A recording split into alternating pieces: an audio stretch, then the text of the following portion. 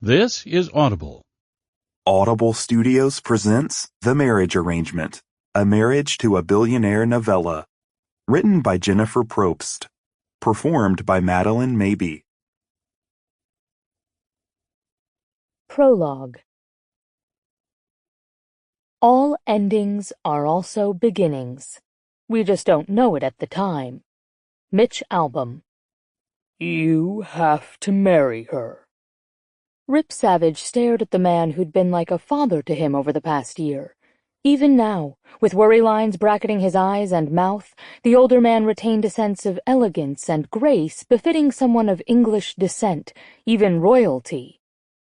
With his thinning silver hair, thick black-framed glasses, and penchant for designer black suits, he cut an intimidating figure, even before one stared into those pale blue eyes that could turn steel gray with stubborn defiance.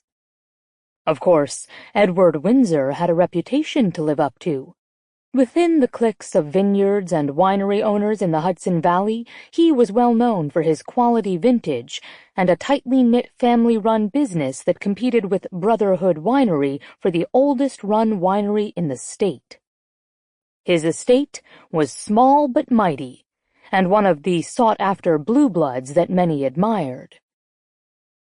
Rip had been the only one to know Windsor Winery had been almost bankrupt. Beneath the flawless surface, something rotten had flourished. When Rip was hired to pull the business from ruin, he'd been focused on success no matter what the cost. He hadn't expected to develop such affection for Edward, or be treated like a son rather than a hired associate. Therefore, instead of panic, he regarded the older man from across his cherrywood desk with a frown. I don't understand. What does Katerina have to do with the winery? Edward gave a long sigh, tapping his elegant finger against the etched crystal highball glass that contained his usual 2 fingers of scotch. He shifted his weight in his chair, causing the leather to squeak slightly. They were in Rip's favorite room, the library study, decorated in bold, rich wines with a hint of Tuscan gold. The fabrics were decadent, from the expensive dark leathers to the oriental tapestry rugs and burgundy velvet couches. Bookshelves lined the wall, the scents of old paper and leather bindings with a touch of wood polish drifting in the air. The large bay windows overlooked the acres of rolling property with the view of the spectacular Shawangum Mountains. Usually, the view alone soothed him, reminded him of his success and how far he'd come in a world he'd fought to break into. But his nerves were edged with a fine tension that matched his gut. Something bad was going down, and he had a terrible idea he wouldn't be able to stop it. I'm sorry to be so mysterious, Rip. The bottom line is, I'm ready to retire. My health is deteriorating, and the doctor advised if I don't get to a warmer climate, I'll be pushing my odds. I love this life, but it's time to move on. Rip nodded. You warned me about this months ago. I'm ready for the challenge. I've proved I can run Windsor Winery successfully. We can sign the contracts immediately, and I'll help settle you wherever you choose. Regret flashed in the man's blue eyes. You saved my business and deserve to inherit control. But I can't do it, Rip. Windsor Winery can only be given to a family member. No matter how much I love you like my son, you're not blood.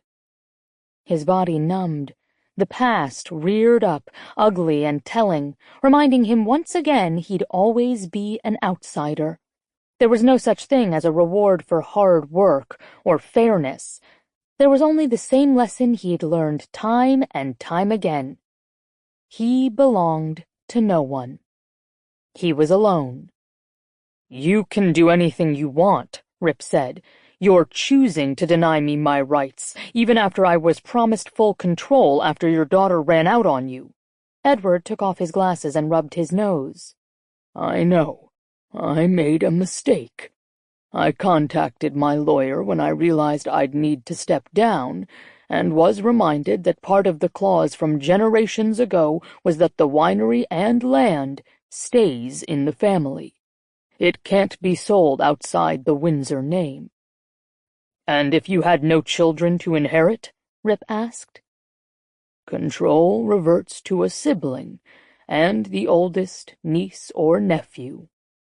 A curse blistered past his lips. He jammed his hands in his pockets and tried to make sense of the mess unfolding.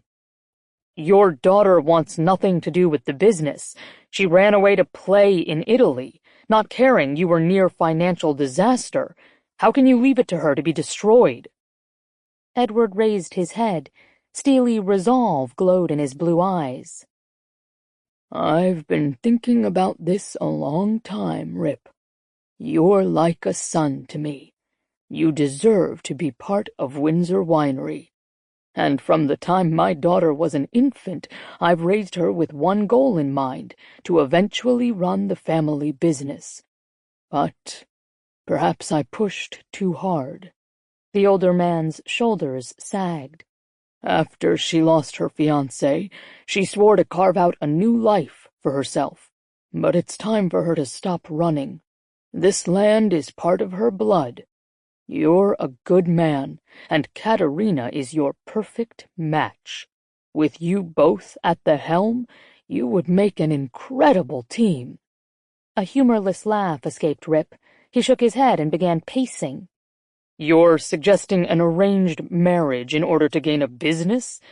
I'm either trapped in the Middle Ages or caught in an awful Hollywood chick flick. This is insane. We've never even met. She'd never agree.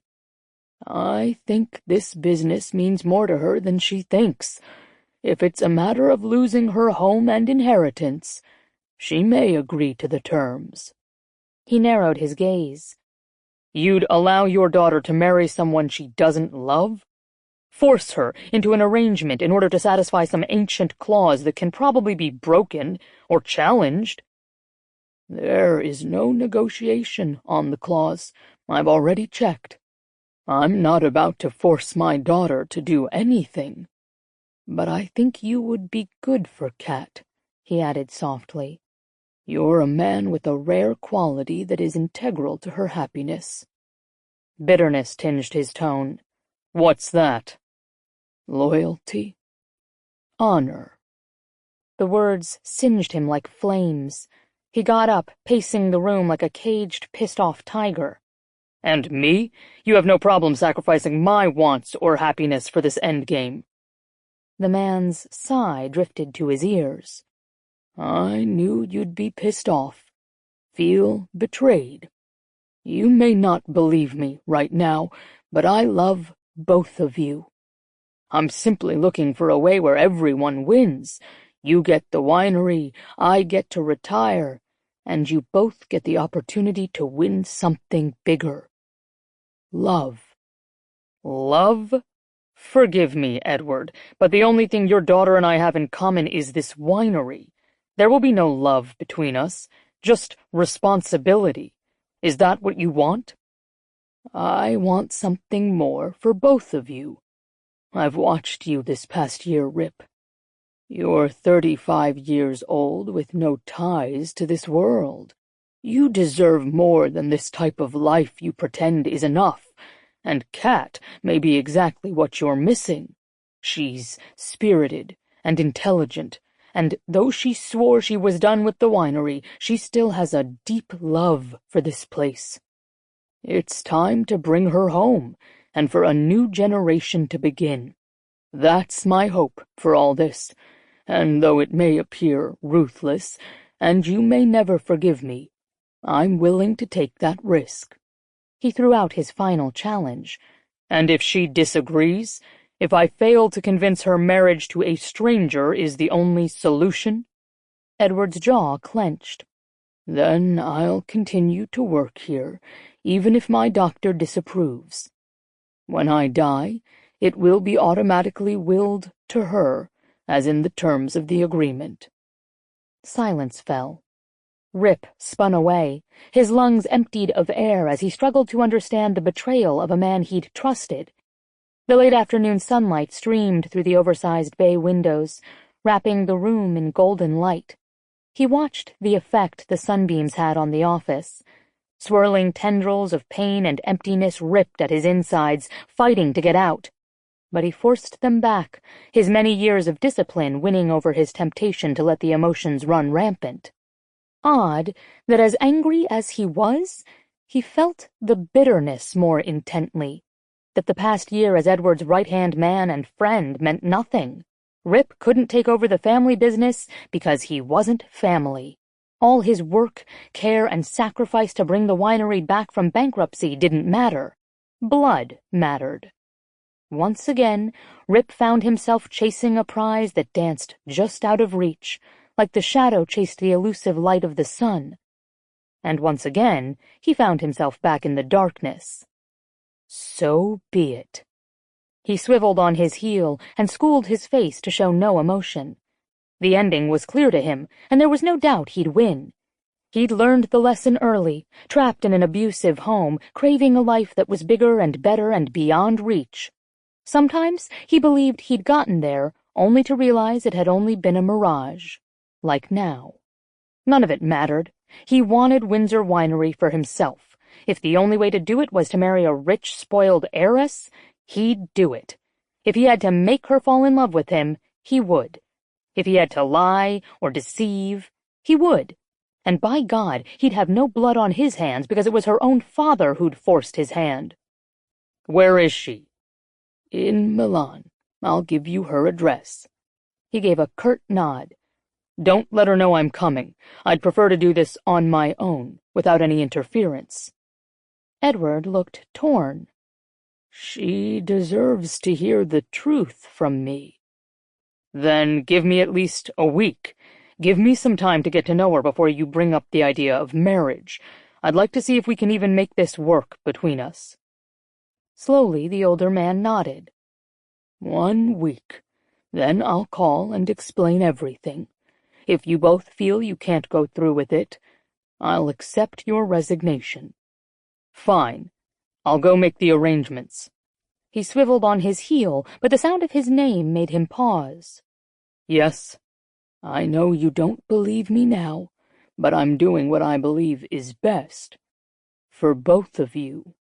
1,000 different responses rose to his lips, but Rip bit them all back, leaving Edward Windsor alone in silence. It was time to go meet his future wife. Chapter 1. This was so embarrassing. Katerina looked around her apartment and prayed no one would ever find out. Unless there were hidden cameras planted, or she'd suddenly become famous on TMZ, her shameful secret should be safe.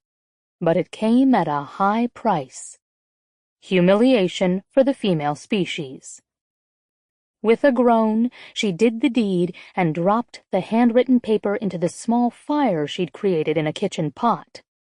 As the flames ate up and spit out burnt pieces, she reminded herself creating a love spell to find her soulmate was an extremely healthy thing to do. Over a year ago, she'd arrived in Italy, devastated, heartbroken. Her entire life had blown up a week before her planned extravagant wedding, and she'd left everything behind to carve out a new life for herself, one without her being dependent on any man, including her father, one on her own terms. Now she'd finally found some vestige of happiness, and it was time to venture into the dating pool again. She missed men. From their musky scent to their hard muscles, sexy smiles, and confident swaggers, she missed the rough touch of a hand on hers and the powerful way they'd guide her under an elbow to gently lead. She missed the thrill of a first kiss, lips tentatively sliding over hers before his tongue slid masterfully inside to stroke and pleasure. She missed sex. Badly. But she wasn't yet ready for dating sites, or match-ups by well-meaning friends who had no clue what she was looking for. She'd stumbled on the violet, fabric-covered book of spells while antiquing in Milan.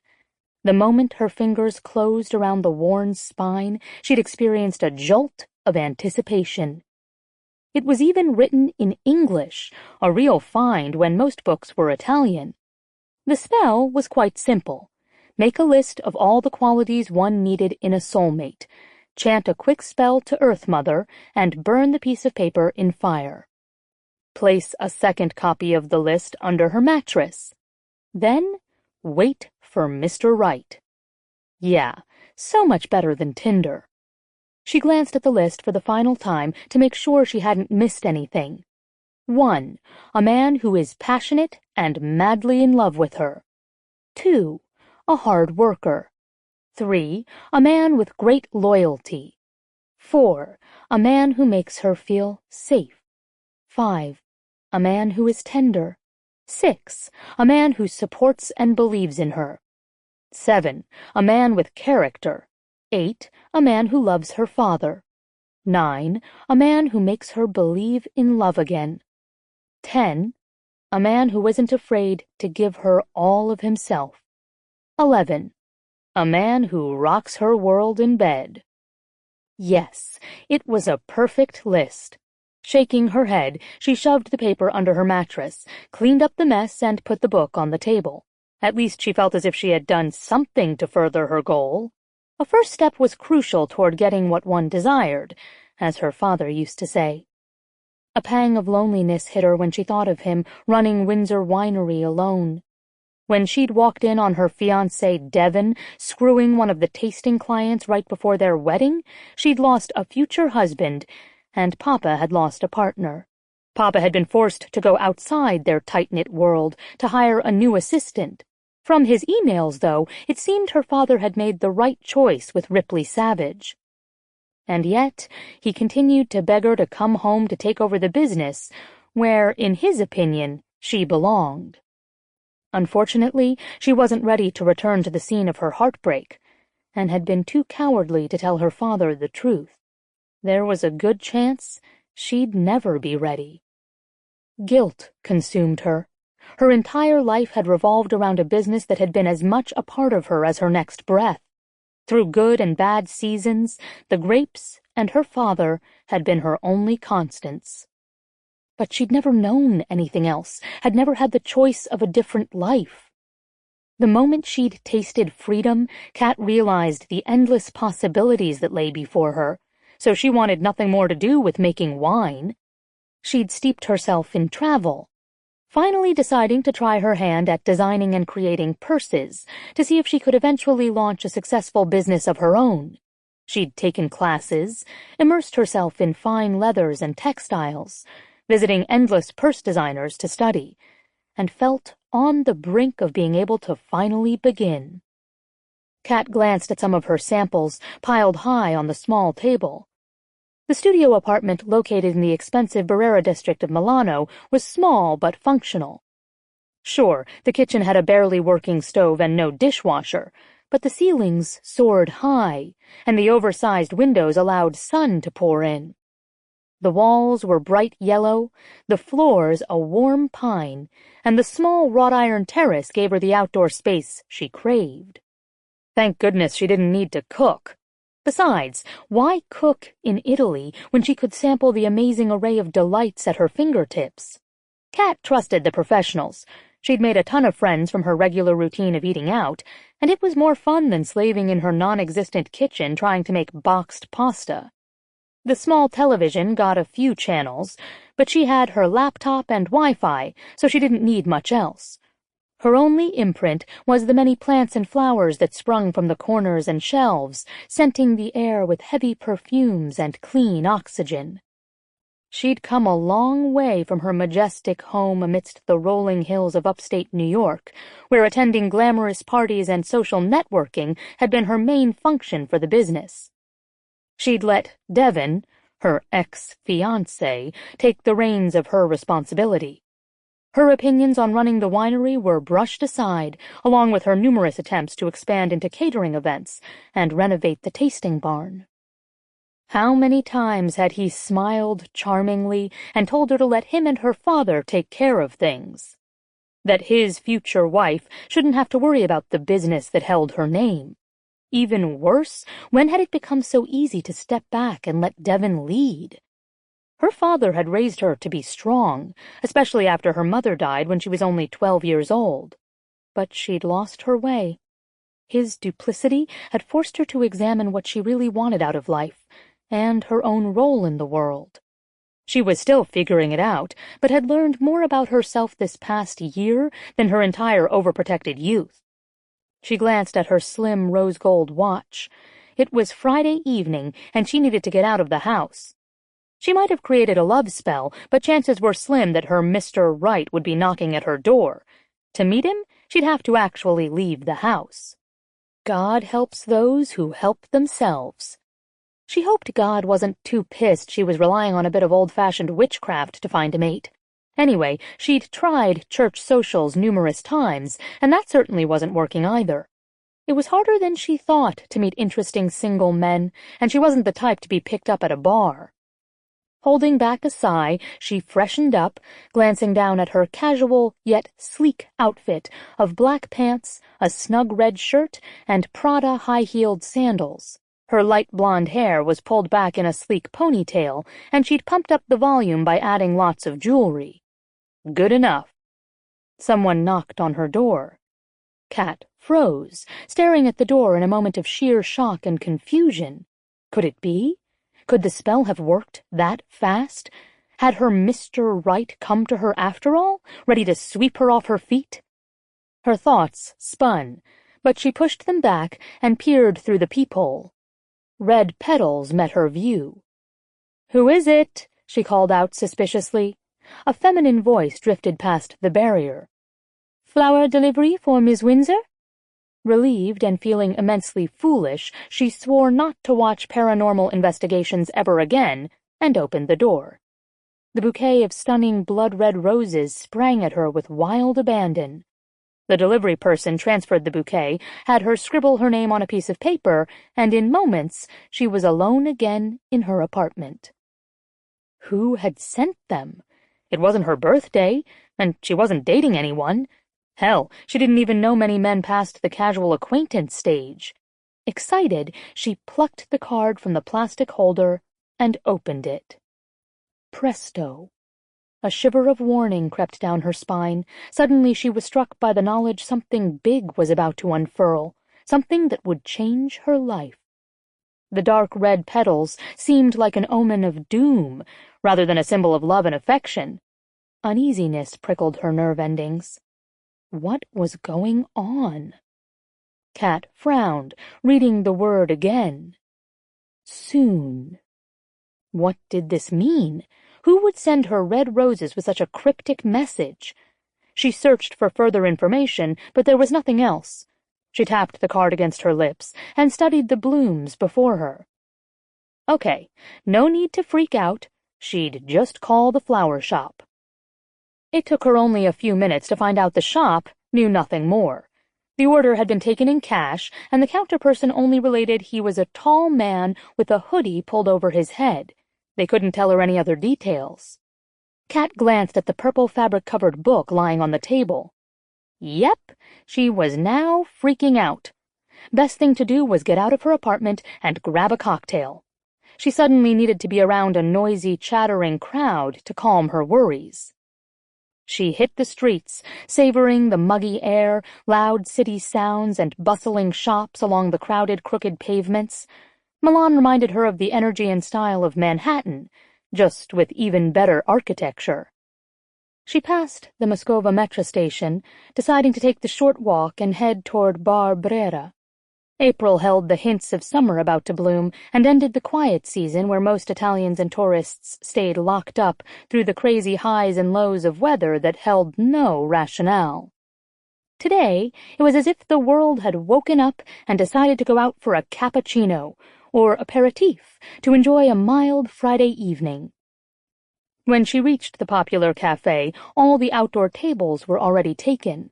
She headed straight toward her favorite bartender, Luigi, who always greeted her in a loud, booming voice, flirted shamelessly and shared pictures of his grandbabies with pride.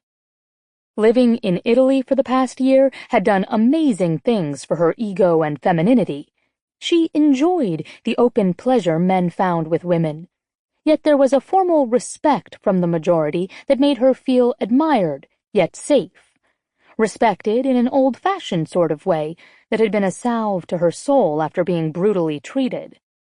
Of course, she'd occasionally slapped down over-eager admirers who mistakenly believed her body was public property. But she viewed the encounters as an opportunity to keep up her defenses, plus her right hook. "Ciao, Bella!" Luigi called out, recognizing her immediately in the swarming crowd. He plucked the bottle of the Pinot Grigio she preferred, poured a full glass, and adeptly slid it across the bar without pause. "Come stai?" "Bene, bene." She slid her euros on the bar and took a sip of the chilled liquid. Her gaze surveyed the cafe, where food and cocktails were being served to the after-work crowd. 3 men in sharp suits took up the corner of the bar, staring at her with a tad of lust and little true interest. Holding back a sigh, she looked around for a lone table to enjoy her drink, check her phone, and do some serious people-watching. On her second sweep of the room, she spotted him. Left corner, no plates on the checkered tablecloth, a bottle of whiskey sat by his right elbow. A heavily cut rocks glass was half filled with the amber liquid, placed perfectly in the center of a square white napkin.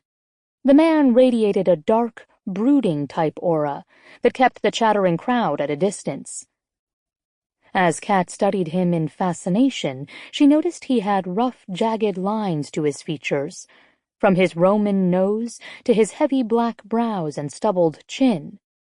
His cheekbones were 2 sharp slashes across his face. His lips held a perpetual sneer, tilted down at the sides as if he was a man hard to please.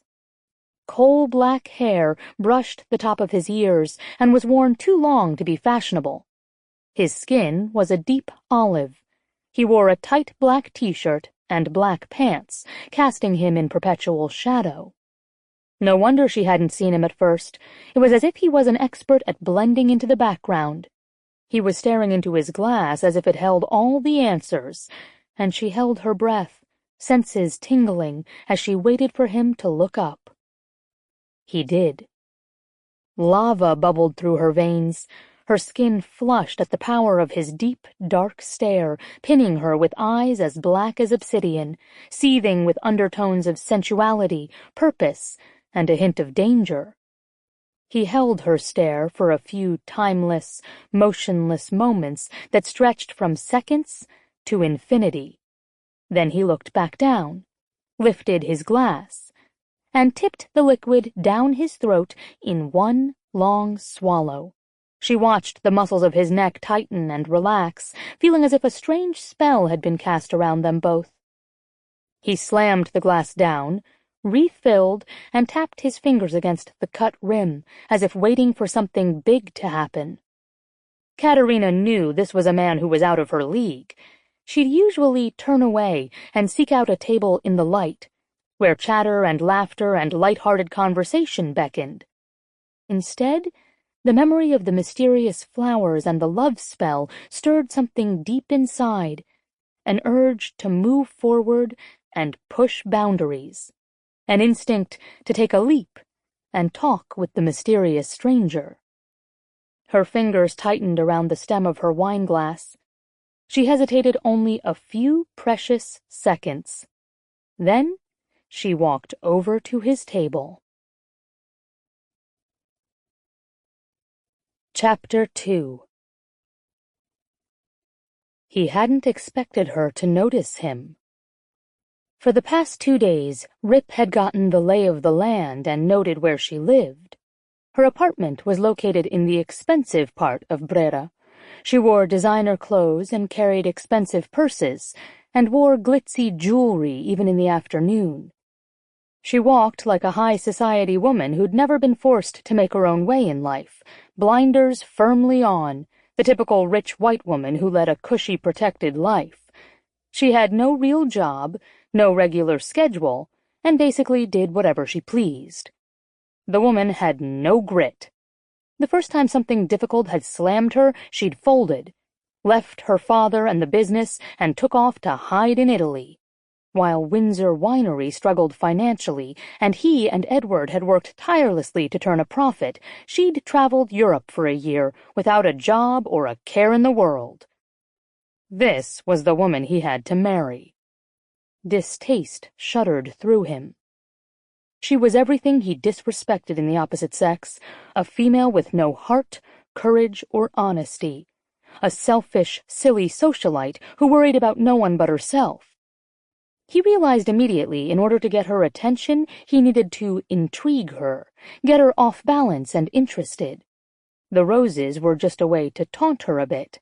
He figured she'd go crazy trying to find her secret admirer, and the note was his own private joke. Edward had given him a few hints at her usual routine.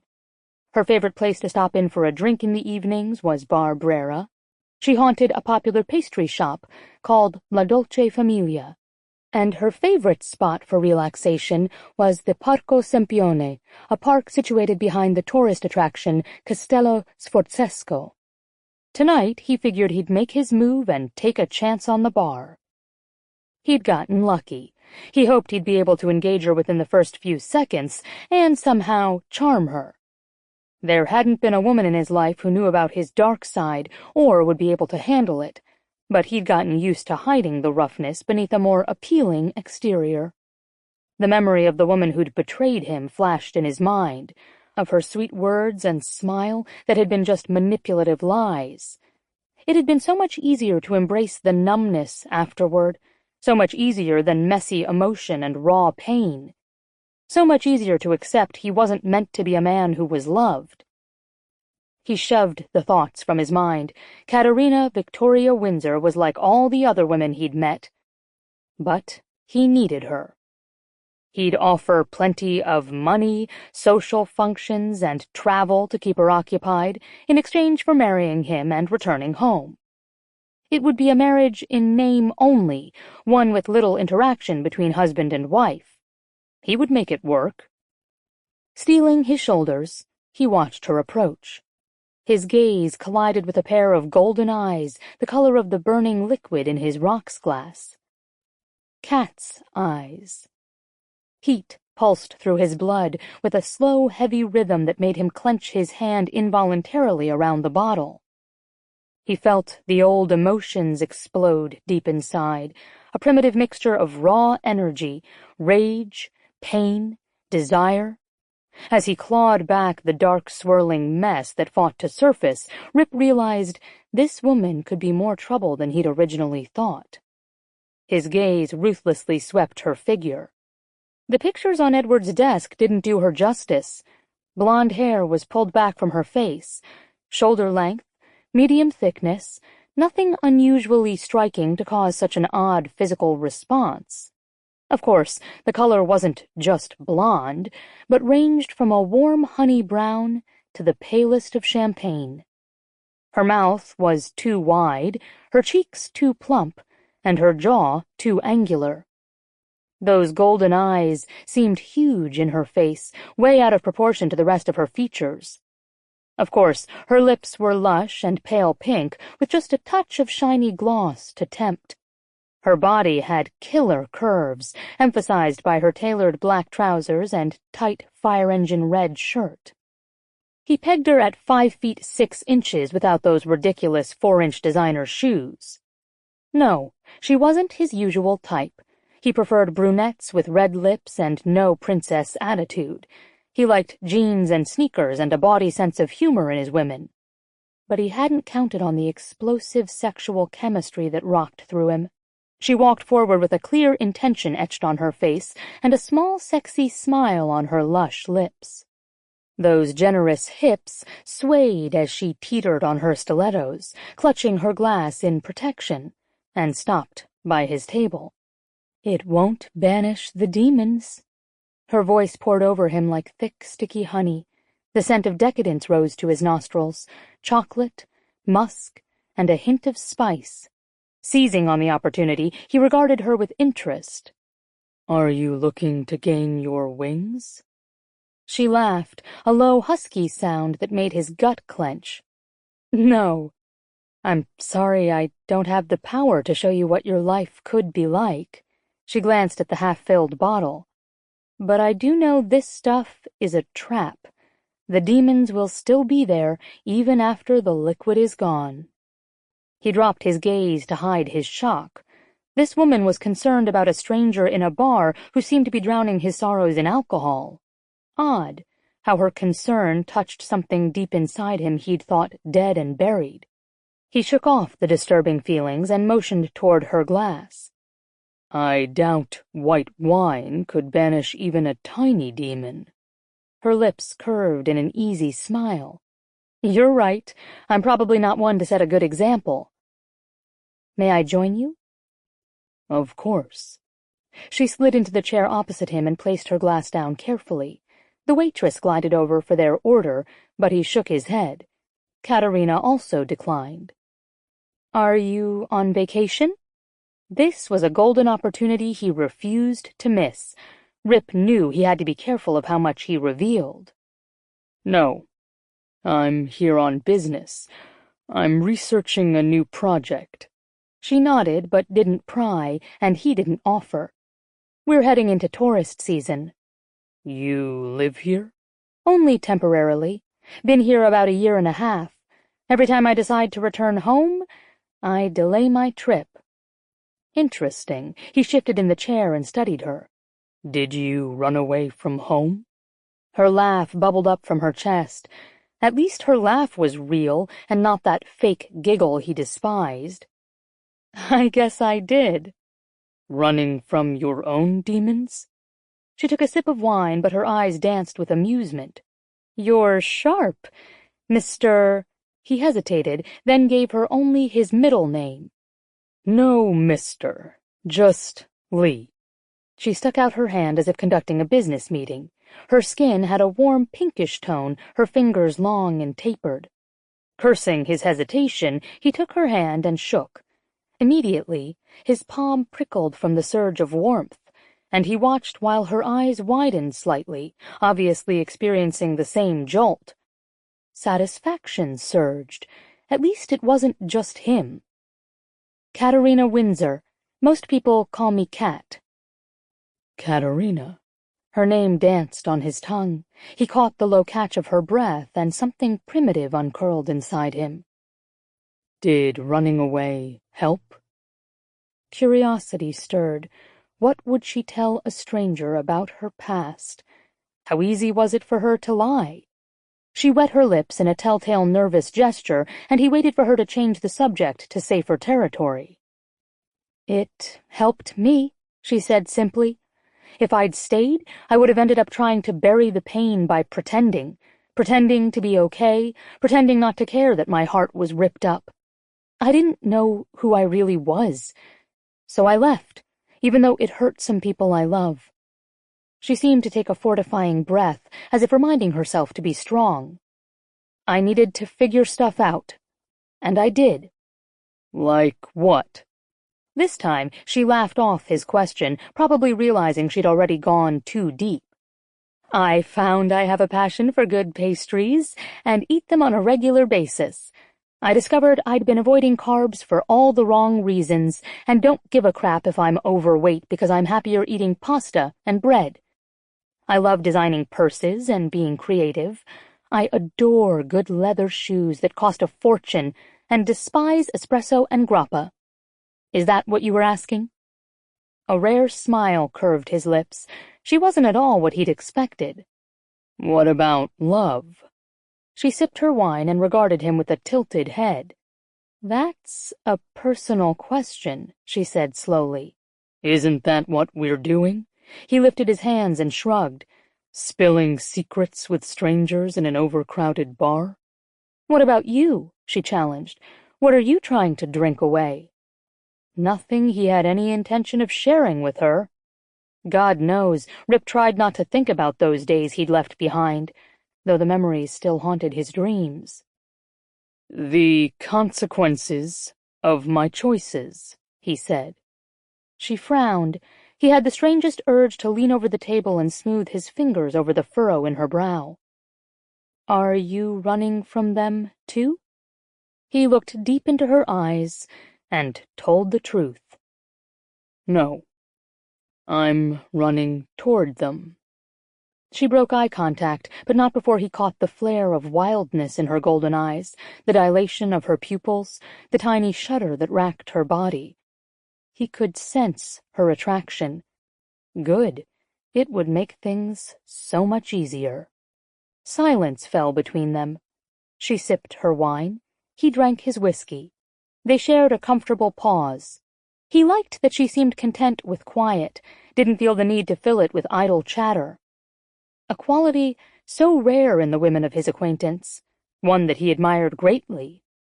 Where are you staying? She asked. At the Grande Hotel. Fancy! Your company must be generous. It is. And do you live close? Yes, right here in Brera. I love this location. I can hop on the metro, but everything's in walking distance. There are so many wonderful restaurants. Have you eaten dinner? No. He didn't offer her anything further, wanting her to make the next move. She paused. He waited, his gaze on her, willing the invitation to spill from her lips. But no invitation came. Instead, after a brief hesitation, she smiled and lifted her empty glass. Well, I highly recommend Ristorante Santa Virginia. It was nice to meet you, and I hope you have a lovely stay. He blinked, watching as she unfolded herself from the chair and turned. No, he would not let her leave, not without taking full advantage of their chance meeting to begin his pursuit. Edward hadn't given him much time. Katerina? Yes? Would you like to join me for dinner? Those pale pink lips pursed, as if torn by her decision. He upped the stakes. You were right. I was trying to drown some demons. But after meeting you, I'd rather drive them off with a meal and some conversation. He gave her a sheepish look and ducked his head. But of course, only if you have time. I'm sure you have better things to do than entertain some stranger on a Friday evening. His heart pounded, hoping he'd seemed vulnerable enough to intrigue her. Unbelievably, she gazed at him with unexpected compassion and sat back down. I would love to share a meal with you. He grinned, letting his breath release, and motioned for the waitress. By the way, I agree wholeheartedly with one of the lessons you learned here in Italy. What's that? She asked. Carbs. There's something sexy as hell about watching a woman eat a piece of bread. A bubbly laugh burst from her lips. I think we're going to get along just fine. He thought so too, which came as a huge, very welcome surprise. Maybe a marriage between them would be better than he imagined. Chapter 3. She'd come so close to walking away. Kat finished her meal and leaned back in her chair to aid digestion. When she'd asked him about dinner, she'd had no intention of actually sharing a meal with him. But he'd seemed so haunted, vulnerable. This man intrigued her. He gave off a moody, distant vibe, but when he spoke to her, there was an energy that pulled her in and urged her to linger and look deeper. She craved to know more about him, and over dinner he'd been the perfect companion. Besides his sharp wit, he was a good listener, holding eye contact and asking pointed questions about her lifestyle. So far, it had been the best date she'd ever had. He groaned and duplicated her movement. I'm stuffed. Even if they came over and put the most perfect cannoli on this table, I'd have to say no. Then we're going to need to walk it off, she announced, because I'm not letting you leave tonight without taking you to the best dessert place on earth. His eyes widened. You talk a big game, Ms. Windsor. You can't bluff with so much at stake. She preened with satisfaction. Trust me, I don't bluff when it comes to pastries.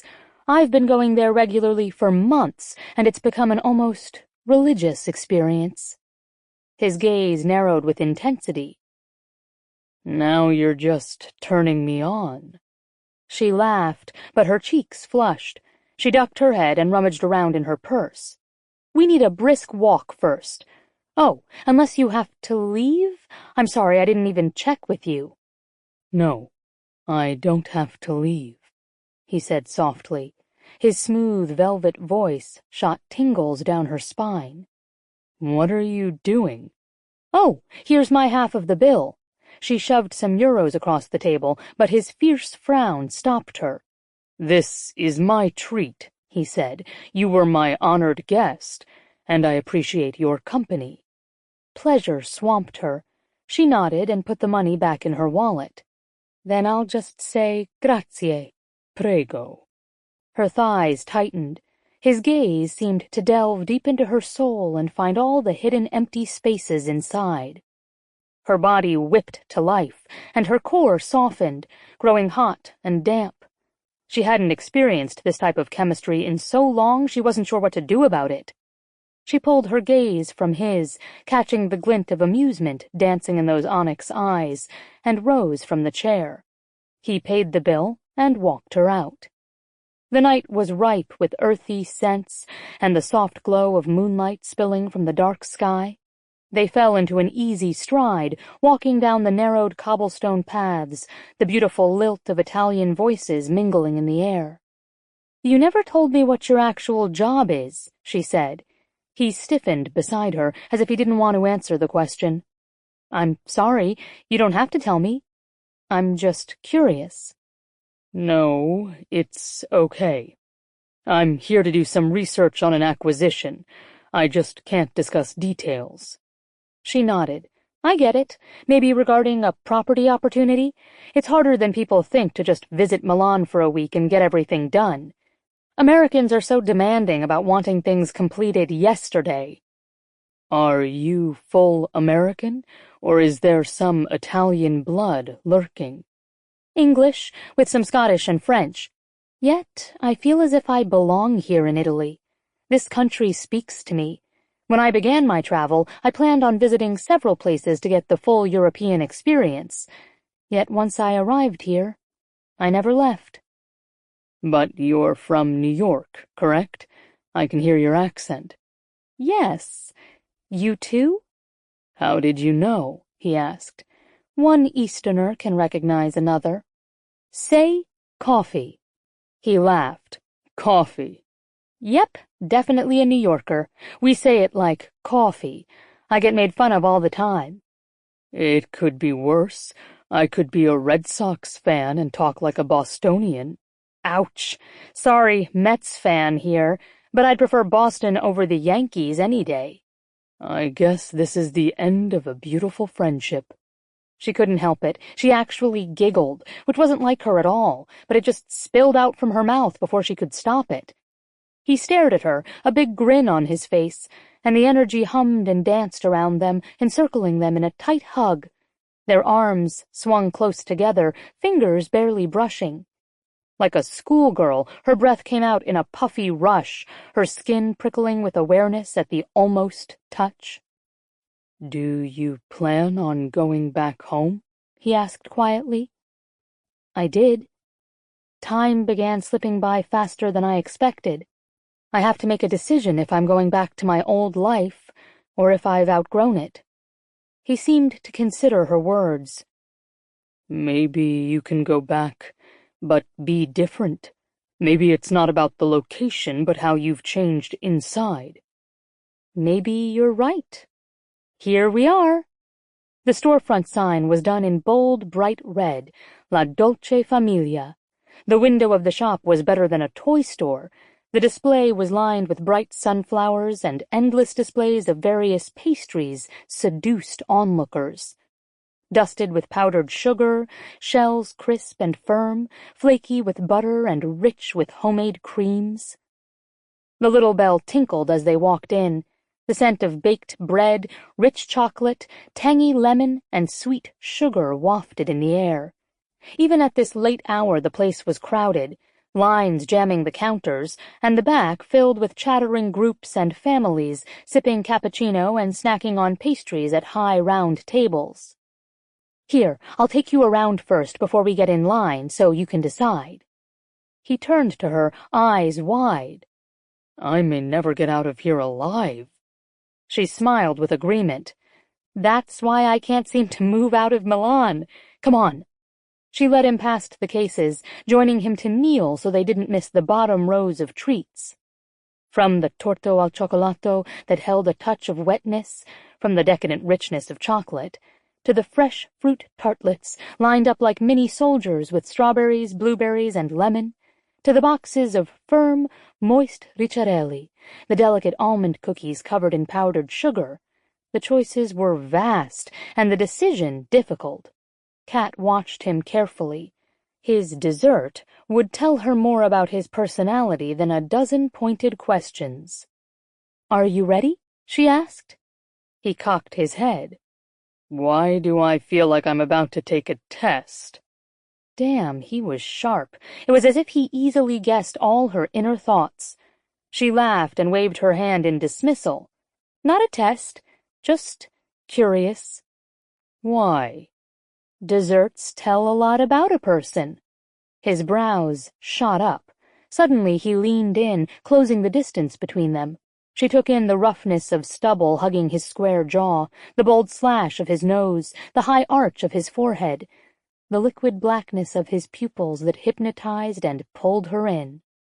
His spicy masculine scent danced in her nostrils.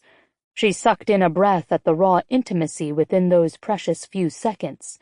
Those carved lips quirked slightly at the left corner, and her belly dropped. "I'll take that challenge. Let's do this." With an arrogant grin, he tugged her gently into the line. When it was their turn, he pointed directly to the pastry of his choice. Ah, the sfogliatelli. She'd pegged him for the chocolate torte, but that had been too direct. Her second choice was the cannoli, but she admitted it was too simple for him. The intricacy of his choice pleased her. Her mind analyzed all the options and sifted through in her usual favorite game. She loved trying to figure out people by their food or drink choice, wine especially, since she was a vintner's daughter.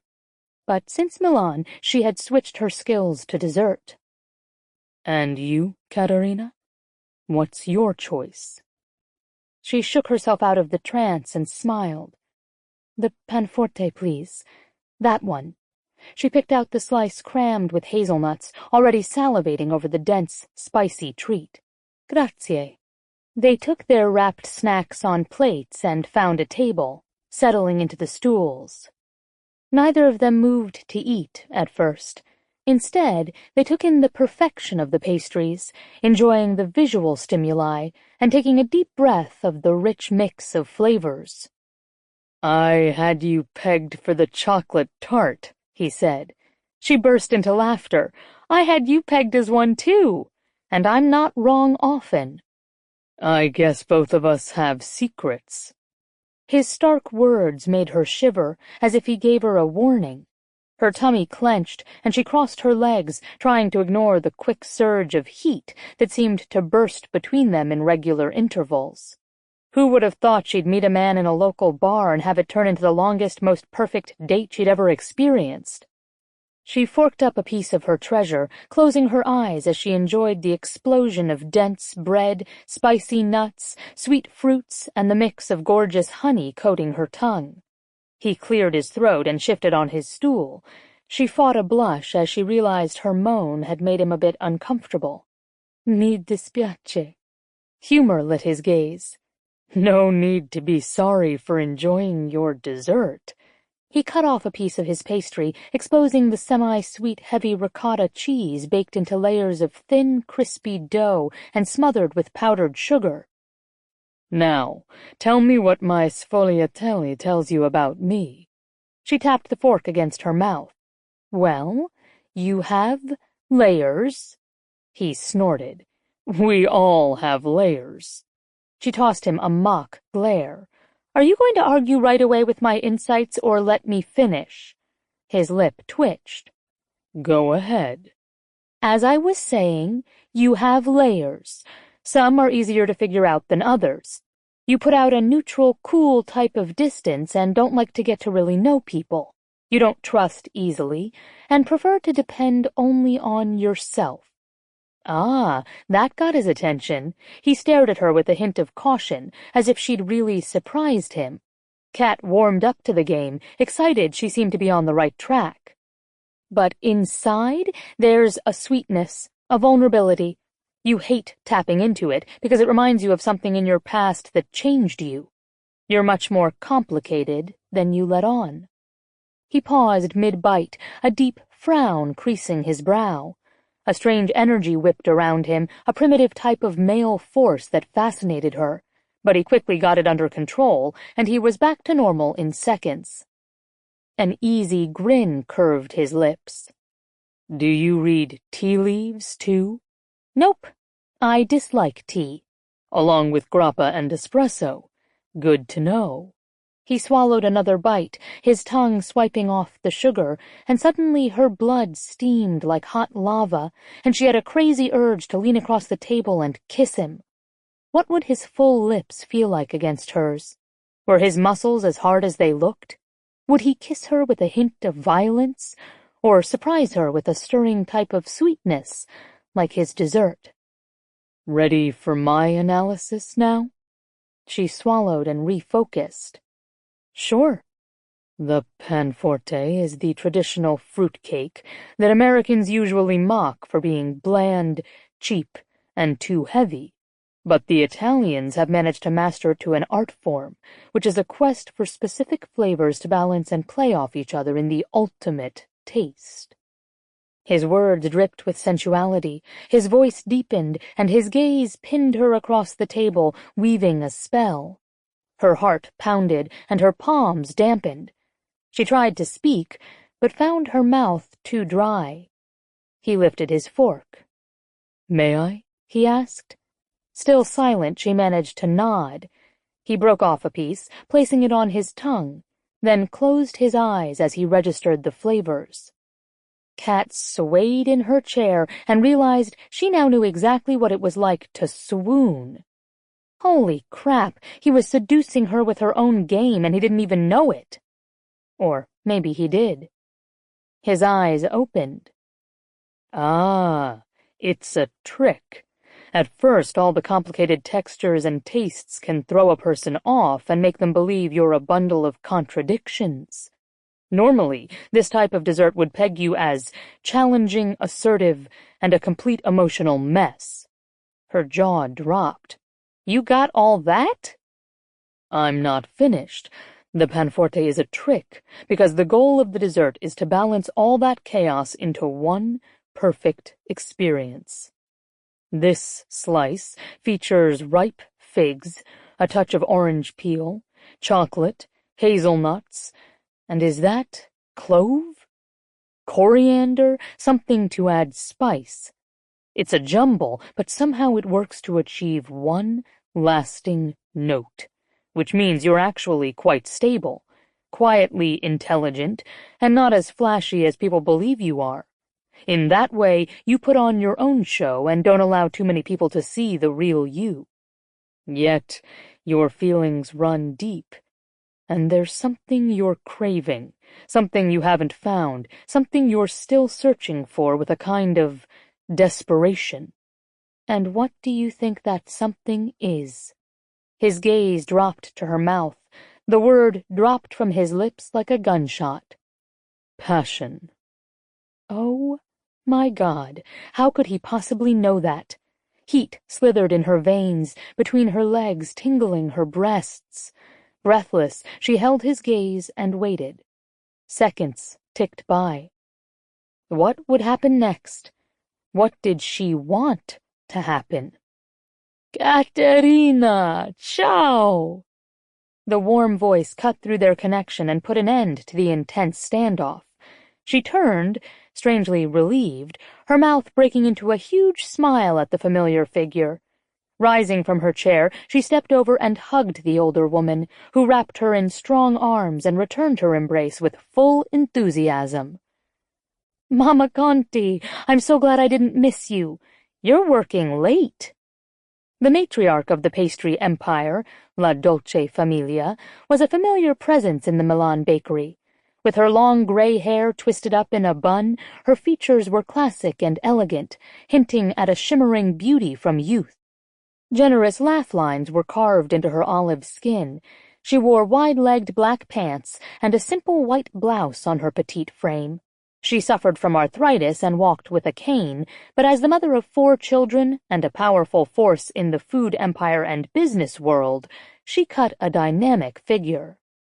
From the first day Kat had stumbled into the bakery, Mama Conti had treated her with a nurturing warmth she desperately needed, until her regular visits were not only about the treats, but the company. The Conti family made her feel alive and welcome, and reminded her of her father, soothing some of the sting from missing him. Her sharp brown gaze took in her companion, and she blew off Kat's question with a generous smile and a humph. Michael gives me a hard time, but sometimes I crave being in the store. Talking to people was a critical part of our success. No one likes to eat good dessert alone. You need good conversation, good company, see? Especially from handsome young men. Who is this, my child? Oh, yes, this is Lee. I told him he had to experience the power of La Dolce Familia. Lee smiled warmly and shook her hand. Signora Conti, a pleasure to meet you. Your bakery is extraordinary. Grazie. Everyone calls me Mama Conti. I'm glad Caterina was able to share her love for a well-baked dessert. Her dark eyes held a mysterious glint. Are you staying with us for a while, I hope? A week. I'm here for work, but I was lucky enough to be saved from a lonely dinner tonight. Kat tried not to blush, but Mama Conti looked delighted. Perfecto. Why don't you both come to dinner Sunday afternoon? You both need a good home-cooked meal. Too much fast food at cafes ruin the stomach. Her eyes widened. Oh, that's so nice of you, but we just met, and I don't think— You must come. 1 o'clock. I shall make you a special dessert. She glanced at Lee in embarrassment. Oh my God, what if he had no interest in seeing her again? What if he was involved with someone else? She'd seen no ring, but nowadays a woman never knew. Trying not to panic, she began to stammer like she always did when she got nervous. Mama Conti, grazie, but Lee has work, and I have— Sundays are meant for pleasure and the Lord, not work. Her booming voice brooked no argument. The woman beamed a smile, scribbled something on one of the business cards in her pocket, and handed it to Lee. You'll need to take the funicular to my home in Bergamo, but it's not too far. Oh, but you see, I can't, because We'd love to come. Lee's deep voice interrupted her pathetic attempts to reject the invitation. Her head swiveled around to stop him, to tell him he didn't have to. But Mama Conti was already nodding with satisfaction. Bene. I must go, or Michael will worry. She hugged and kissed her, then Lee, and walked out of her bakery with her head held high and a smooth grace, even with her slight limp. Caterina? She jerked around. Yes? Breathe. I think you're freaking out. She half closed her eyes and groaned. I'm so sorry, Lee. I didn't know she was going to bully you into dinner with me. Listen, forget the whole thing. I'm going to tell her I got sick and you had to work. It's absolutely no problem. A frown touched his brow. Well, that would be a problem to me, because I want to go to dinner with you and experience a real homemade meal at Mama Conti's house. She blinked. You do? Of course. It's a win-win. I get to spend more time with you, and I get to eat. Unless you don't want to go with me? Her worries scattered away and left her with a sense of budding excitement. Her nerves tingled. "I do." He grinned. "Good. Then let's finish up so I can walk you home." They ate their desserts and walked side by side. Crowds had thinned, shops closed up. The click of her heels on the pavement and their whispered voices added a sense of intimacy to the stroll. He stopped outside her place. "Thank you for a perfect evening," he said. "Thank you." He studied her in the darkness. His gaze drifted over her face, similar to a caress, and then he smiled. "Buonasera, Caterina." Tongue-tied and ridiculously hoping for a kiss, she said her goodbye and dove for the door. Peeking out the window, she watched him pivot on his heel and disappear down the road. Feeling as if her head were stuffed with cotton balls, she drifted up the steps and walked inside. The scent of ripe roses hung heavy in the air. She threw her purse on the table and stood in front of the flowers. Her fingers touched a velvet petal, and a shiver shot down her spine. Presto. Soon. Who sent them? Did she have a secret admirer who'd been keeping his distance, afraid to approach? Normally, the thought would thrill her. But tonight, a strange uneasiness bubbled through her veins. Tonight had been special. For the first time, she'd met a man who intrigued her, and she didn't want to break the spell by thinking of another unknown man lurking in the background. The spell. She gasped, her gaze falling on the violet-covered book. Impossible. Just a coincidence, right? She thought of her list hidden under her mattress, and shivered. She was on overload, and there was too much to think about right now. She'd get into her comfy pajamas, crawl into bed, and get some sleep. Tonight, she would dream of seething dark eyes, rich panforte, and soul-stirring carnal kisses. Tomorrow, she would ponder the mystery of the flowers.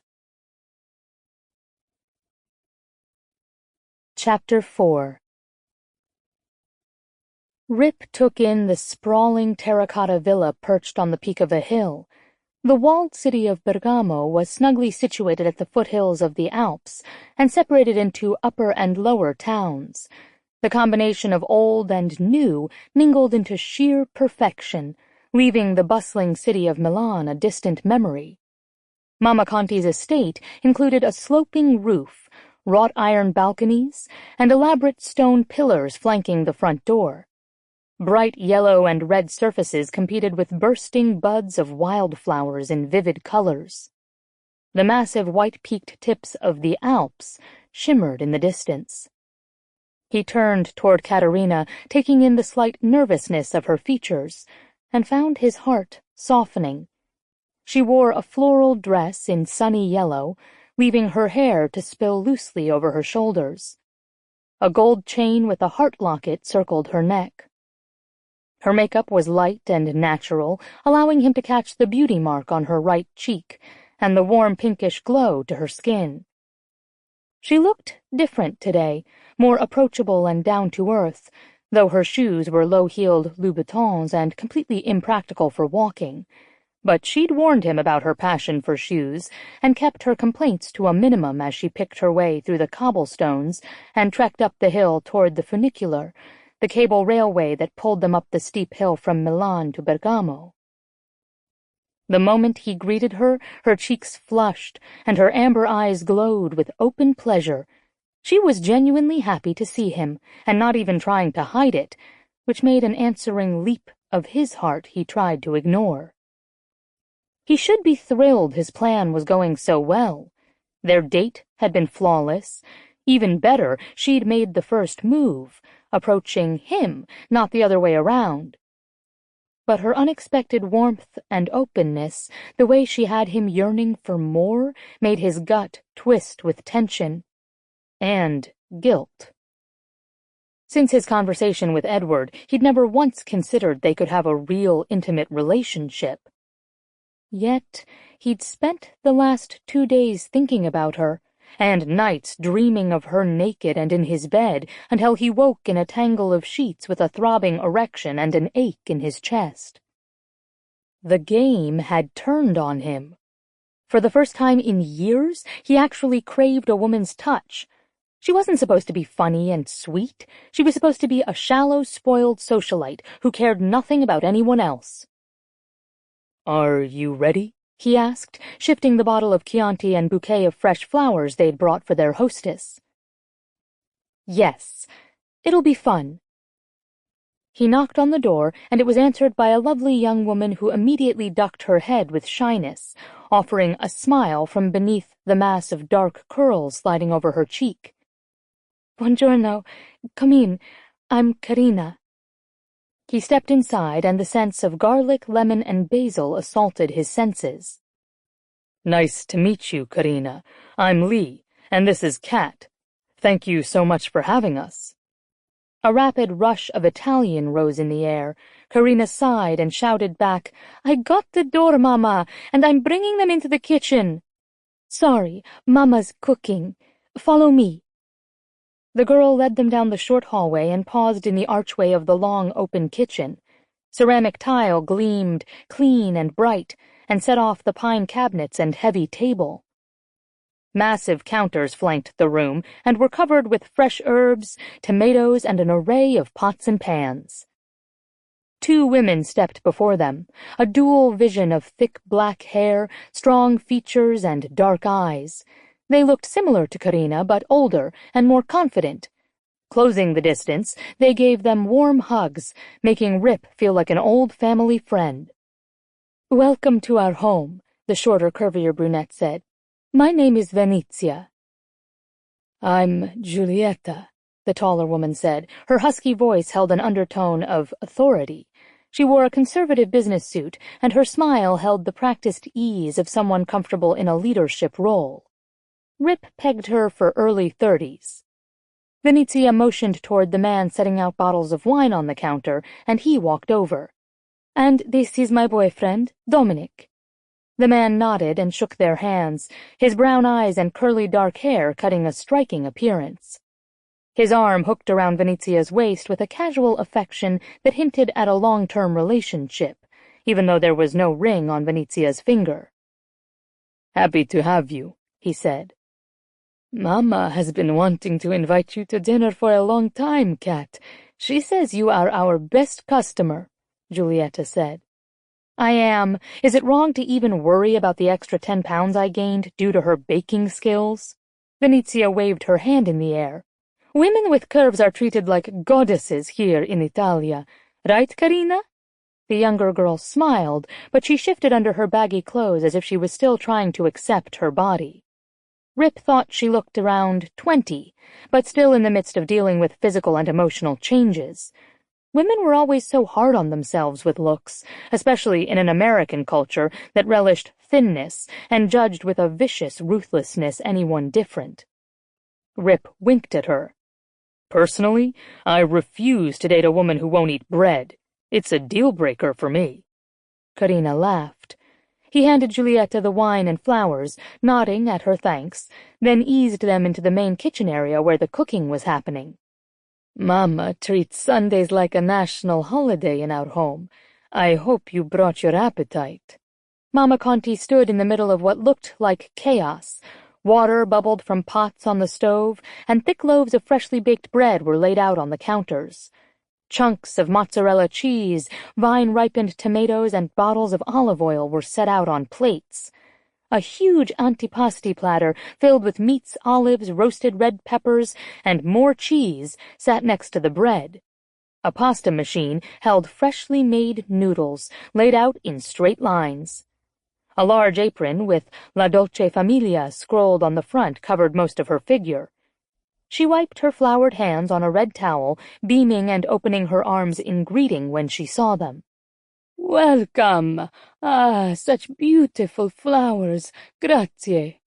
They were enveloped in more hugs, and Rip realized he'd never had so much affection bestowed on him than these past few minutes in the Conti household. "Sit! Dominic, get them a glass of vino, per favore. Karina, will Maximus be joining us today with your brother?" Karina turned beet red. "No, he stayed in Milano today and won't be back till late. He's working." Mamma Conti shook her head. Mamma mia, does no one respect a Sunday any longer? She turned a fierce look toward Giulietta.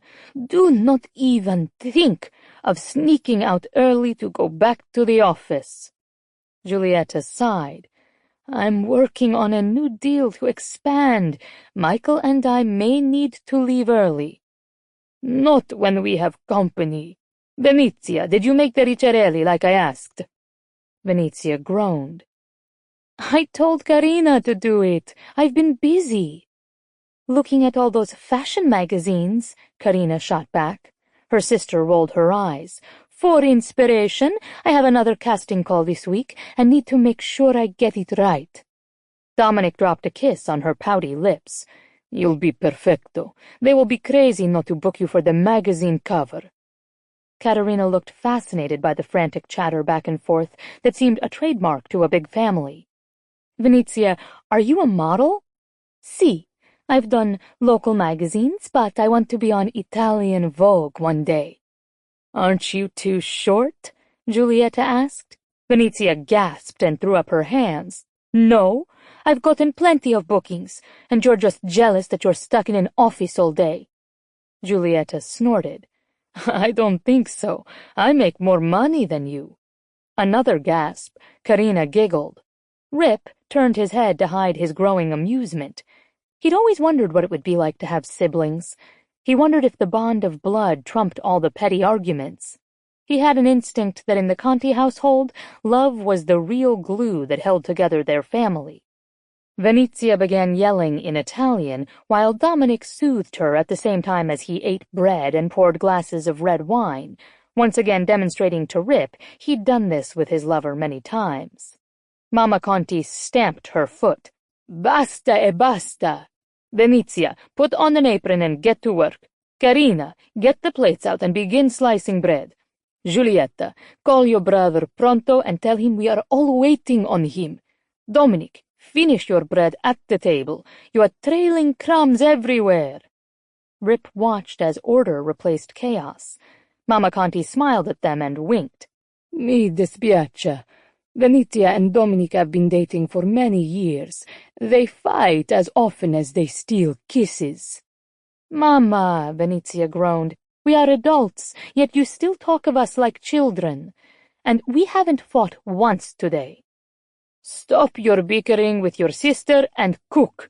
Now, if we have not scared you away yet, please enjoy the antipasto.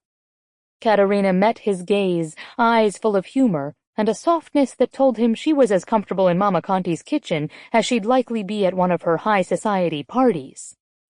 This new layer revealed there was much more to his future wife than he'd originally thought. An hour later, they were gathered around the table in the middle of what seemed like the Last Supper. Rip had never seen so much food in his life.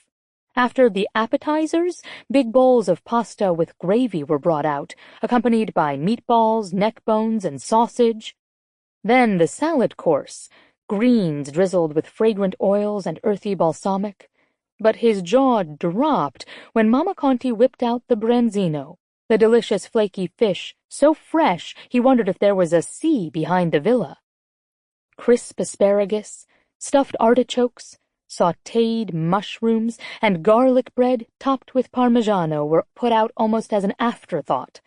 The family didn't blink, expertly serving and passing large bowls of food and refilling glasses with ruby-red Montepulciano that held fragrant undertones of blackberry and currants, with a smooth tannin.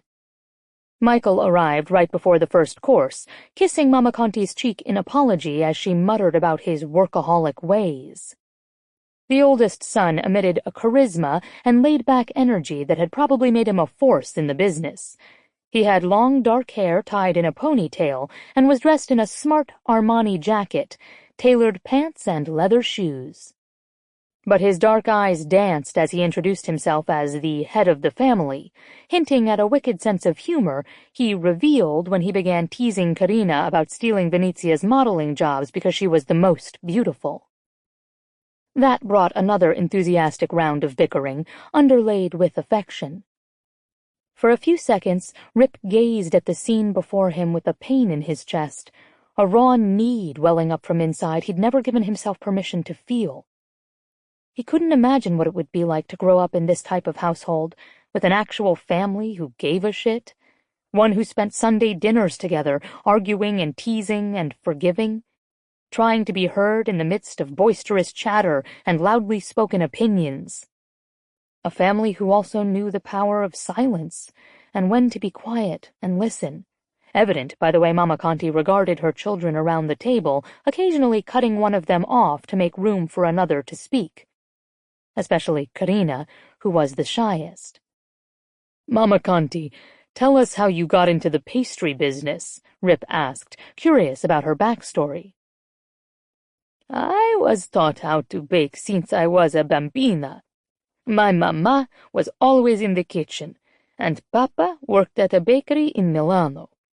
It is part of my blood and my heritage. It was my husband who suggested we could open up our own bakery. Michael was just born, and we were struggling as most do when they are young. But I was known for my pastries. The moment I baked a batch, they would disappear, and people would ask for more." "It must have been scary to take everything you have and invest in a new business," Katerina said. The woman's eyes grew misty with memory. A small smile rested on her lips. "See, many nights we'd lie in bed and I'd beg my husband to forget the plan. But he always believed in me. He insisted I baked my treats with a magic potion that made people come back for more. Bergamo had no known pastry shops like in Milano, and we wanted to stay close to home. We opened with just a few pastries on the menu. By the next week, I needed to increase my baking because we sold out daily." Giulietta reached out and squeezed her mother's hand. "Papa loved working in the kitchen, but he said Mama was the one with the gift. He headed the business portion, but they always worked as a team."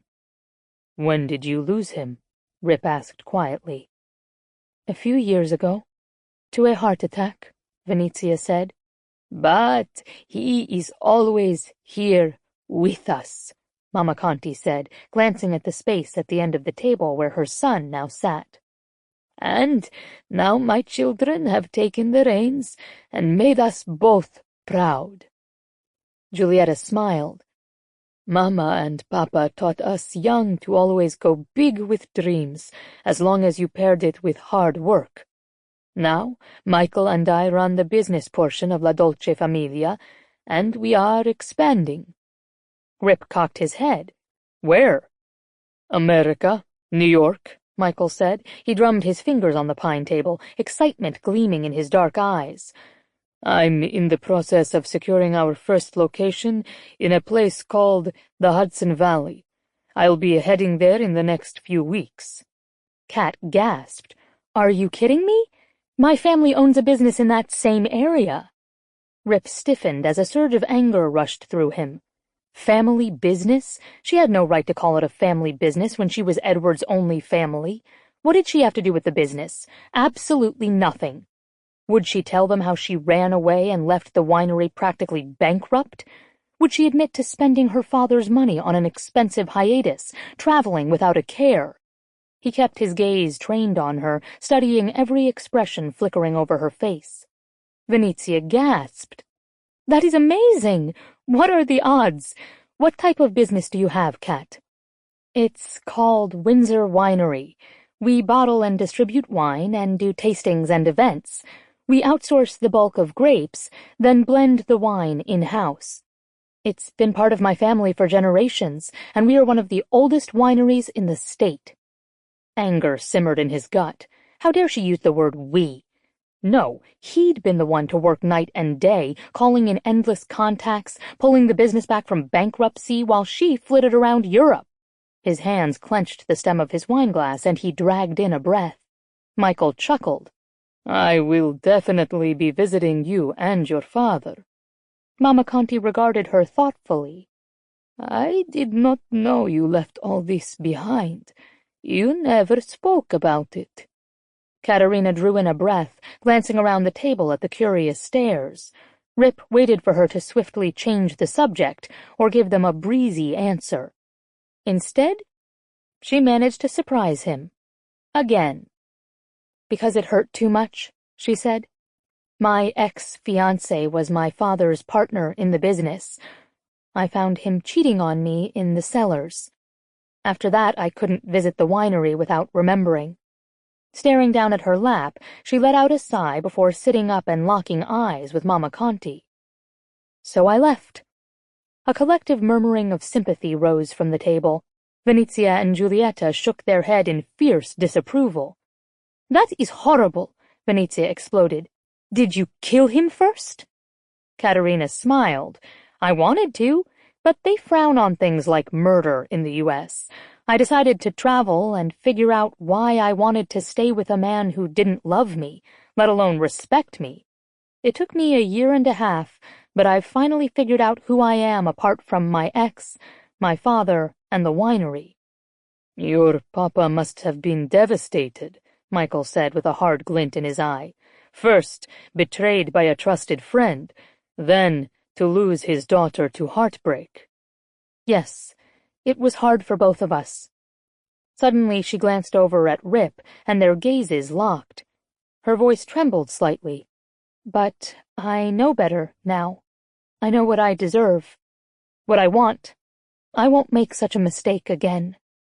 The energy surged between them, catching heat and exploding like firecrackers. He sucked in a breath and tumbled into those golden eyes that promised him something he'd only dreamed of. For a brief moment, his surroundings fell away, and he was alone with her. She'd told the truth and held nothing back.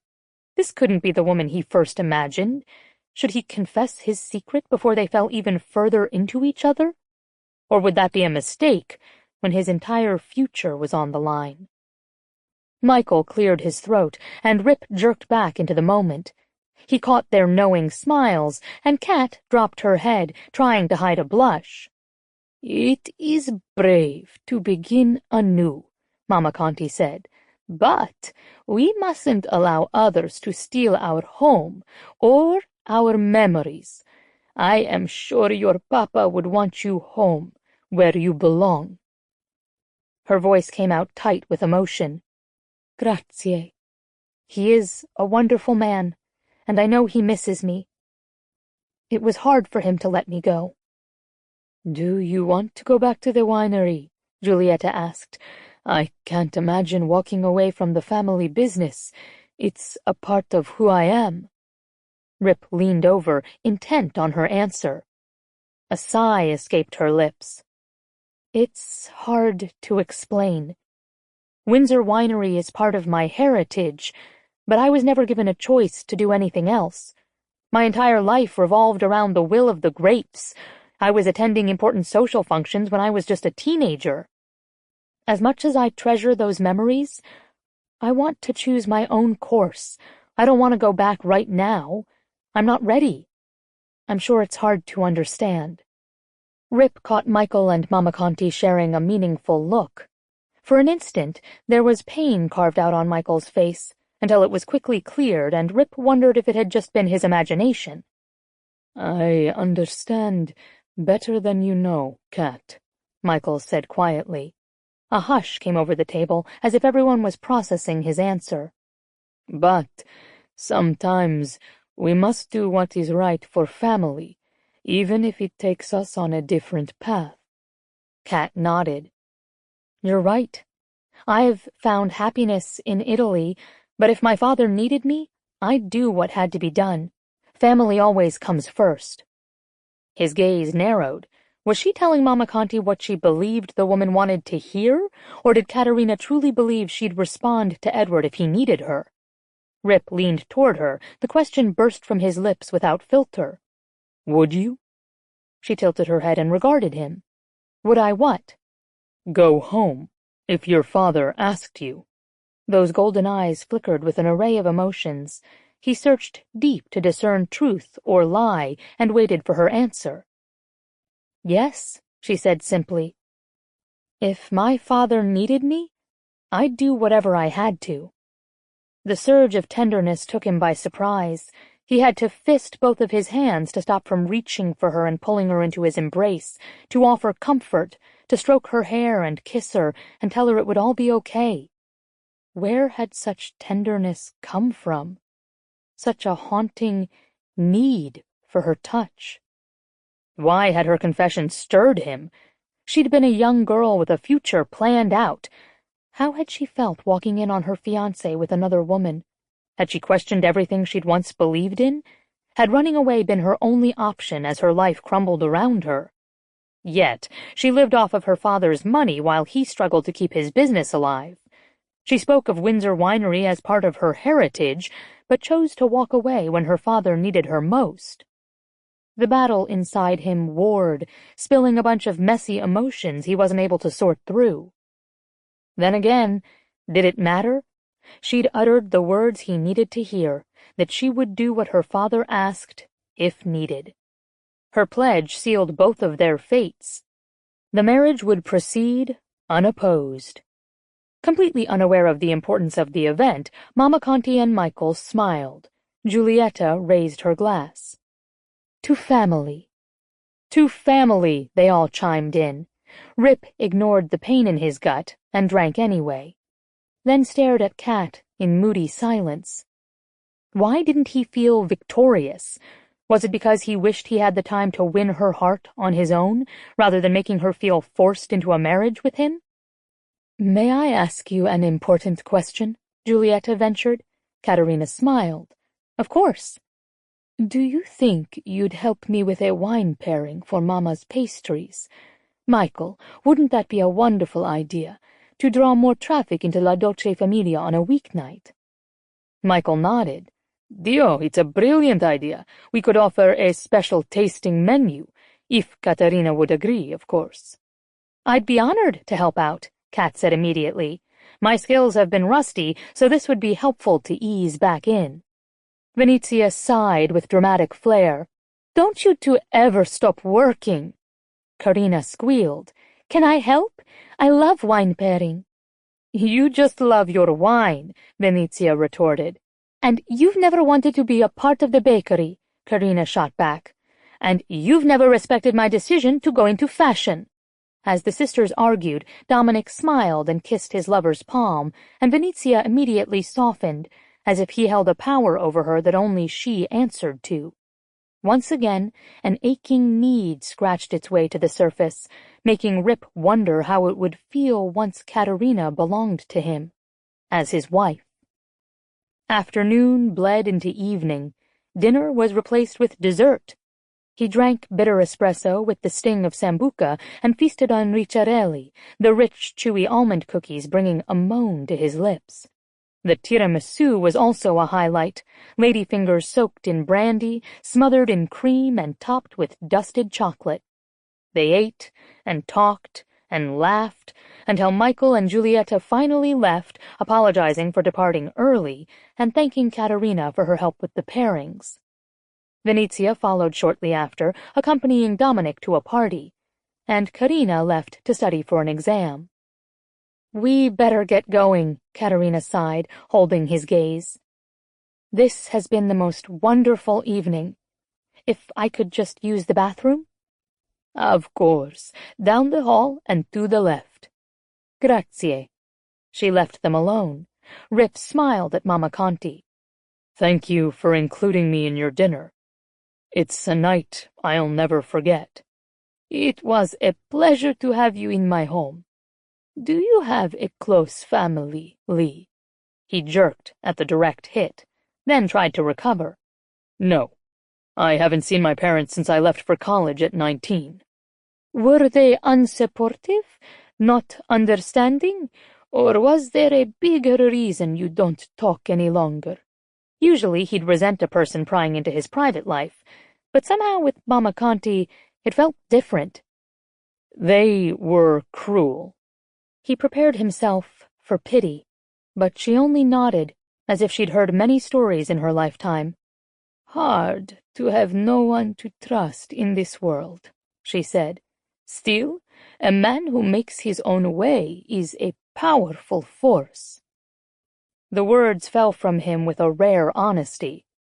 "I don't need to trust anyone but myself." Those shrewd, dark eyes glinted with intention. She leaned across the table, startling him when she clasped his hand. Her skin was warm and rough and comforting, the touch of a mother, nurturing and strong at the same time. "Ah, but that is a trap. We all need someone to trust." She paused and squinted, looking deeper into his eyes. "You have many ghosts you are fighting, no?" Shock kept him silent for a moment. He tried to force a laugh, but his voice got stuck. A strange foreboding rose up from inside him, urging him to tell her the truth. "Yes," he finally said, "but I've got them under control." Her gaze ripped and shredded the lies away. "You and Kat seem to have a connection." "Yes," he said again. She nodded, her fingers squeezing his hard. "Then you will need to fight for her," she said. "Do not be afraid to love. Sometimes it's the only thing that keeps the ghosts away.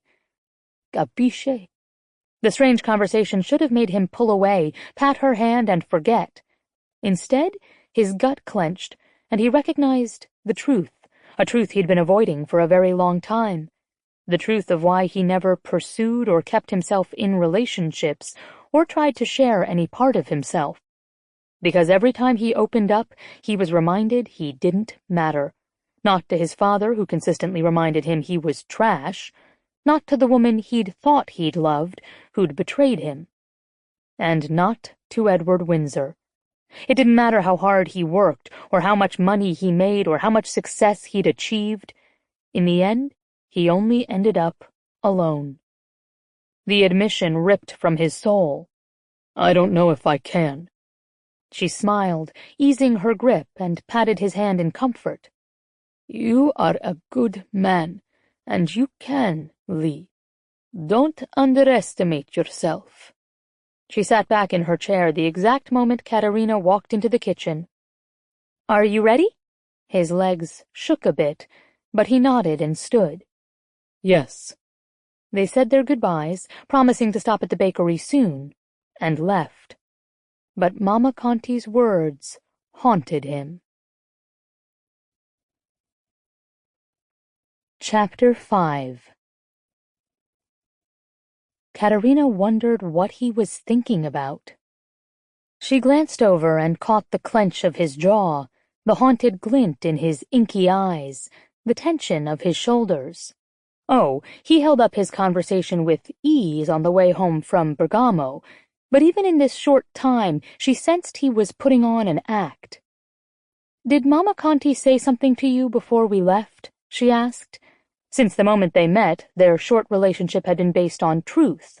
She refused to begin playing games at this juncture. Go big or go home, right? He jerked. She realized they'd stopped once again in front of her door, a déjà vu from the first night they met. Tension simmered as they gazed at each other in the darkness on the quiet street. It had rained earlier. The pavement was wet, and a damp muskiness rose in the air. The lazy drip of water from the roof was the only sound. "Why do you ask?" "Because you're acting different." As if she said something that bothered you. His lips tightened into a thin line. "No, everything's fine." Why did his answer piss her off? Just because he didn't want to share what happened? It probably wasn't her business. Yet, the knowledge he didn't want to answer her question nagged and rankled at her confidence. Maybe she was making this thing between them into more than it was. After all, he'd be gone soon, and she'd be here, still trying to decide what to do next with her life.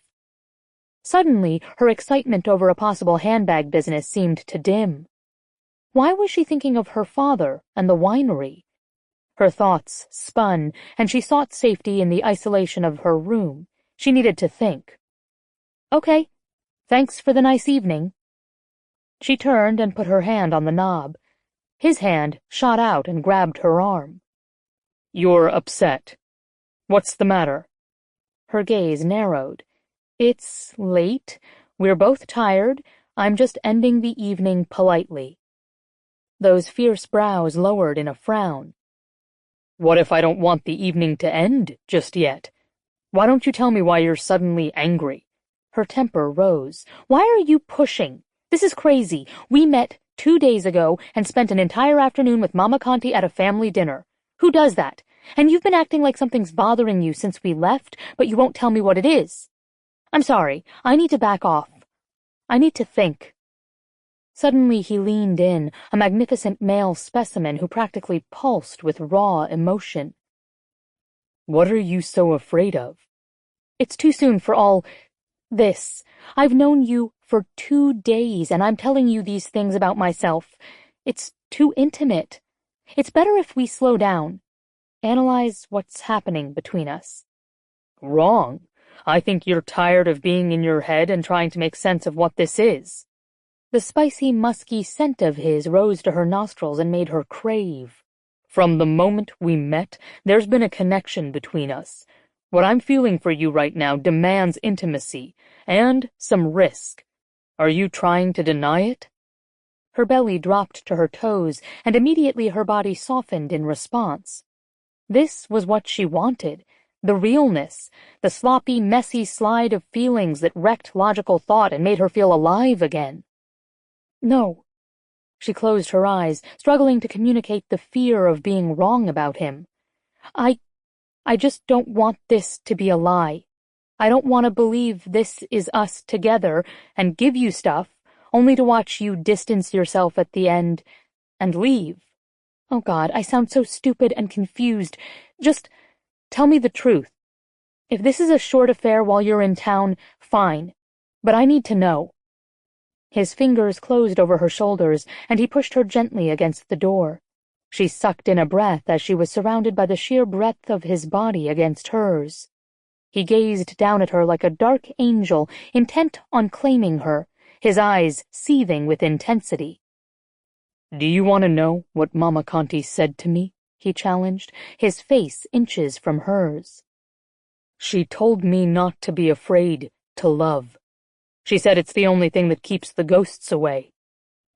And God knows, Katerina, I have plenty of ghosts, and it's a hell of a lot easier to stay away from anyone who threatens my peace or my heart. But when I look at you, I want things I've never wanted before. How is that for truth? She shuddered, her skin burned for his touch. She lifted her fingers and traced the savage curve to his lips. I don't know you, she whispered. It's too much. I want you to know me, he grated out. For the first time in my life, I want to share things with you. Show the hidden parts no one else has seen, and God help me, it scares the living shit out of me. The truth of his words vibrated in his voice, his gaze, his trembling hands as he cupped her cheeks and pressed his forehead to hers. His breath whispered across her lips. Me too, she whispered. His velvet-rich voice held her spellbound. Then kiss me, so we both don't have to be afraid anymore. She rose on tiptoes to meet him halfway, and then his mouth met hers. She prepared herself for a sensual invasion, but his lips skated gently, teasingly, as if an experiment was being played out. With slow, easy movements, his tongue traced the outline of her lips in the lightest of caresses, and with a delicious precision that made a pulsing liquid warmth flow through her body. Almost as if he was afraid she'd bolt any moment, his arms slipped around her waist and eased her closer. His ruthless control allowed her to relax in his embrace, craving more.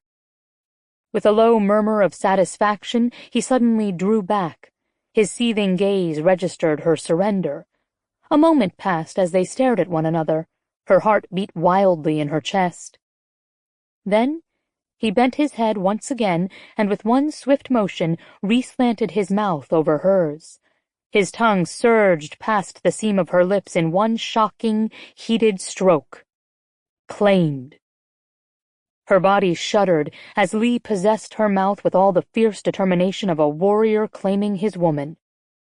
His tongue swept through the damp silken interior, tasting her, seducing her, as each deep, hot stroke told her again and again that she belonged to him. Her toes curled in her expensive Louboutins as he pressed into the small of her back, cradling her hips against his. She gasped at the bold feel of his arousal, and he swallowed the sound with a greediness that made an answering wave of heat pool between her thighs. Her nails dug into the muscles of his shoulders as she fought for balance, fought the need to match him thrust for thrust, fought the sweet wild fire pumping through her veins. "No, Katerina," he breathed against her mouth. His teeth nipped her bottom lip, and his voice poured over her like warm honey, darkly commanding. "Don't fight it. Open yourself to me. Give me everything you have, sweetheart. Kiss me back. I need it. I need you." Then his mouth came down hard on hers, his tongue thrusting between her lips. With a shudder, she opened herself to the sensual invasion and kissed him back. The heady taste of male hunger and rich wine attacked her senses. She dug peach-tinted nails into the lean, corded muscles of his shoulders as one powerful thigh slid between her legs. Her breasts were crushed against the solid wall of his chest, and her nipples peaked in demand. The hard door at her back and the rigid erection notched between her thighs contradicted the softness of his lips, the silky thrust of his tongue, the heady, spicy scent of his flavor making her drunk. For the first time, she thrilled in allowing her body to take over and be free to sink into every delicious sensation. Her senses exploded into overdrive until there was nothing to do but hang on and give him everything he wanted right back. And she did. He swallowed her moan, and her hands wrapped around his shoulders, thrusting her fingers into the long, crisp hair at his nape. Her hips rocked with her own demand until the simple kiss splintered into raw, primal hunger. His teeth nipped, and he took the kiss deeper until she turned into a wild thing in his arms, helpless against the wicked need for his tongue, his fingers, his cock. She twisted for more, and with a low growl he cupped her ass and lifted her high until her legs wrapped around his hips, and she was a melting, boneless creature of lust. She drowned in his kiss. She'd never felt so wanted.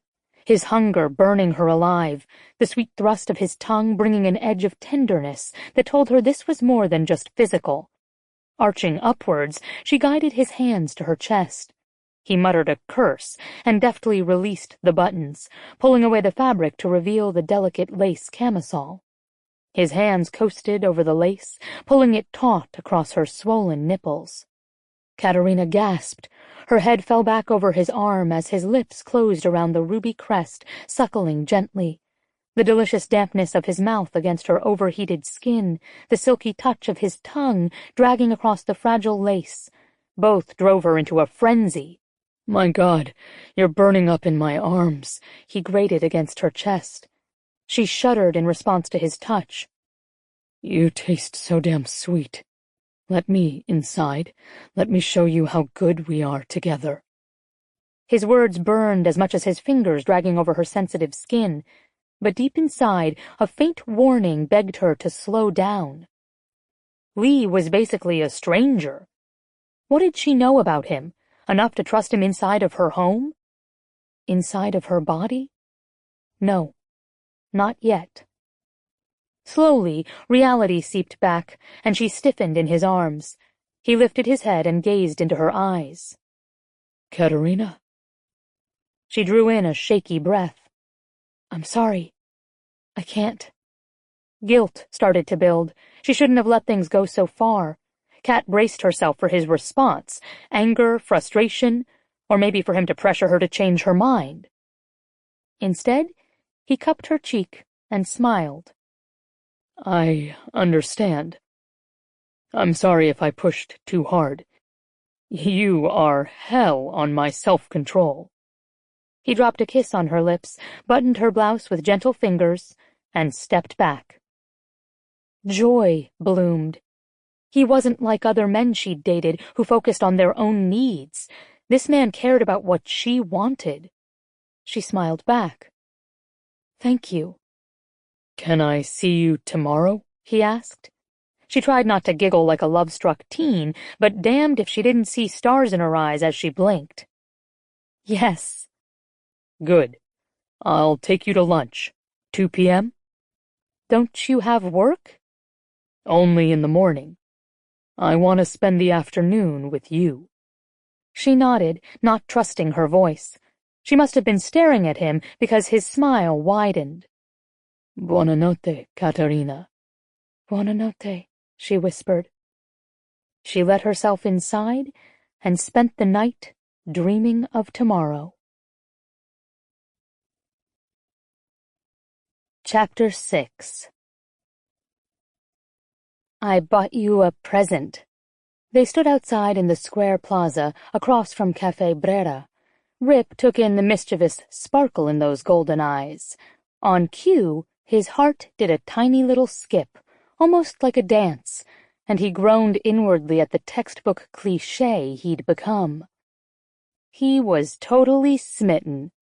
Yesterday had been picture perfect. He'd pretended to work for half a day on mysterious property explorations, then met her for an afternoon excursion and long, lazy dinner. Thank God she'd stopped him the other night. He'd been so crazed with need for her, he'd lost his control. He refused to make love to her before Kat knew his true identity, even though the growing sexual chemistry between them was ready to explode. Still, he'd been ruthless in allowing her to set the tone of their intimacy. She had to seek him out in order to truly bind her in the way he craved. Physically, emotionally, legally. Edward had already warned he'd be calling her soon. Time was running out. He pushed the disturbing thoughts away and smiled down at her. She looked adorable in dark-washed denim, a black short-leather jacket, and those teetering stilettos, today in bright pink. "Why am I suddenly worried?" "I'm testing your ability to go with the flow today." He crossed his arms in front of his chest and regarded her suspiciously. "I'm not the flowy type. I prefer control." He paused, his gaze resting on her lips. "In all things." On cue, her cheeks heated. Curiosity stirred. The more he dug, the more innocent she seemed. He'd imagined her engaging in a long trail of love affairs in Italy, but she acted almost shy at times, as if she was unused to flirtation and the game of seduction. "Oh, that's good. I mean, that's good to know." He laughed. "I'm ready for my surprise." "Okay, first I want to show you something." She stepped back, grabbing the opening to her jacket, and flashed it open. Underneath, she wore a hot pink t-shirt scrawled with the words, "Sex, Love, and Panforte." "What do you think?" The sweet curves of her breasts displaying that delicious message got him hard in seconds. He shook his head and shifted. Damn, he ached to strip off that shirt and bear her to him completely. Spread her thighs and bring her to orgasm with his lips and tongue and teeth until she writhed and begged and screamed his name over and over and... "Lee? Do you like it?" The sweet way she uttered his middle name punched him in the gut. The guilt grew every moment they were together until he realized he had to tell her the truth very soon. He got himself under control and refocused. "Hell yes, I like it. You look hot. Now you have to take off the jacket." He dropped his voice. "Real slow." Oh, yeah. She slicked her tongue across her bottom lip and those eyes heated up. She wanted him just as bad. It was time to break down some more walls today and ease her further into this relationship. She shrugged the leather off, easing it over one shoulder at a time, slipping it from her arms in a deliberate tease. Then, with a seductive smile, she threw the jacket at him, standing proud in a tight t-shirt and jeans that were sexier than any negligee. He loved it. Underneath the shyness was a bit of a she-cat. He couldn't wait to find out. "Now it's your turn," she said. She rummaged in her bag and whipped out a black T-shirt, holding it open to display the motto, "Bread or Death." "Do you like it?" When he remained silent, she broke into a worried babble. "I know, it's kind of stupid, right? Especially for a guy. But I saw it, and I knew you had this bread thing, and thought it was going to be cute. But I'll take it back. It's totally okay." "Katerina?" "Yeah?" He took the shirt, an odd tightening in his chest making it hard to breathe. When had a woman ever given him a gift? Too long ago to even remember, and then it had been either generic or cheap. His fingers stroked the soft cotton, and he looked into her anxious face, noting again that she was a giver, not a taker. So he did the only thing he could in the moment to show how he felt. He kissed her, long and deep and slow. His mouth cherished and pleasured with languid strokes until she softened in his arms and clung to him so sweetly he wanted to take her to his bedroom and show her how good he could make her feel. They kissed on the public street amidst the crowds, and nothing ever felt so right.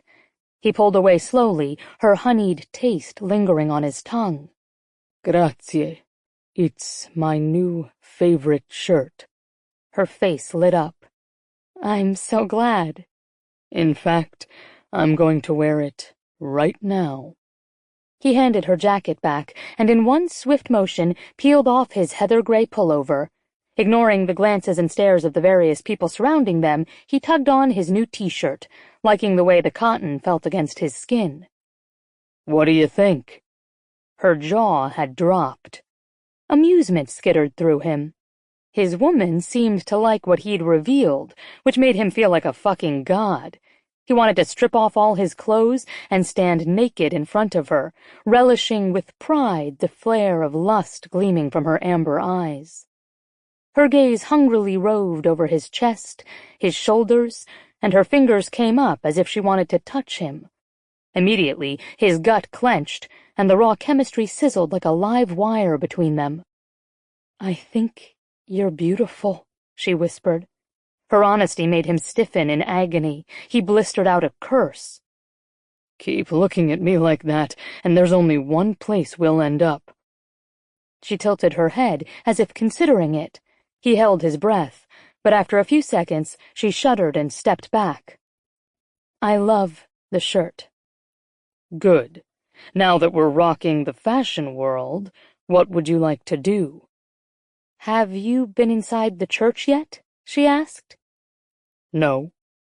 "It's been a safe place for me. I know it's a popular attraction, but I feel like it's just for me. Would you like to go in?" He offered his hand, and she took it without hesitation. "I'd like that." They walked through the plaza toward the church of Santa Maria del Carmine. A dark metal statue stood in front of the church. Rip stared at the headless, armless sculpture with both interest and a tad of horror. The strange angular chopping of the body along with a small head sprouting from the chest hit an onlooker full force. Behind it, the faded brick of the church rose up in symmetrical matching halves against the dreary afternoon sky. Dual arched windows sat atop the door. A grand, detailed round window in the shape of a rose balanced out the structured architecture, leading to a carved cross sprouting off the roof. The church was smaller than most of the sweeping duomos of Florence and Rome, but a quiet peace pulsed around the building, offering welcome. Kat guided him inside, where there were few visitors to navigate. Still holding hands, they made their way down the aisle, taking their time to admire the gorgeous detail of the altar, from the colorful frescoes of Jesus and Mary to the sweeping arch of the dome atop, surrounded by elaborate carvings of wood and gold amidst the sheen of stained glass. The textures and colors blended together in the art of sheer beauty, made even more majestic by the building's smaller, more intimate size. A hush fell upon the church, and his humming nerves seemed to settle. It was almost as if his soul was finally able to take a long breath. They were quiet as they studied the various frescoes, then took a seat in one of the pews. Rip had never been in a church other than the occasional sightseeing. He watched Katerina kneel, bowing her head with clasped hands, and pray. Her glorious hair masked her face in over a dozen shades of blonde, catching the light trickling in. He sat and watched her, breathing in the damp air scented faintly of incense. Time passed. He reveled in the quiet and the presence of a woman he was beginning to care for. Finally, she slid back onto the seat and smiled at him. "What do you pray for?" he asked curiously. "My father, myself, the world. I pray I won't waste time on things that don't matter. I ask for forgiveness for craving expensive shoes when they don't even fit in my closet anymore." He grinned. "Italian shoes can never be termed a sin." "Finally!" She gave a sigh. "A man who understands." She looked up at him with a beautiful smile. "Are you ready to go?" He liked that she didn't push him for his religious beliefs or try to make judgment. She seemed to emanate acceptance with people, and Rip found it soothed his soul. "Yes, let's get something to eat." They walked out through the Piazza San Marco, enjoying the street market. They bought bowls of fish soup and a hunk of crusty bread and ate them on a bench, soaking in the atmosphere of the spring afternoon. Rip decided it was a good time to dive deeper. "Can I ask you a question?" She glanced over. "Anything." "The man you left behind in New York, the one who broke your heart. Do you still love him?" She met his gaze head on. "No. For a long time, I didn't know how to function without him. We'd dated for so many years, it became more of a routine than a real love. He and my father were close, and it became easy to listen to them both. When I left, I realized I hadn't given myself any time or space to find who I really was. I'd become what they wanted. Does that make sense?" It did, but another question swirled in his head, waiting for an answer. "Yes. But if you saw him, would you want to try again?" She shook her head. "I never loved him the way a woman is supposed to love a man she's about to marry. He was a friend and a mentor. It was almost as if his role as a lover was secondary, and that's what I realized was missing." Relief cut through him. He'd run into her ex-fiancé at a few social functions, but they kept their distance. From the stories Edward told him, Devon had not only been a cheater, but a liar, too. Rip had discovered signs of embezzlement once he audited the books, but Edward refused to pursue retribution, choosing to move on and limit any future interactions. Rip was glad the asshole had shown his true colors to Katerina. The idea of them being married shuddered through him in pure distaste. But he couldn't say any of it, so he settled on keeping it light. "They say sometimes the biggest fuck-ups make the most fortunate events." She laughed. "You said that so much better than a poet." "I agree." She finished the last of her bread and put down her bowl. "What about you? I know nothing about your past. Do you have a big family?" Ice chilled his veins. He tried to act normal, even as the familiar distance leaked into his voice. "No, just me." She tilted her head and pushed. "Were you close to your parents?" "You think you're better than us, boy? You're not. You're trash, and going to a fancy school with your fancy clothes and degree ain't gonna change who you really are." The words of his father shook through his memory, but he kept the wall firmly up. "No, I left for school and never saw them again." A frown creased her brow. "I'm sorry. That's young to be on your own." "I worked hard, did what I had to make it work, got a full ride and graduated with a business degree. I was placed right away into an internship program and made my way to management." "Ah, so that's where you got into property development, huh?" Her eyes twinkled, and suddenly Rip couldn't stand her believing a lie. He'd been wrong to lead her on with his mysterious statements about his job. "I'm not in property development," he said. The words fired off his tongue before he had time to think it through. "I'm here for something else." What? I'd rather not tell you right now, but I will. He nailed her with his stare. Soon. A flicker of wariness crossed her features. It's not illegal, is it? She finally asked. His lip twitched. No. You're not secretly married or seeing someone else, are you? He leaned over, placing his hand over her cheek.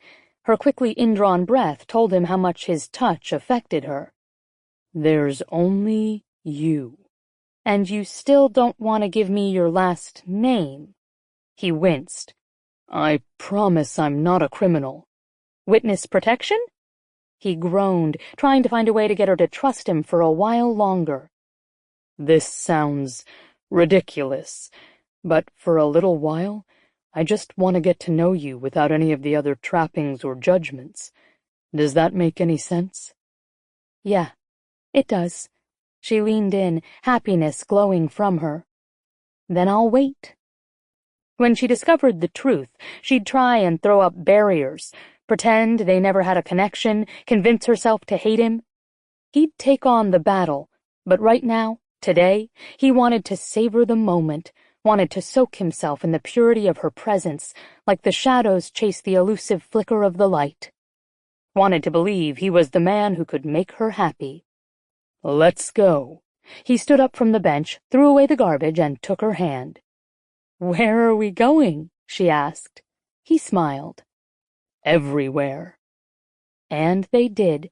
They wound in and out of the shops crowding the plaza and beyond, stopping at the Duomo, the Galleria, and the Museum of Art.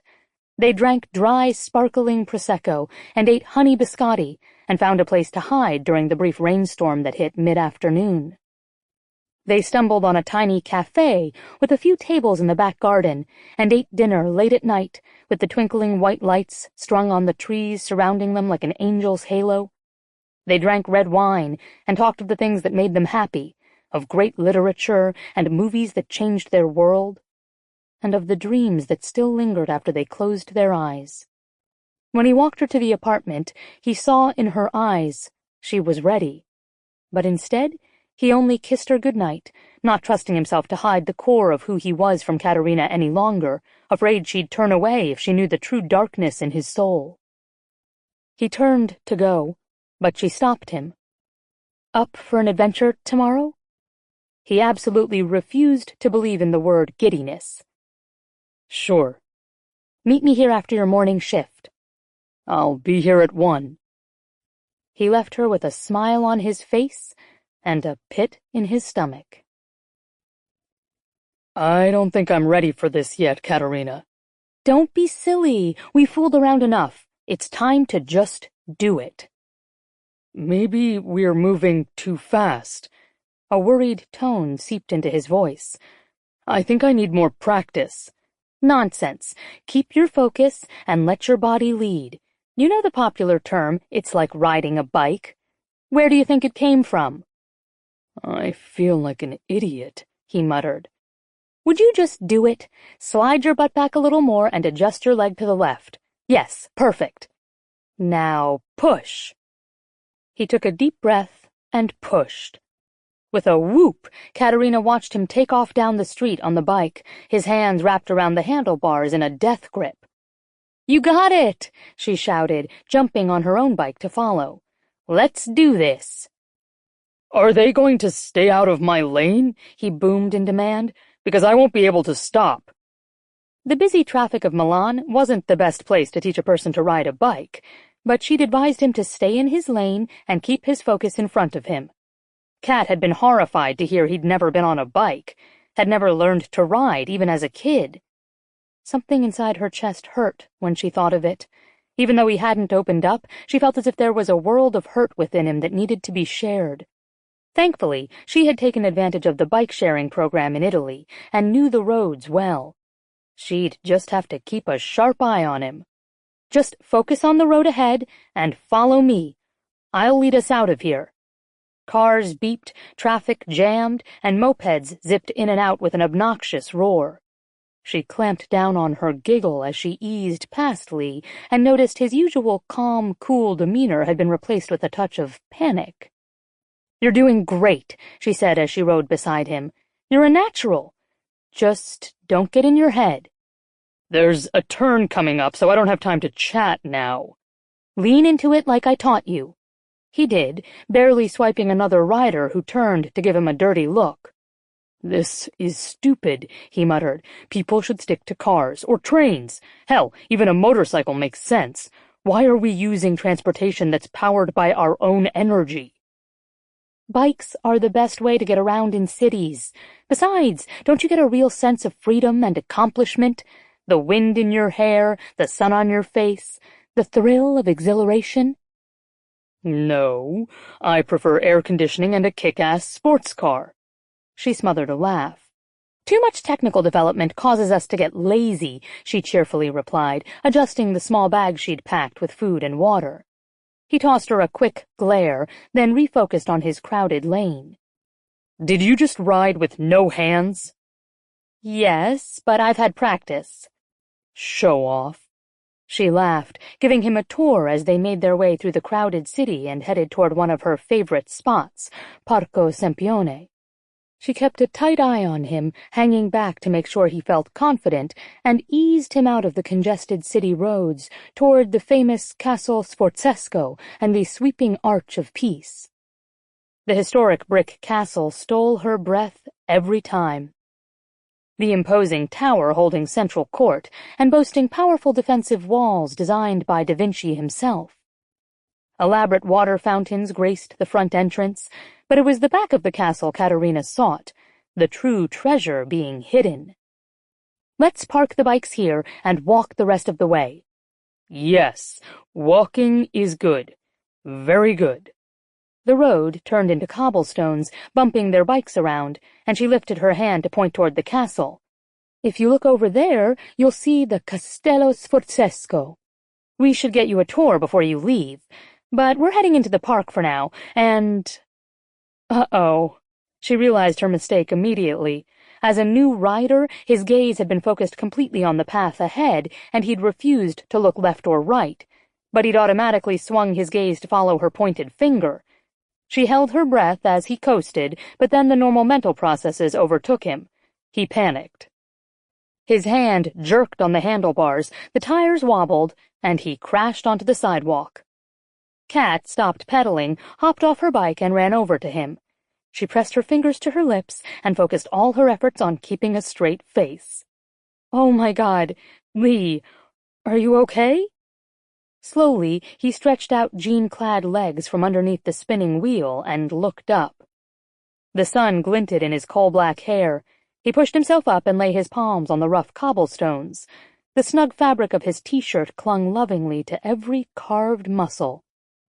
Those full lips tightened into a thin line. A faint chorus of Italian titters drifted in the air, and a few people stopped to grin at the crazy American sprawled out under his bike.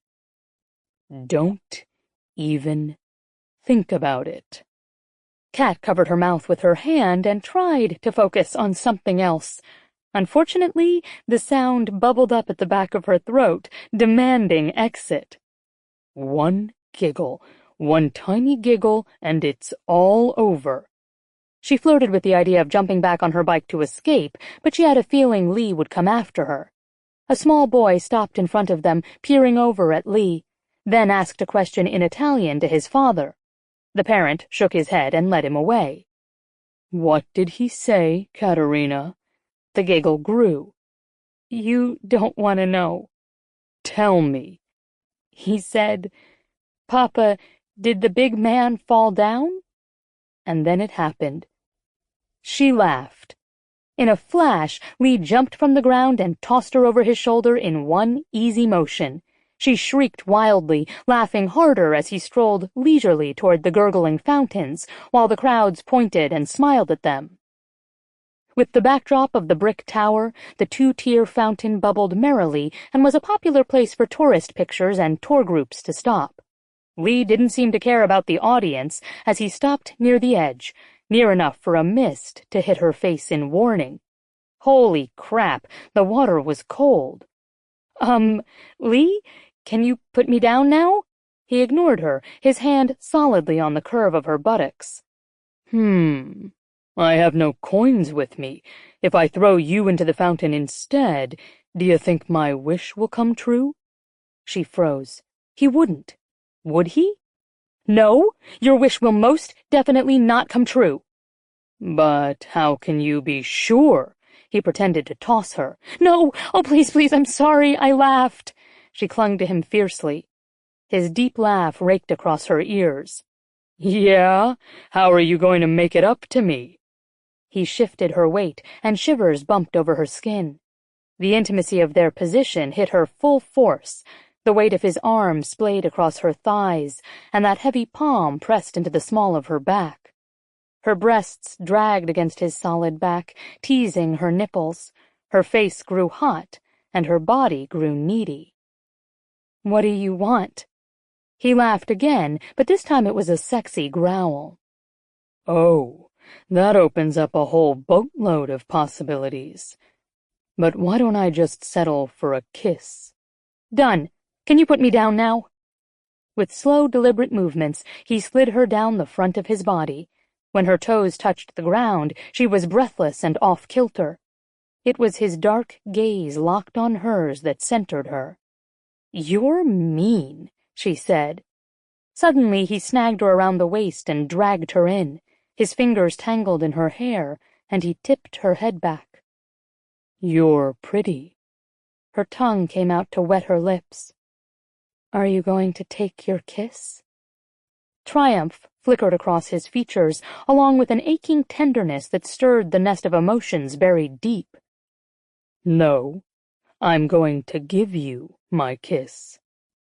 His mouth lowered, achingly slow, and he brushed his lips over hers, once, twice, soft as a whisper, sweet as a song.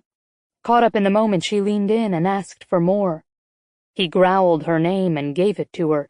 They kissed by the fountain, amidst the crowds, with the ancient tower keeping watch, and fell into each other. It was a kiss she'd never experienced before, full of possibilities, and when he finally broke away, she swayed drunkenly on her feet. They stared at one another for a few moments, a bit wary, as if they'd both realized something bigger had happened within that simple kiss, and they couldn't go back. It was the flare of panic in his eyes that made her blurt out the words, "That was a really good kiss." A laugh burst from his chest, and he shook his head, grabbing her hand and pulling her away from the fountain. "Yes, it was," he said seriously. "But now I'm really hungry, and I'm hoping you have something good in that bag of yours." "I do. Let's get the bikes parked and walk to the Parco Sempione." They retrieved the bag, parked the bikes, and headed behind the castle. The pop of spring had brought out the crowds to enjoy the huge expanse of green lawn, leafy trees, and the glassy spill of the lake. A curved bridge led them over the water, and various paths wound through the trees to hidden sections of gardens with benches. The park was a treasure caught between the glorious Arch of Peace and the castle, a quiet, meditative place to think and appreciate the simplicity of nature. She found a grassy space, laid out a picnic blanket, and opened the bag. "This is beautiful," he said, studying the gentle slopes of green against the water and blue sky. "I guess when I think of Milan, I don't think of parks." "Think of the city. Central Park is quite beautiful, and they have their own zoo." "You're right. Another reminder not to judge a city by its noise and population. We need to look deeper." She shook her head and grinned. "I had no idea you could be a bit silly. I like that." He looked shocked. "I'm not silly. I'm deep and broody, remember?" "That's what I thought when I first saw you." He propped up his arms behind him and cocked his head. "Okay, now I need to know. What exactly did you think when you first saw me? Please include the word hot in there somewhere." She took out a small bottle of wine, 2 plastic glasses, and half a loaf of bread. "You reminded me of a dark angel, sitting in the back alone in the shadows, focused on your drink. There was this silence that vibrated from your aura. I got the sense you could be surrounded by people, but they wouldn't touch you. There was too much distance. His chin jerked as if he'd taken a hit. She hesitated, not wanting to hurt him, but her gut urged her to continue. When I looked into your eyes, I saw pain. It made me sad. His voice flicked out like a whip. Is that why you came over to me? Because you thought I was in pain and you felt sorry for me? She shook her head. No. I came over because I felt something. A connection. It was like you drew me to you, into you. And that pain was just a part of who you were. That's why I love that you can be silly, that you almost threw me into the fountain and agreed to ride a bike when you didn't really want to, and took your payment in a kiss. I'm starting to fall for you, Lee. And we just met. Does that scare you as much as it does me? He sucked in his breath, and she tried not to panic. Oh, God, she'd really put herself out there. And yes, she was a little embarrassed, but not enough to take it back. This man made her want things she'd never imagined before. She craved to delve into and explore every layer of him and open herself up again. She knew almost nothing about this man, yet her heart whispered she knew all the important things. Would he pull back? Was it too much to ask after only a few days, especially when he planned to return to New York? Her heart pounded in an uneven rhythm while she waited for his answer. Yeah, it scares me. But no, I'm not walking away. How's that for an answer? She smiled. It's perfect. Just one important thing. She frowned. What? You still didn't mention hot. She leaned in and kissed the delicious sulky pout of his mouth.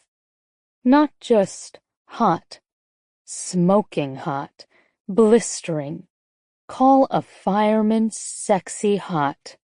Better. Let's eat. She pulled out the chunk of hard Parmesan, pears, and fresh honey.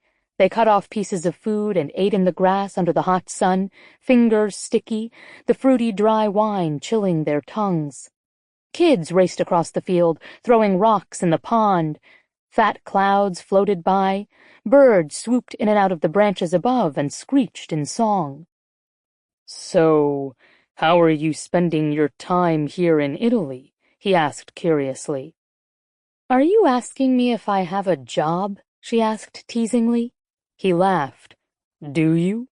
She popped a sliver of pear in her mouth, drizzled with honey. I've been thinking about launching my own purse line. His brow arched. I didn't know you were a designer. I'm not. I just got the idea recently to try something new. I've been taking some courses at Style Design College. I tried being a stylist for a while, but then got into the marketing aspect of fashion, but it didn't seem like the right fit. Design always intrigued me, so I decided to try and launch my own purse line. I got a job working a few hours at a local boutique. Sophia, the owner, introduced me to a few designers who were nice enough to answer some questions, so I'm slowly building some contacts. Once I have a solid line of samples, Sophia told me she'd let me try them out in her boutique. Sounds like a solid plan. She blew out a breath. It does, right? I feel like I should be further along, though. I worked hard my entire life, but when I came and settled in Italy, I had no idea what I wanted to do for work. It's harder when you have more choices. Definitely. He studied her intently. Maybe you haven't found what you really wanted yet because you're meant to end up back where you started, making wine. Maybe that's your true talent. She wrinkled her nose. I doubt it, but eventually I have to do something. I tapped into my savings to finance this past year and a half, but the money is running out. I can't ask my father for more. He looked away, and she wondered if he looked down at her for not having to work for so long, for being taken care of by her father like a little girl. But she wouldn't be ashamed. She'd worked for that money just as hard, standing by her father night and day to learn and run the business. She had no regrets using the money to see more of the world and gain new experiences. I thought you'd be different. Startled, she stared at him. What do you mean? He waved a hand in the air. I meant you're different from other women. You're very honest. One of my downfalls. Why? Aren't you? He jerked and began stuffing the trash back into the bag. I'm honest with myself. Here, let me get rid of this. He unfurled his long legs and walked across the lawn to dump the trash. She watched him walk with graceful strides, still giving off that air of isolation that was a part of who he was. Curiosity burned. She knew he was still hiding things from her, but he'd promised to tell her more very soon. Kat analyzed his last statement, sifting through the nuances, and finally caught a sudden realization. You're honest with yourself, but not others? Huh? She shifted onto her knees and faced him. You said you're honest with yourself. Does that mean you lie to others? He shook his head. No, there's just not a lot of people in my life to talk to. But I made that choice, and I've been happy about it. She studied the clench of his jaw and the defensive gleam in his eyes. Tell me a secret, she said. What? A secret. We all have stuff we're keeping from others, the stuff that scares us. We drink or sleep or fall into bed with strangers or cry or make a love spell to avoid the consequences of our fear. Love spell? She pushed on. It's a sunny spring afternoon. We're safe and happy and having a beautiful day together. Tell me one secret you've never told anyone else. He looked at her like she was a creature from an alien species. Why? A smile touched her lips. Because we can. He didn't speak, so she figured he'd opt out on her game. Want me to go first? He took another sip of wine. Okay. Kat thought long and hard about which one to pick before she spoke.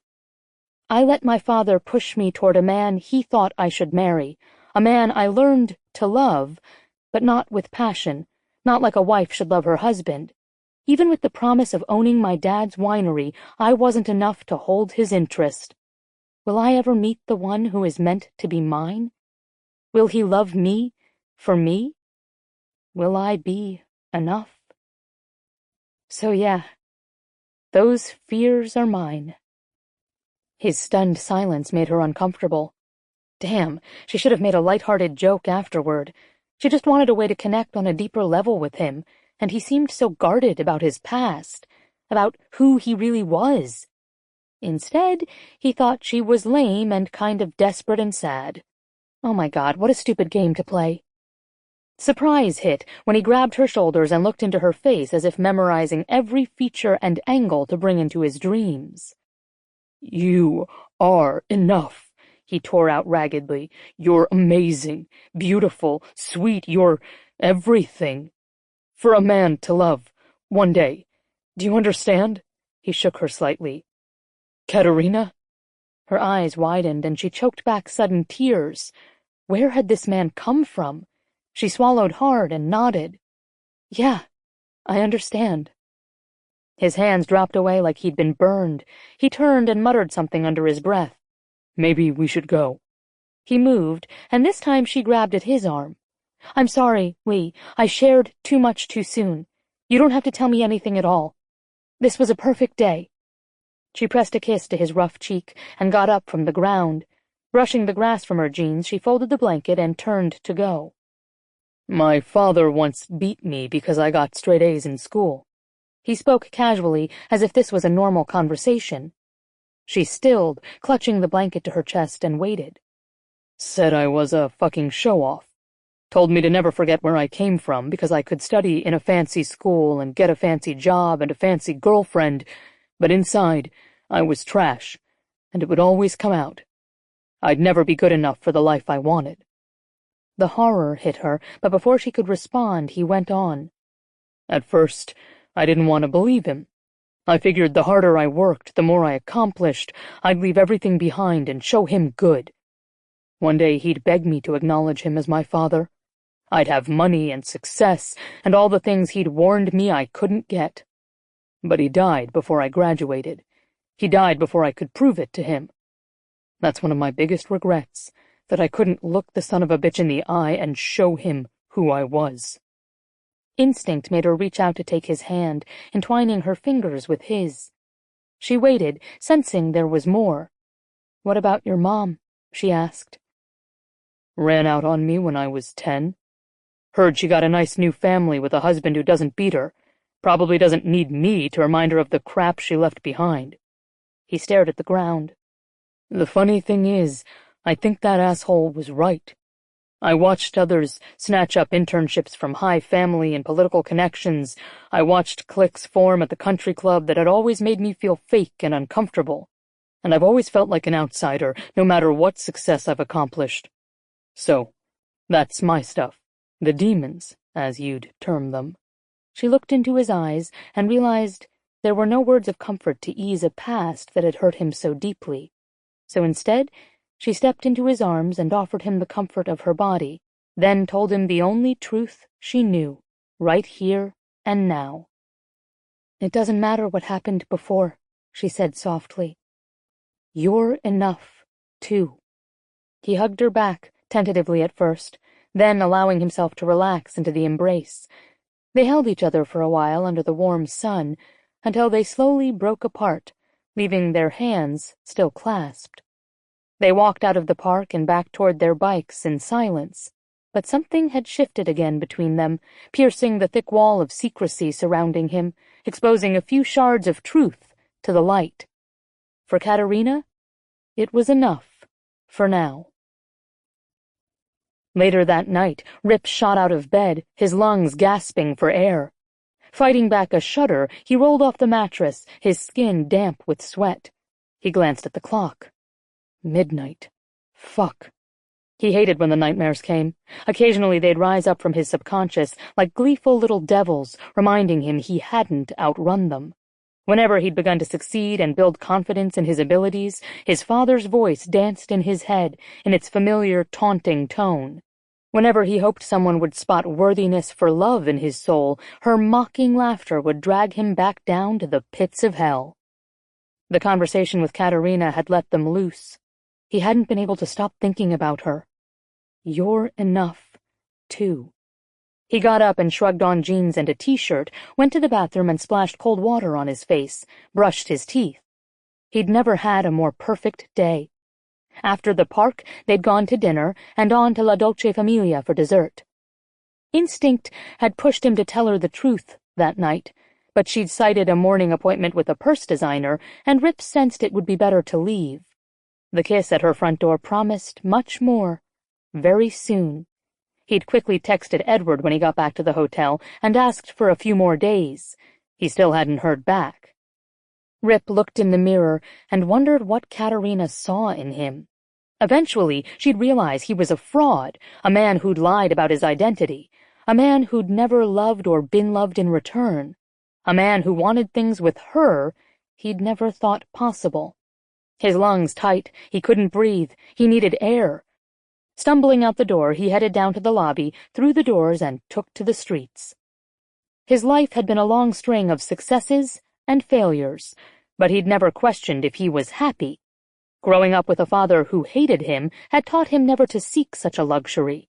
No, life had been about survival, pure and simple. He'd learned early any type of reaction incited more attention from his father, usually left in black and blue marks. It hadn't taken long for him to master masking his feelings and remaining distant, cold, untouchable. But inside, the mass of raw emotion simmered dangerously. School was his ticket out, and he'd taken the violence until he graduated and left before he exploded into a rage of hate that would destroy him. He remembered the first time he'd met Alicia. She'd been the first woman he'd fallen in love with, a woman with class and breeding, from her expensive sports car, designer clothes, to the wicked restlessness gleaming in her hard blue eyes. She'd brought him home to the family vineyard and announced her intention to marry him. Rip saw his job as a new opportunity to prove himself. His enraged future father-in-law cut him down at first, but grudgingly found that he had a raw talent with the grapes, a rare palate, and skill with blending that quickly had him moving ahead. His boots ate up the uneven pavement, and he fought with the memories. That first job had taken patience, timing. He'd sought comfort in the endless acres of vines that needed constant care and attention. Under delusions he had found a family, he'd bought a ring and proposed under a moonlit sky, in the vineyard, on bended knee. And she'd laughed. Told him she'd never intended to marry him. She'd just been looking for some fun, intending to piss off her father in the process. She'd craved his body, his brooding savagery, but not the man he was inside. Once again, Rip had learned the lesson. He was alone. When he began working for Windsor Winery, Edward offered him hope. Over the months, they'd bonded, and Rip believed he'd finally found a home. He'd dreamed of running the business with Edward's full support and approval, never expecting to be pushed to marry his daughter. Once again, he'd allowed himself to believe he could be part of a family. Once again, he would be turned away. Never enough.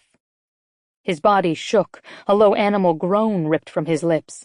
He stopped and looked up. Moonlight spilled over her window, illuminating the endless flowers bursting from the wrought-iron balcony. Was that a light burning inside, or his imagination? It didn't matter. Somehow he'd ended up here, his subconscious pushing him where his heart wanted to be. With Katerina Windsor. He needed to bury himself inside her tight, wet heat, feel her cool fingers travel over his body. Needed one night of raw, honest passion before he told her the truth, before she turned away from him and put her walls up. He wanted her open and sweet, surrendering to everything he could do to her and give her. He stumbled forward as if in a drunken haze, rang the bell, waited. The light over her door flicked on. Footsteps echoed. The chain of a door released, and she peeked through the crack. Her eyes widened. He heard a quick intake of breath. The door opened wider. He stood before her, hands out, and gave her the only truth he could.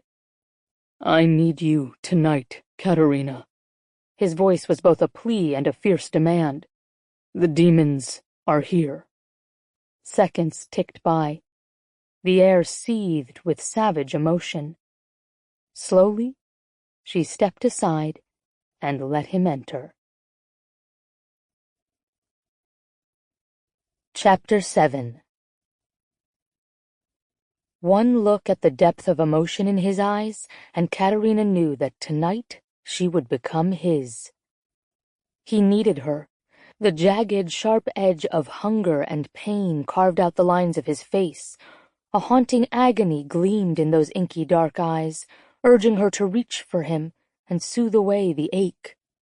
It was time to take a leap with her heart, and hope Lee would catch her. The door shut behind him. They stood in her entryway, both of them silent, a need-filled energy pulsing around them.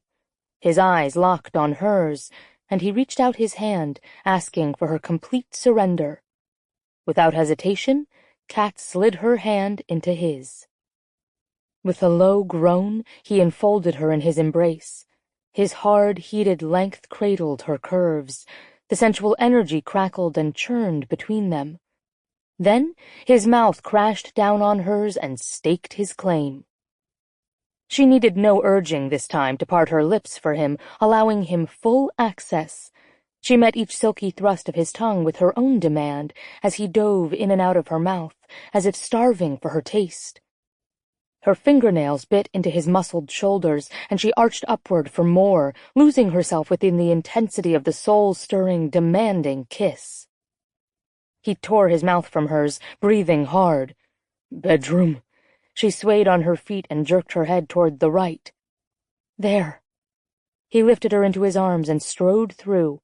The quilt was covered with roses, and her sanctuary spoke to the most deeply feminine part of her, from the antique four-poster bed, pearl-encrusted mini chandelier, to the makeup and vanity mirror with the beveled silver mirror. He pressed her onto the mattress and stared down at her like a conquering warrior. Heat surged between her thighs. His hand trembled slightly as he reached out and caressed the length of her body. Usually shy, she suddenly felt sexy and empowered to make such a powerful man tremble. With one easy motion, he pulled off his t-shirt and threw it on the floor. Her mouth dried up as she stared at his gorgeous build, jeans hanging low on his hips, a virtual painting of lean, sculpted muscles and smooth olive skin, of dark whorls of hair dusting his chest and disappearing into the waistband of his jeans. Never taking his gaze from her face, he flicked open the button and pushed the denim down, leaving him clad in black briefs. He removed a package from his pocket and threw it on the bed. Then he paused briefly before stripping naked and kicking his underwear to the side. Dear God, he was beautiful. He radiated a masculine grace, evident in his carriage and the proud tilt of his jaw. She drank him in, every sloping muscle and hard angle, every inch of his throbbing cock that was hard and ready for her. Then he put one knee on the bed, dipping the mattress, and loomed above her. "I've wanted you from the very first night," he murmured, tugging his fingers through her hair, touching her cheek, his touch as gentle as his voice. "There's a connection between us. Do you feel it?" Yes, she caught his hand and dragged it to her breasts, arching upward. "I've wanted this, too." He tugged down the spaghetti straps of her black slip. Cool air hit her flushed skin, tightening her nipples, and his eyes glittered as he slid a palm over the peaks, rubbing back and forth to wring a moan from her lips. "Oh, the things I want to do to you," he said in a husky voice. "Things that make you moan, things that make you scream, things that make you beg for more." She shuddered, gripping his wrists as he pulled the fabric down until it was bunched around her waist. Her skin burned, and the aching wet need pulsed between her thighs. "I want you to do them all. It's just that—" She broke off, embarrassed to tell him the truth. "What is it?" His voice gentled even as his eyes blazed like lit coals. "Too fast?" "No. I just don't want you to be disappointed." Oh, God, that was a humiliating admission to utter. She craved to duck her head and hide from her lack of experience, but forced herself to continue looking into his face. They'd come too far to pretend now. He stiffened. "You're not, No, but I've only been with one man, and he felt it necessary to cheat on me with another woman, and now I'm going to die of humiliation." Her face felt hot, thinking of all his experience in the art of seduction, and how little she really knew. Her ex had treated her like a delicate doll, and they'd never had a robust sex life. Another reason his betrayal had rocked her world, believing she hadn't been enough for him in bed. "Don't." The command blasted from his lips and made her gasp. He leaned over and pressed his forehead to hers, his hands cupping her breasts. "He was a weak asshole who never deserved you, and I'm glad there have been no others. I can't wait to show you all the delicious things you've been missing. I'm glad I'm the man to watch you shake and shatter beneath me. Capisce?" Relief and a sense of lightness flowed through her. "Capisce." "Now, let me get back to work." He nibbled on the edge of her jaw, then dragged his tongue down her body in slow, torturous increments. The heat of his breath teased each inch of skin he explored. He nipped and licked and kissed her body until liquid fire poured through her veins. Her breasts swelled and her belly tightened. "Please," she tore out, her hands clenched in the tangle of sheets as he moved, lower, desperate for him to stop, desperate for him to continue. "Please what?" he drawled. His fingers traced the line of her thigh. Her legs jerked and tightened. "Don't tease me any more." With one swift motion, he rose up and pressed his body over hers. His erection throbbed with demand at her core. His muscled thighs pinned her legs. His hair-roughened skin slid over her sensitive flesh, and her toes curled at the delicious contradiction of hard and soft, rough and smooth, heat and coolness. Midnight eyes gleamed with sensual demand. His lips tugged in a masculine smile. "You haven't given me enough yet. I want more, much more." He took her mouth again, thrusting his tongue deep. "Open your legs for me." He growled the words against her mouth. She shuddered as he nipped at her bottom lip and slowly parted her thighs. His fingers gently traced the golden nest of hair teasingly, until one finger dipped into her swollen heat. He tested her, moving in and out with slow, playful movements, until she gasped for breath, rocking her hips for more. "Wider. Let me see all of you." She groaned out his name, finding his demand shameful and hot, and obeyed. He murmured his approval as he drank his fill, his finger playing her like an instrument.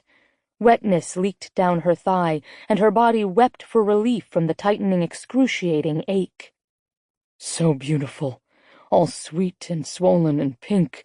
You are a fucking goddess." "Lee, tell me what you want." She closed her eyes and dug her nails into his muscled arms. "You. I want you."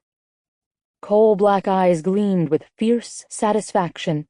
His mouth took hers in another soul-stirring kiss as he pushed 3 fingers deep into her channel, thrusting with a hard demand, relentlessly pushing her toward the edge. His thumb rubbed her clit with light, teasing touches, keeping her in a sensual agony, and then he bit her bottom lip and flicked her clit hard. The dirty command raked across her ear. "Come." His fingers curled and thrust. She screamed and writhed beneath him, the orgasm rushing through her body. His mouth never left hers, swallowing every choked cry, his fingers never stopping until the last bit of pleasure was wrung from her shaking limbs.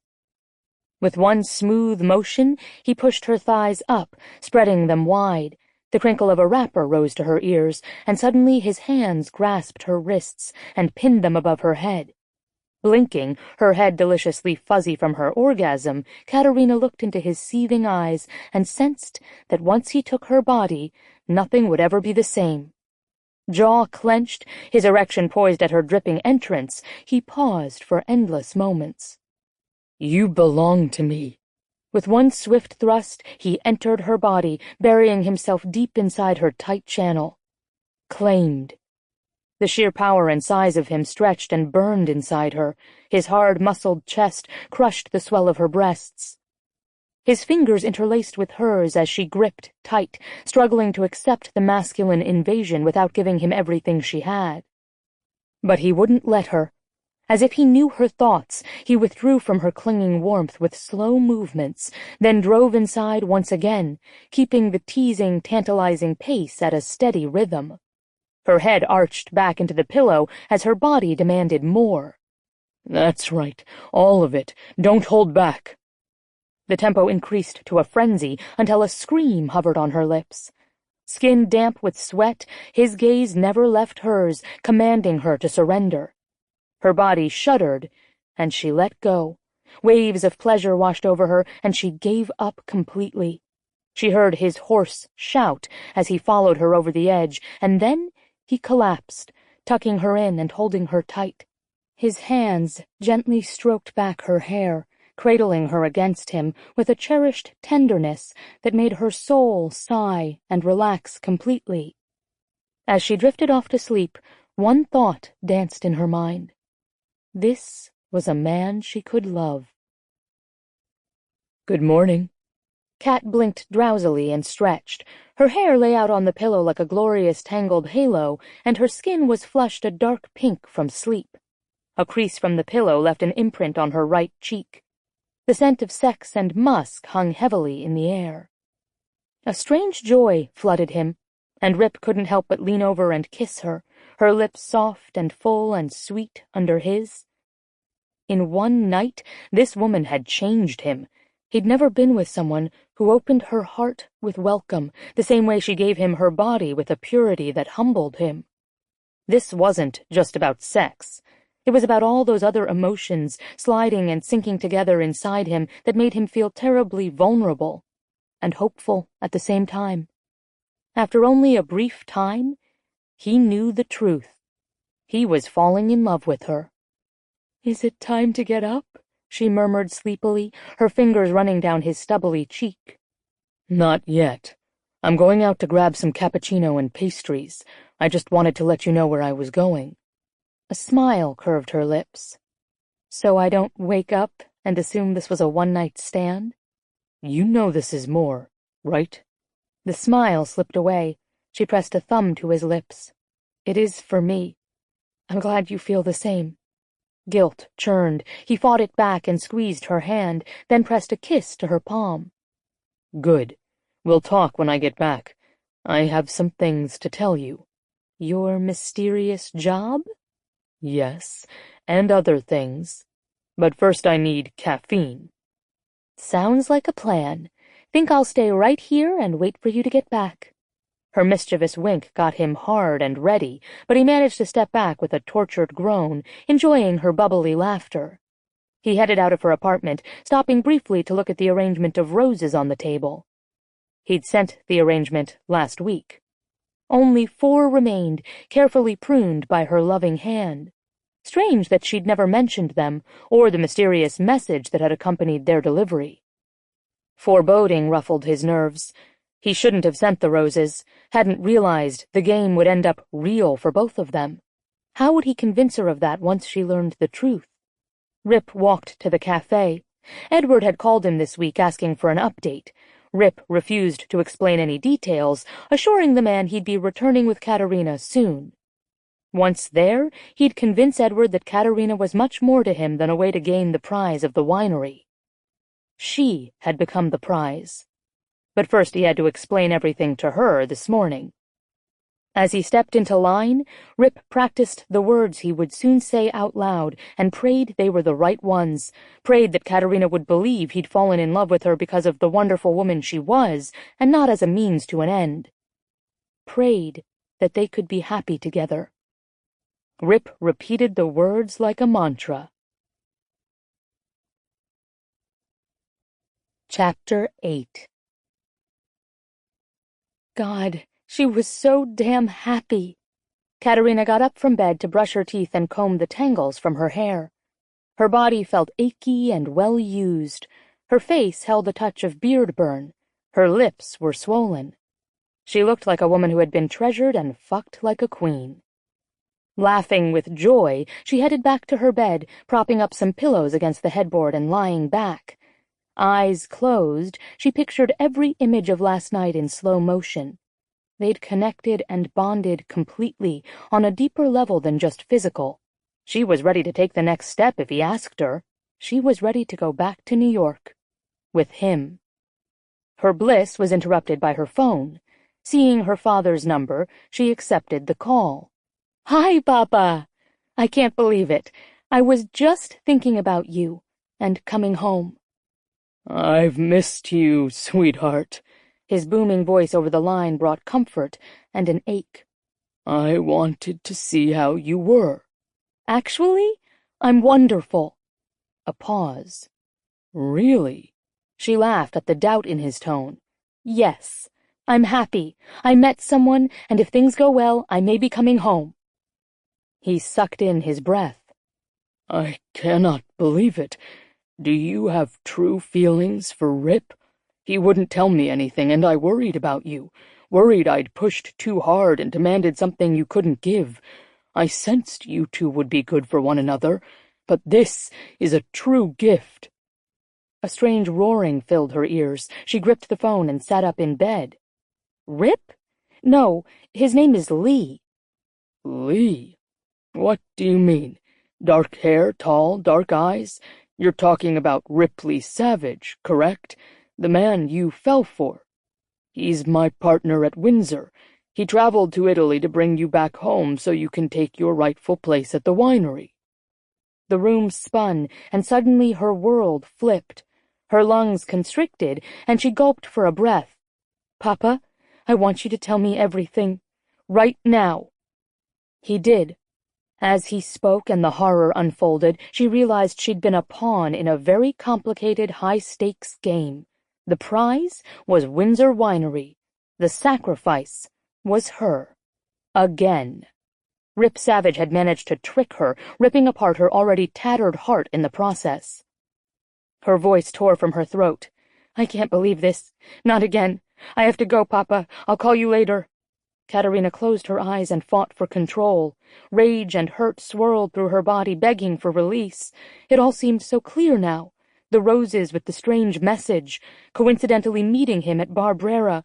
Dear God, she'd walked right into the trap without pause. She'd actually introduced herself to him. And he'd played his part well, allowing her to believe what they had was real all the way up until last night. Had he been planning to propose this morning? Had he figured to sweep her up into the romance of an elopement, then spring the truth on her when it was too late?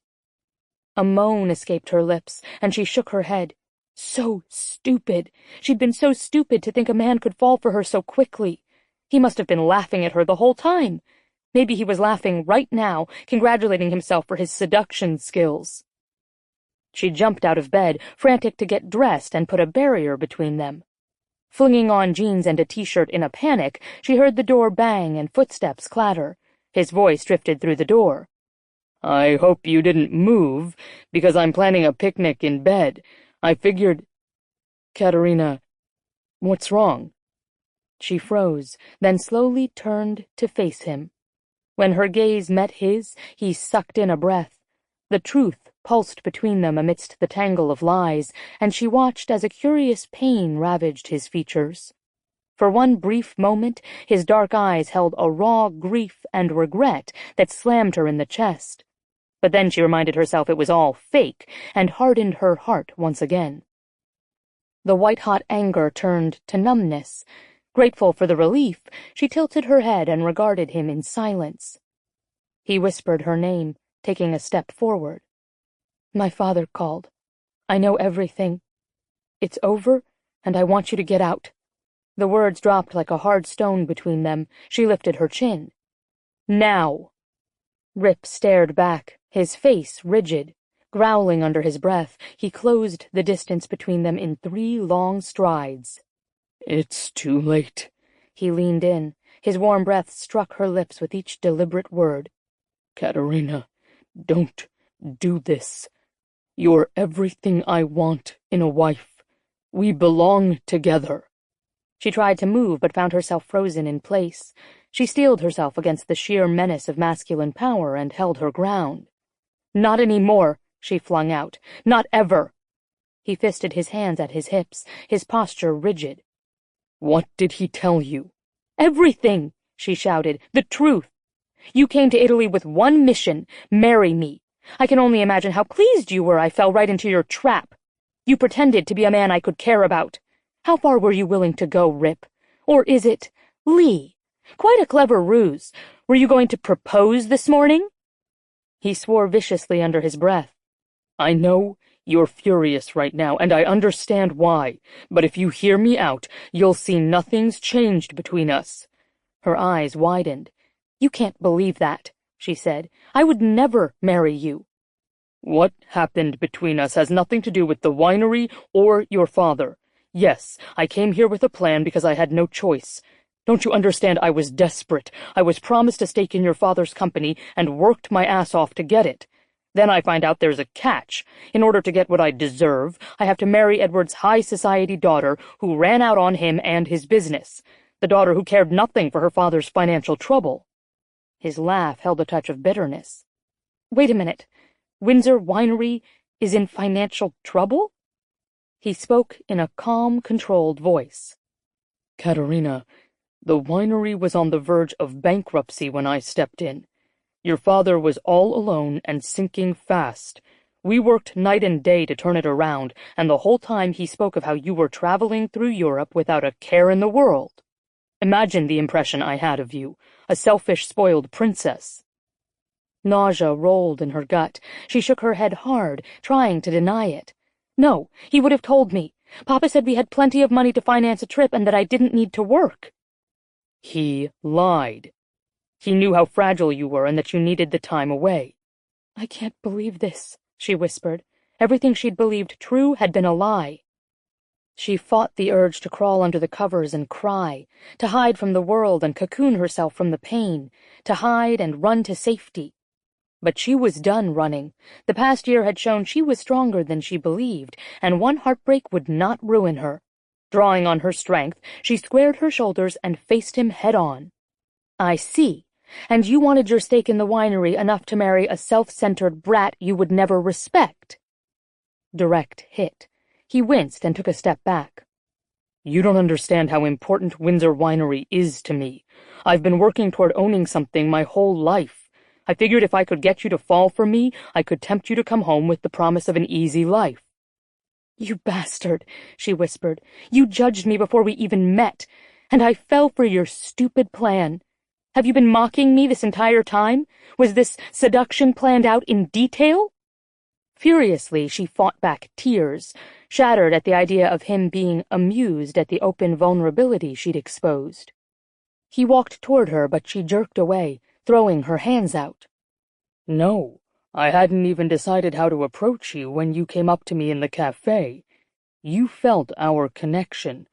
I felt it too, drawing us together before I was even ready. The moment we met, I fell hard. You were nothing like I expected, but I was still so angry with your father and the situation, I kept thinking you'd show your true colors. Instead, every day you surprised me. I came to you last night just as a man. I craved you, needed you more than my next breath, and I could never regret making love to you. It meant everything. It was a lie, she said.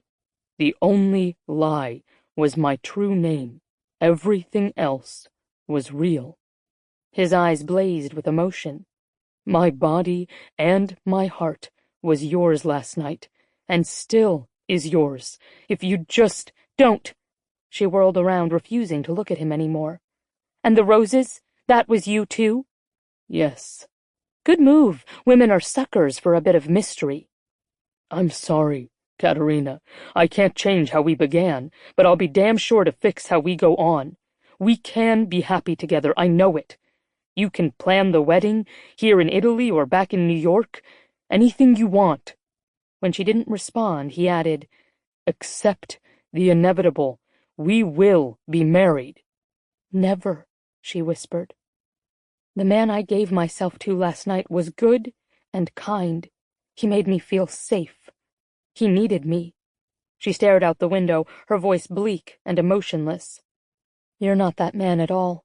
You're ruthless and cold. You believe in sacrificing anyone who gets in the way of your goals. And I could never love a man like you. A hushed silence fell over the room. She refused to look at him, knowing if there was any pain in his eyes, she was stupid enough to want to soothe him, even after she knew the truth. I'm still the man you fell in love with, he said quietly. Still fighting for the life I want, for the woman I want. I don't believe you anymore, she said. You lied and made a mockery out of my feelings. It's over. She motioned toward the door. Think, Katerina, he said, refusing to leave. Your father is tired. He can't run the winery any longer and needs to retire. His health hasn't been good, another thing he's been keeping from you. I know the business. I can run it and make it even more successful, and if you'll marry me, I can keep it in your family for generations to come. Guilt assailed her, the thought of her father, sick, stressed and alone, while she happily lived like a society princess, tore at her. Oh God, had Rip been right? Had she been so focused on herself that she didn't want to see the issues, happy to be blinded by her own selfishness? It had been easy to lean on her father and believe him when he urged her to take some time away from the winery. Too easy, perhaps. Fine, I will return home, but I'll get my father to teach me everything I need to know. She threw her head back with challenge glaring. We don't need you. Your father will never trust you to run the winery alone, and he'd never retire if he knows you're struggling. I'll hire people, she said desperately. I can do this without you. But you don't have to. His velvet voice stroked her ears. When I took you to bed last night, it wasn't about playing games or trying to secure the winery. It was about you and me. I meant every word I whispered when my body claimed yours. I swear I can make you happy if you give this a chance. Please, give me a chance. She stumbled back, desperately needing the space. Even now, her traitorous body leapt and responded to his emotional plea. The images flickered before her, memories of caressing hands drifting over her skin, of low murmurs whispered from carved lips. of hard muscles covering her body and bringing her to heights she'd never experienced. Heights she would never experience again. At least, not with him. He was a liar, a manipulator, a user. He was not a man to trust.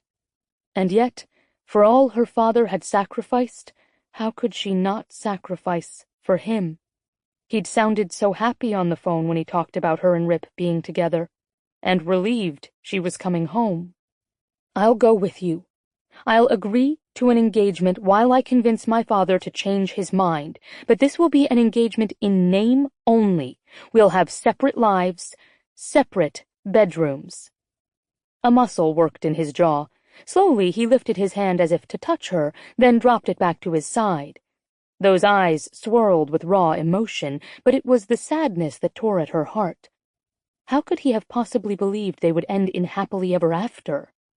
In a split second, his demeanor changed. He straightened to his full impressive height, shoulders back, his focus unwavering. "Then I'll just have to change your mind, won't I?" He swiveled on his heel and walked away. "Pack up. We leave tomorrow." "I need more time." "We've run out of time. And don't think of running away. If you do, I'll never stop looking for you, and that will only put more strain on your father. He needs me back at the winery, Katerina. He needs us both." The quiet click of the door echoed in her ears. Mashing her fingers to her lips, she sank back down on the bed and did the only thing left to do. She cried. Chapter 9. The car crept up the winding hill, past the wooden sign welcoming them to Windsor Winery. The silence between them grew so loud Kat's ears began to throb. But she didn't care. She kept her gaze stubbornly trained out the window and refused to acknowledge his presence. Yesterday had been full of chaos and tears. She'd visited La Dolce Familia to say goodbye to Mama Conti, with promises to visit Michael once he settled in New York. Her beloved apartment was left bare, her belongings packed up in boxes and shipped off. She told no one about her impending marriage, still in a daze at the chain of events that had upended her safe little world. The worst part? Finding the carefully folded paper under her mattress from the spell she had cast. Her soulmate couldn't be a liar and a deceiver, but unbelievably, she realized her list hadn't included honesty. How could she have forgotten to specify honesty? Holding back a sigh, she watched as the endless trees dropped away to reveal the magnificence of the mountains in the distance. A mass of carved rock dominated the skyline, shimmering in the light with an arrogance and power that reminded Kat of a queen on her throne. She caught her breath as Rip stopped at the top of the road and cut the engine. Her gaze swept the familiar surroundings, and a shiver raced down her spine. Home. Endless acres of rolling land lay before her, spreading as far as her gaze could reach. Vines now dotted the landscape, which looked like an attempt to try growing some of their own grapes. They'd purchased extra land years ago, but every time she suggested harvesting their own grapes, she'd been voted down by her ex. Instead, Devon had been obsessed with having extra seating, and set up a large eating area with picnic benches and a small garden. Personally, Kat thought it was a waste of important space. But she'd been outvoted. Seemed like Rip had finally convinced her father to try. The graveled pathway led up to the stone mansion, and she blinked away the memory of her father standing on the porch, overlooking his land with prideful eyes. As a child, she would sit atop his shoulders as he toured his kingdom, instructing her on the proper way to blend the grapes. Her education had been strict and relentless, but her father had taught her the secret to success, which demanded more than a first-class education and textbook knowledge. It required love for the land, respect for the grapes. It demanded soul, passion, patience, heart. Her father had trusted Rip with his cherished business. Did he believe Rip possessed such qualities? He must, or why would her father insist she marry him? The confusing questions swirled in her mind, but she caught sight of her father, his tall frame and thinning white hair a familiar beacon. Dressed in his black business suit, spectacles perched on the end of his nose, he exhibited his usual polished demeanor, yet seemed much thinner. Her heart stopped, and she was dragged back in time, staring at the man who had raised her, taught her, protected her, and loved her with his every breath. She threw open the door, hurrying up the path until she stood in front of him. Mixed emotions raced through her, but his joyous smile and open arms broke through her resentment, pushing her forward. The security of his embrace, along with the scent of Old Spice, washed over her with a wave of comfort. Tears burned her eyes as she clung tight. She spoke against his chest. "I missed you, Papa." "I missed you more," he said gruffly. "I'm so glad you're home." Footsteps over gravel rose to her ears. She sensed a presence behind her, along with a brooding type of energy, but she didn't turn around. The trip here had been positively painful, with strained silence neither of them seemed able to break. "Rip, thank you for bringing her home." Kat raised her head and snorted. "Really, Papa? Are you seriously thanking Rip right now?" Her father shot her an apologetic glance and patted her shoulder. "I know I have much to explain, my sweet girl, but I'm happy to see the two people I love together." Rip cleared his throat. "I'm going to walk the grounds and get caught up." Edward nodded. "That deal you worked out with Silver Vineyards paid off. Our orders of Chardonnay are up by 81 cases from last year. Sal is in the tasting barn with the new event schedule, and the deliveries are confirmed for this Friday. My daughter and I will be inside for a while, having an overdue heart-to-heart." She refused to glance at Rip, but felt his gaze boring into her back. "Very good." More gravel crunched, and she relaxed as Rip walked off alone. Her father patted her shoulder. "Come in, love. I have some coffee on." They walked through the bright blue door, and she took in the surroundings with a smile. Beautiful plank wood floors were covered with colorful braided rugs, and a huge brick fireplace was the centerpiece of the main room. Beamed ceilings, antique built-ins, and leather furniture completed the homey yet rich look, softened by various knickknacks and childhood pictures from her school days. Cedar barrels held various wine bottles along the walls, and the scent of wood smoke hung in the air. A staircase led to an upper floor with an open balcony. She glanced up, wondering what Rip's room looked like, then followed her father into the kitchen. She slid onto the stool, leaning her elbows on the Tuscan-swirled granite, and stared at him. "I'm angry, Papa." "I can only imagine." He filled 2 mugs with coffee, added a splash of milk, and brought them to the counter. "I'd like you to hear me out." "Why didn't you tell me you were sick?" "I'm not sick." His pale blue eyes filled with apology. "I'm just tired. The doctor recommended a warmer climate and easier lifestyle. It's time I retire." "Fine, then retire. I'll run the winery." His sigh was filled with regret. "You're the rightful heir, but you've been away almost 2 years. Rip has been able to expand our client base, arrange new contracts with vineyards, and build back our profit margin. His relationships are key, and if he walks away, we risk losing all those new contacts. Rip saved the winery. He's become more than a partner to me. He's like family. He deserves to own a piece of this winery just as much as you do." She shifted in her seat. Frustration rushed through her. Coming home and seeing the land she loved had reminded her how much the family winery truly meant to her. She would not walk away again. And yet, staying meant she'd have to marry Rip, unless she could come up with another option. If only her thoughts weren't complicated by the strong, conflicting emotions Rip had brought to the surface during their sensual, loving night together. She'd actually started to consider a future with him. But the ache of betrayal still burned inside of her chest. How could she marry a man who lied so easily, one she could never trust? Then sign over a share to Rip and leave me with the controlling majority. There's no need for marriage." Edward tapped his finger against the rim of the mug. Her heart tugged. He did look tired. His elegant face was more deeply lined, and those bright eyes had dulled. He'd definitely lost too much weight. His body seemed frailer. He'd always been a robust, dynamic man who claimed a room once he walked in. He must be extremely weary to finally agree to leave the business he loved.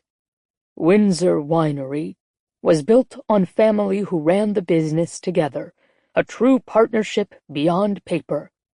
As much as I love Rip, I've been entrusted by the generations before me to keep the Windsor control to 100%.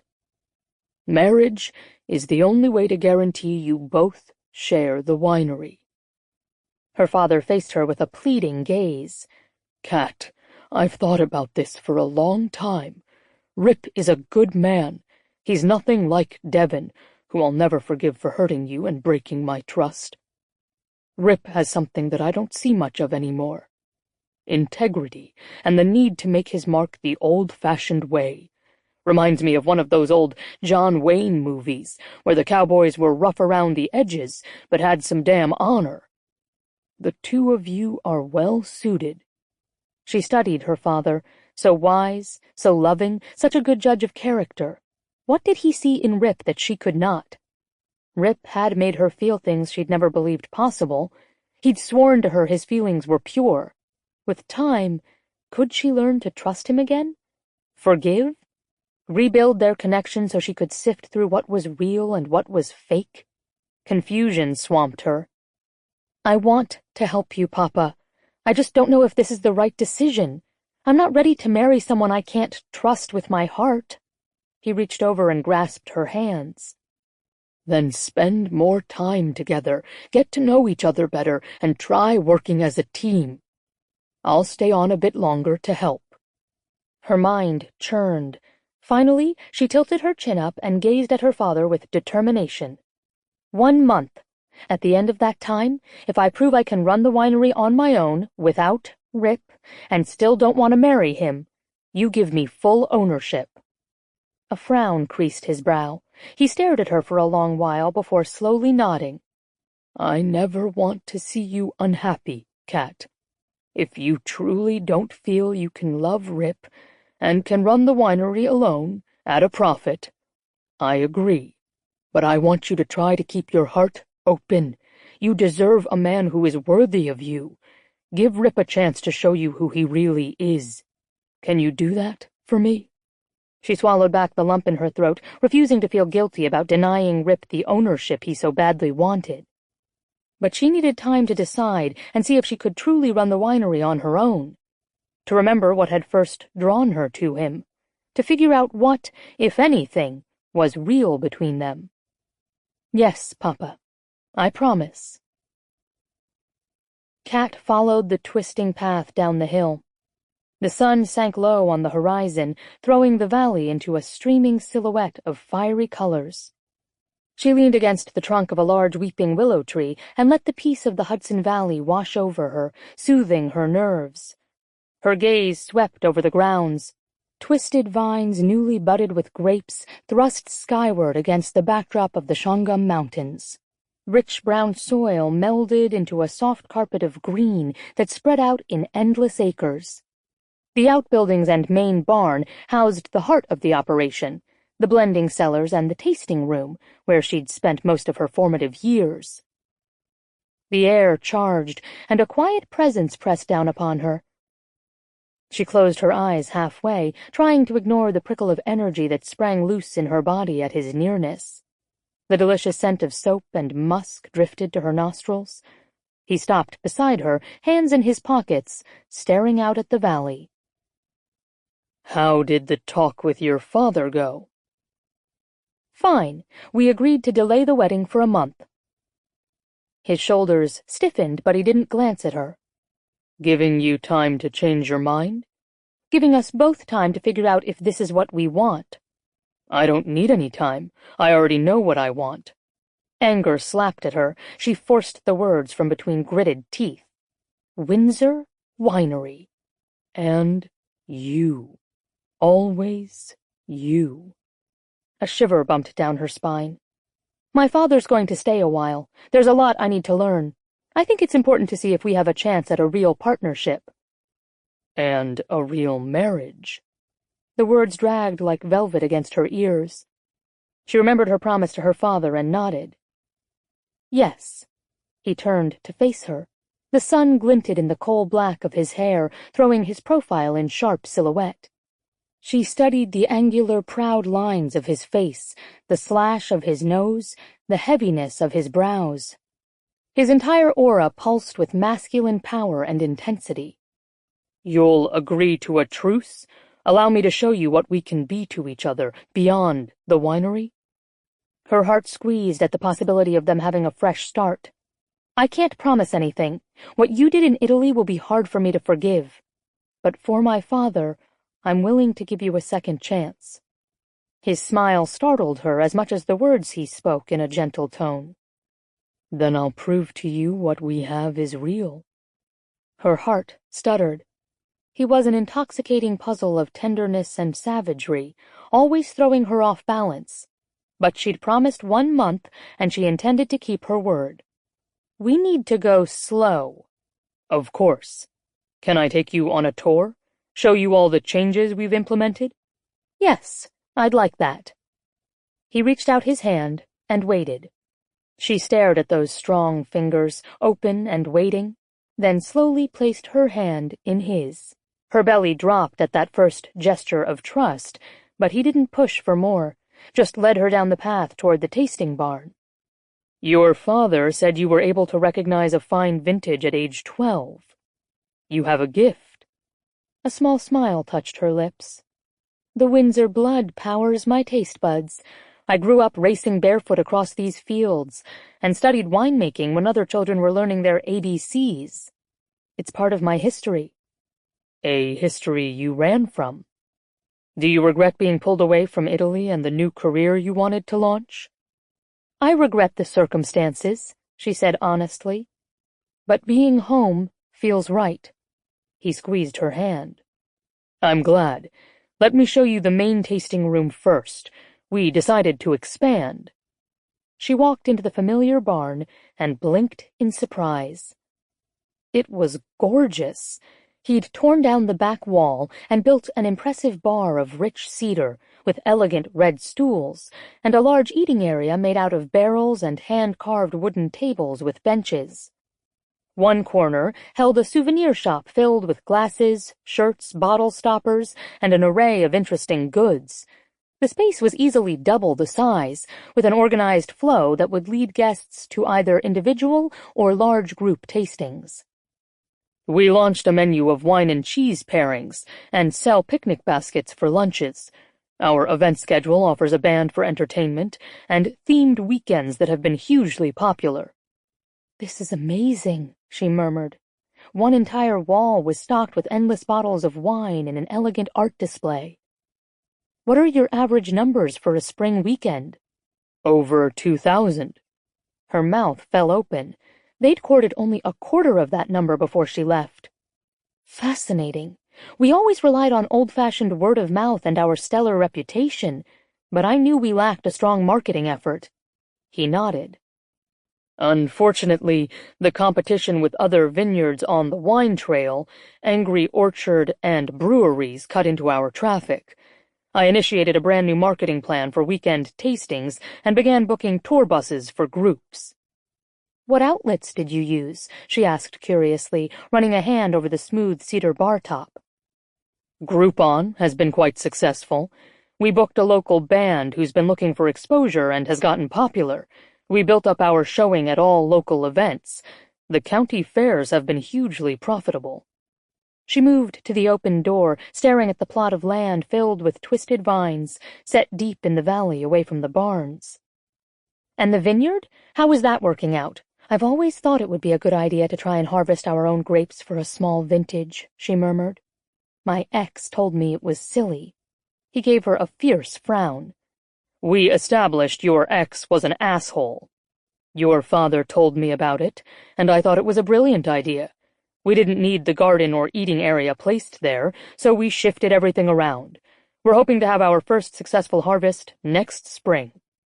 We also introduced a brand new Riesling that I think will give Brotherhood Winery some competition." His voice lifted with an enthusiasm that intrigued her. She cocked her head. "They've served their Riesling at the White House. It's one of the best." "Ours is better." The pride etched in his voice hit her full force. She stared at him, taking in the glow in his obsidian eyes and the satisfaction in the set of his face. The evident passion he held for Windsor Winery touched her deep inside, uncurling a slow flood of heat through her bloodstream. He seemed to love the land as much as she and her father did, as if there was a connection that burned bright, a respect for the grapes and the process her father had consistently repeated as the foundation of true success. It went deeper than the simple call for profit. Wine demanded dedication, precision, fervor, emotion. The realization slammed through her and stole her breath. "Do you want to taste it?" She jerked, her gaze focusing on those carved lips. Her belly did a slow tumble. "Taste it?" A gleam of amusement danced in his dark eyes. "The Riesling." "Oh, yes, I'd love to taste it. Later." She ducked her head to hide her heated cheeks, but caught his low chuckle. Damn, she needed to refocus. "Have you done any other renovations?" "We're in the process of building another structure to host larger gatherings and parties. I think we're missing a lot of income from events, but it's been slow getting that segment of the business started. I've been slammed with work, and the wine always comes first." Energy buzzed through her as she looked at her surroundings. The familiar blended with new and gave her a whole new outlook on Windsor. The possibilities seemed endless, especially when viewed through Rip's gaze. No wonder her father didn't want to lose him. He'd become part of not only the day-to-day workings of the winery, but its vision for the future.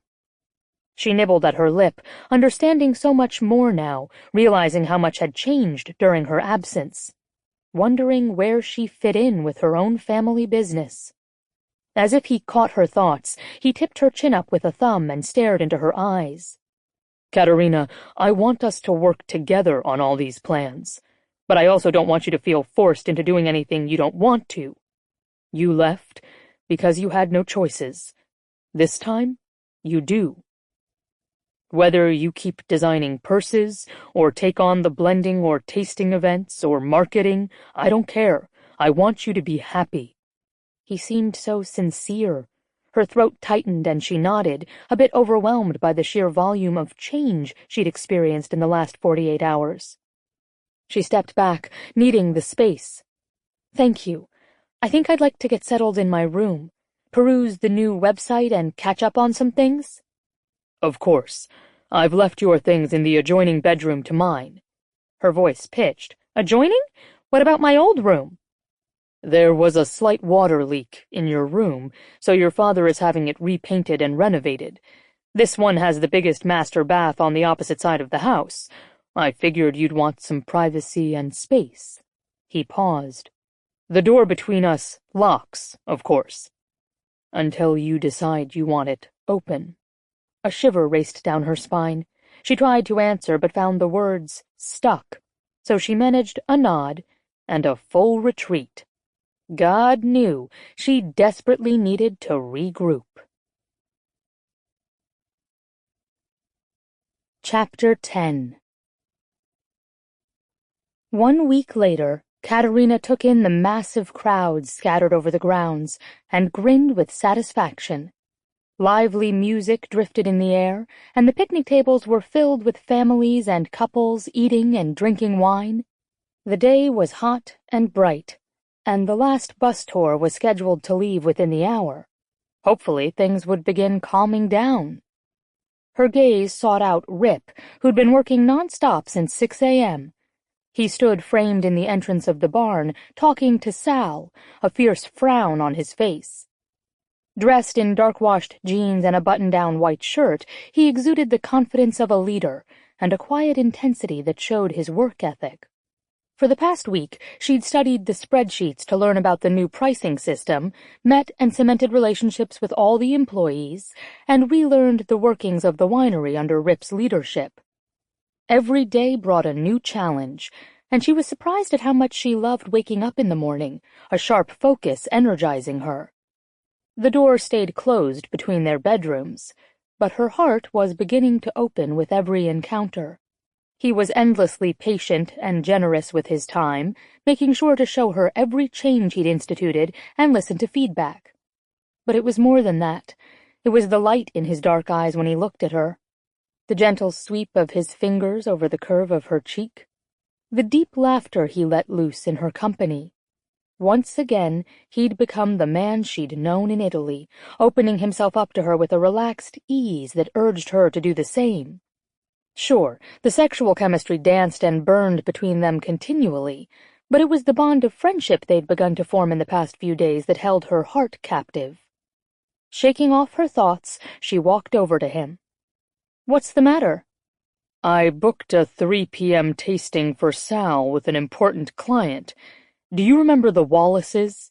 She frowned. "They own Riptide Vineyards in Westchester, right? Do we still bottle their Merlot?" Rip nodded. "Yes, their orders have doubled in the last 6 months. Bob has been wanting to come out for a visit. He decided to bring his family over today, and I have everything set up. We have the pairings ready, extra baskets of cheese and fruit, and a batch of the chocolate truffles. He just neglected to mention one important thing." "What's that?" Rip let out a groan. "That he was bringing a dozen of their nieces and nephews, and none of them are old enough to drink?" Katerina spotted the giant swarm moving toward them and sucked in her breath. Holy crap. The adults looked as if they were going to a high society tea party. The men were dressed in khaki twill shorts and freshly ironed shirts, and many sported fedoras. The women were a vision in white linen shorts, white silk tops, white sandals, and white hats. They approached in a beautiful vision of glamour Kat could only admire. Until the line broke. A bunch of children charged from behind and ran down the hill, shrieking at the top of their lungs. They were all different sizes and shapes, but they all charged with the spirited determination of youth. 2 tumbled to the ground and rolled, regardless of the crowds in front of them or the weak disciplinary cries from the adults. These children would not sit quietly at the table and wait for their parents to drink their wine. These children would need focus and attention. These children would need a serious distraction. Kat shared a glance with Rip. "We have apple cider and soda tastings to offer," she said with a touch of desperation. "That will hold them for 5 minutes. We need a plan." "Okay, you get them set up at the table while I raid the shed. There are some balls, frisbees, and old toys in there." She turned, but his hand shot out and grasped her upper arm. "Please, hurry. I'm not good with kids. At all." Kat nodded. "Be back in 5. She raced away as fast as her Prada sandals could go. Rip stared in horror at the group of children before him. He'd faced down his abusive father, taken a brutal beating by some local bullies who'd jumped him, and pitted his negotiating skills against the best CEOs in the state. None of that had terrified him like 8 children waiting to be entertained. After he'd gotten Bob, his wife Tracy, and their extended family set up with Sal, he'd taken the children to a separate area in the back corner of the tasting room. It had taken them approximately 5 minutes to gobble down the extensive collection of snacks, cider, and soda he'd offered them. Of course, he'd told Bob and Tracy not to worry, that he'd keep an eye on the kids so they could enjoy themselves. Naked joy sprung to all the parents' eyes when they found out they'd scored a babysitter on a Saturday afternoon so they could drink wine.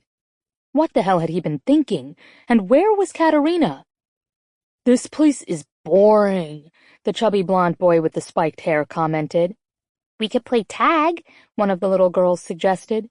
She was dressed in white denim shorts with a floral t-shirt that declared Princess on it. She had blue lips, and her hands were covered with blue marker. Do you have Xbox or Wii U? Asked another dark-haired boy with a Spider-Man t-shirt on. Or a TV so we can watch Sophia the First? A little girl asked softly, her big brown eyes wide and innocent. She was dressed in a yellow Beauty and the Beast gown with a hole in the skirt. Dirt smeared her plump arms. Or Beauty and the Beast? Belle is my favorite. Who's yours? He knew one, thank God. Cinderella.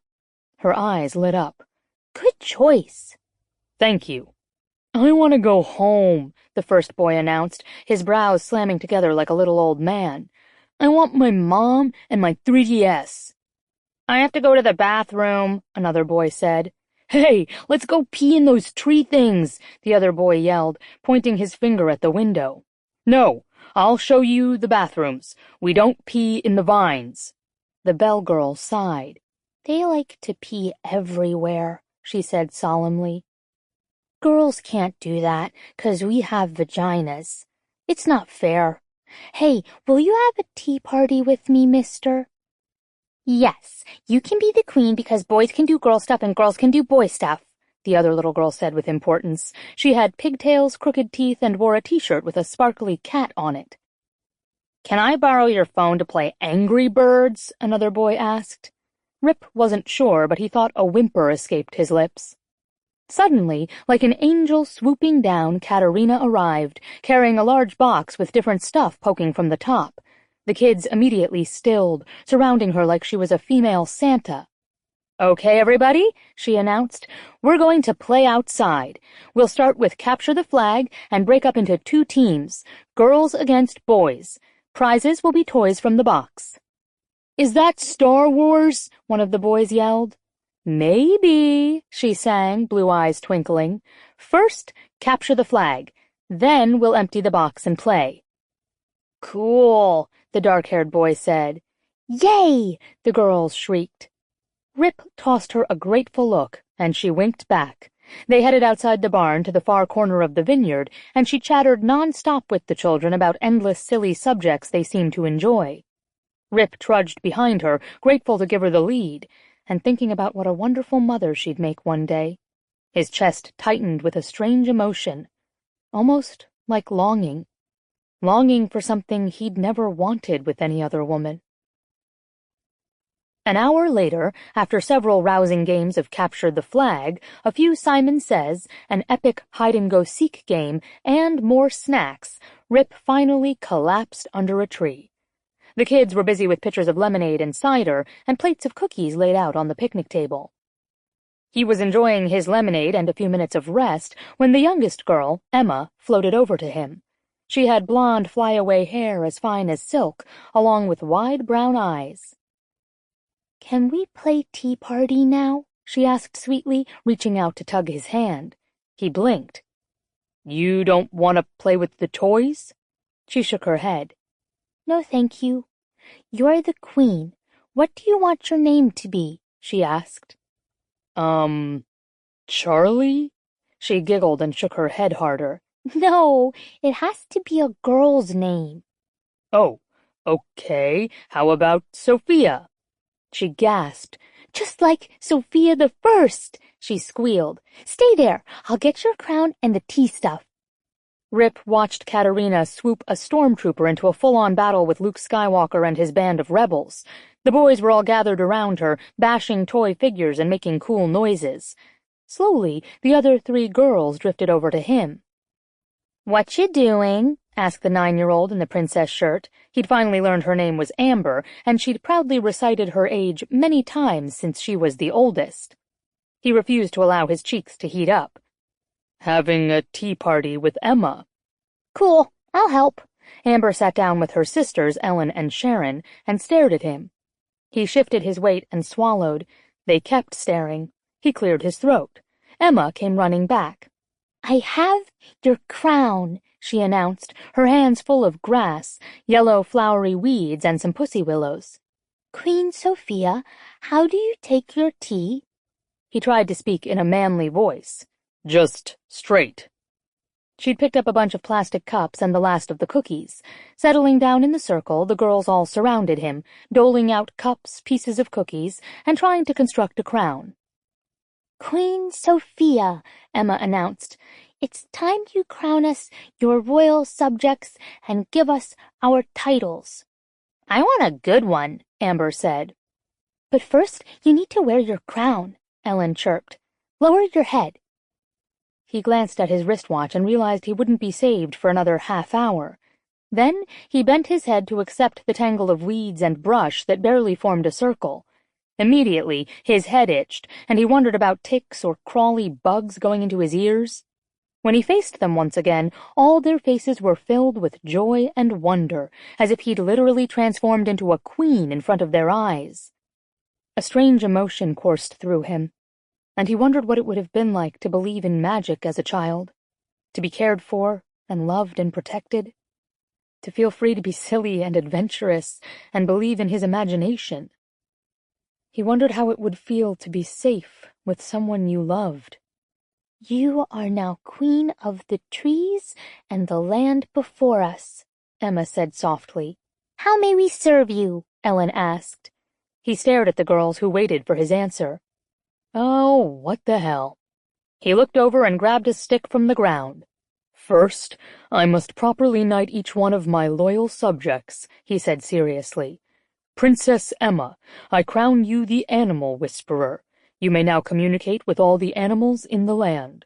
He touched both of her shoulders with the stick, and her gasp made him bite back a smile.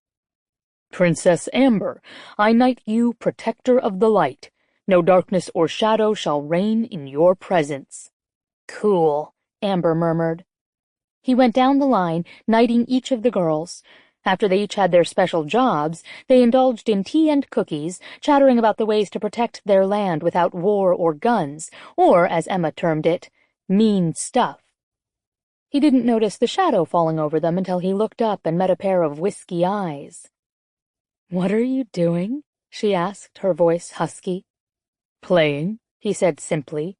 It was then he realized he could lose himself in her gaze, a treasure chest of pure golden light that would fight off all the shadows. He could find himself in her gaze. "It's time to go. I just got a text from Sal. The tasting is over." "Okay." He raised the stick high in the air and faced his subjects. "Queen Sophia officially calls this tea party and strategy planning to an end. Do not forget to be loyal and brave subjects to save our world. We are counting on you." He carefully took off the crown and rose to his feet. Emma grabbed one hand and Amber grabbed the other, and he listened to their easy chatter back to the tasting barn. Chapter 11. Something had changed. Katerina walked toward the blending room, seeking out some silence and solace. Another week had passed. 7 days, where she'd spent most of her waking hours with Rip, learning the day-to-day requirements of the winery. 7 days of feeling torn between running Windsor on her own, something she now felt capable of doing, or running it with Rip. The dynamics between them had started to shift. Her anger had started to fade, and in the short time since she'd returned home, Kat found herself falling for him all over again. Watching him with those little girls, wearing a grass crown with pride, throwing himself into their game with pure intentions, that had touched her heart. Working together had given her a glimpse of what their life could be like, professionally as well as personally. She'd discovered a routine she relished, which worked in perfect complement to what Rip excelled at. For the first time, she felt needed. She felt like she'd found a place she belonged to all over again. On her own terms. Today's delivery had shown the kindness of the man who might one day be her husband. She'd opened up several boxes to find a mass of materials, supple leather, exquisite beading, buckles and clasps, and an amazing array of accessories to design her handbags. The envelope had included only his signature, and one perfect red rose. Katerina sighed and stepped down into the cellar. Breathing in the familiar, cool, dank air, she passed the steel vaults holding valuable grape blends and endless oak barrels, all marked in a strict timeline.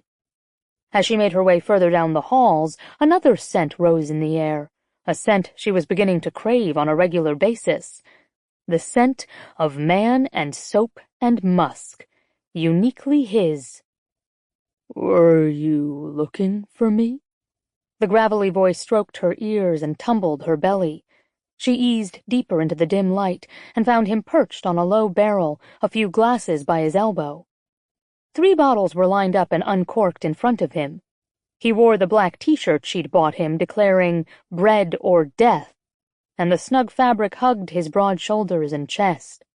His powerful legs were stretched out, and he regarded her with a lazy, predatory ease that made her heart stumble. His fingers clasped the stem of the glass, and Katerina remembered the glide of his hands over her naked body, the sheer strength combined with a shattering tenderness that blasted through her defenses. His dark eyes flared as if he'd caught the same memory. She cleared her throat and took a few steps forward. "Nice shirt."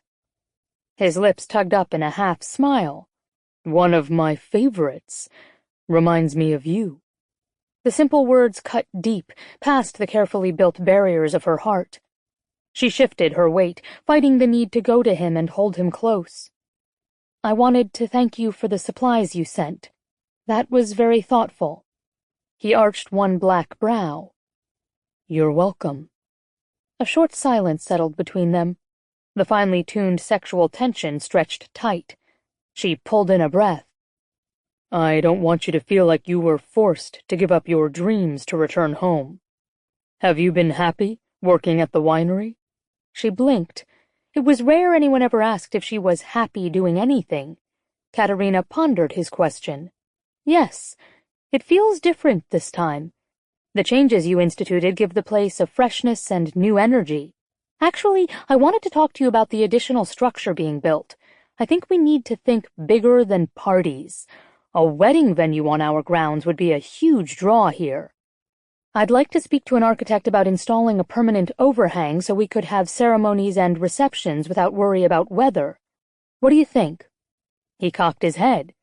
"I think it's a great idea. I've been interested in expanding to weddings, but haven't had the time to take it on." "I could reach out to a few architects and get some plans drawn up with costs. Then reach out to some local caterers to see what types of packages we could offer."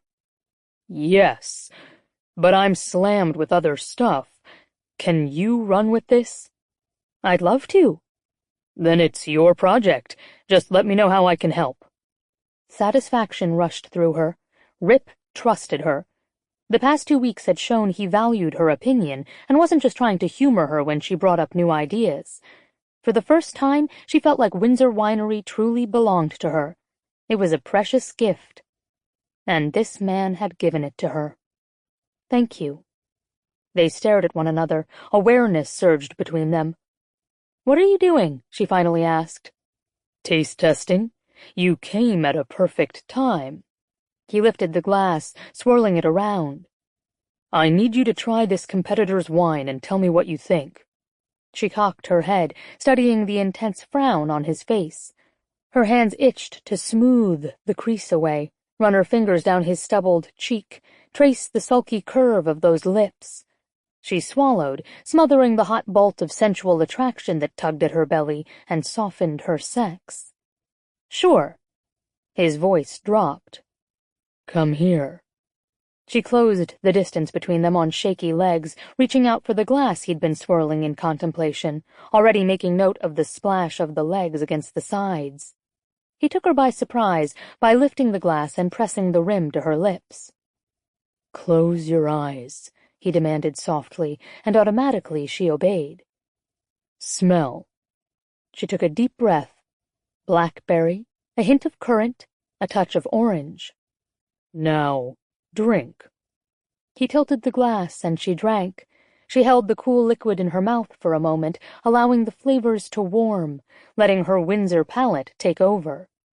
Her blood heated as the florals took hold and tried to take her on that glorious slide of pleasure, but it was suddenly over, and everything went flat.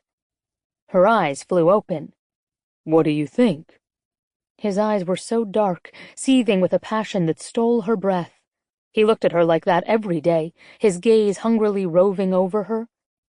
But it was the tenderness that always shook her to the core. The gentle touch of his fingers when he pushed her hair from her cheek, or the intimate smile when he caught her gaze across a room, or even when she'd stumbled in those Gucci heels and he'd carried her back to the house, insisting she change her shoes so she wouldn't get hurt. He was overprotective and domineering, yet kind. "Katerina, what do you think?" She blinked, trying to surface. "It's good." His lips tugged slightly upward. "Anything else?" "The blend is full-bodied and complex, but the flavors are short-lived.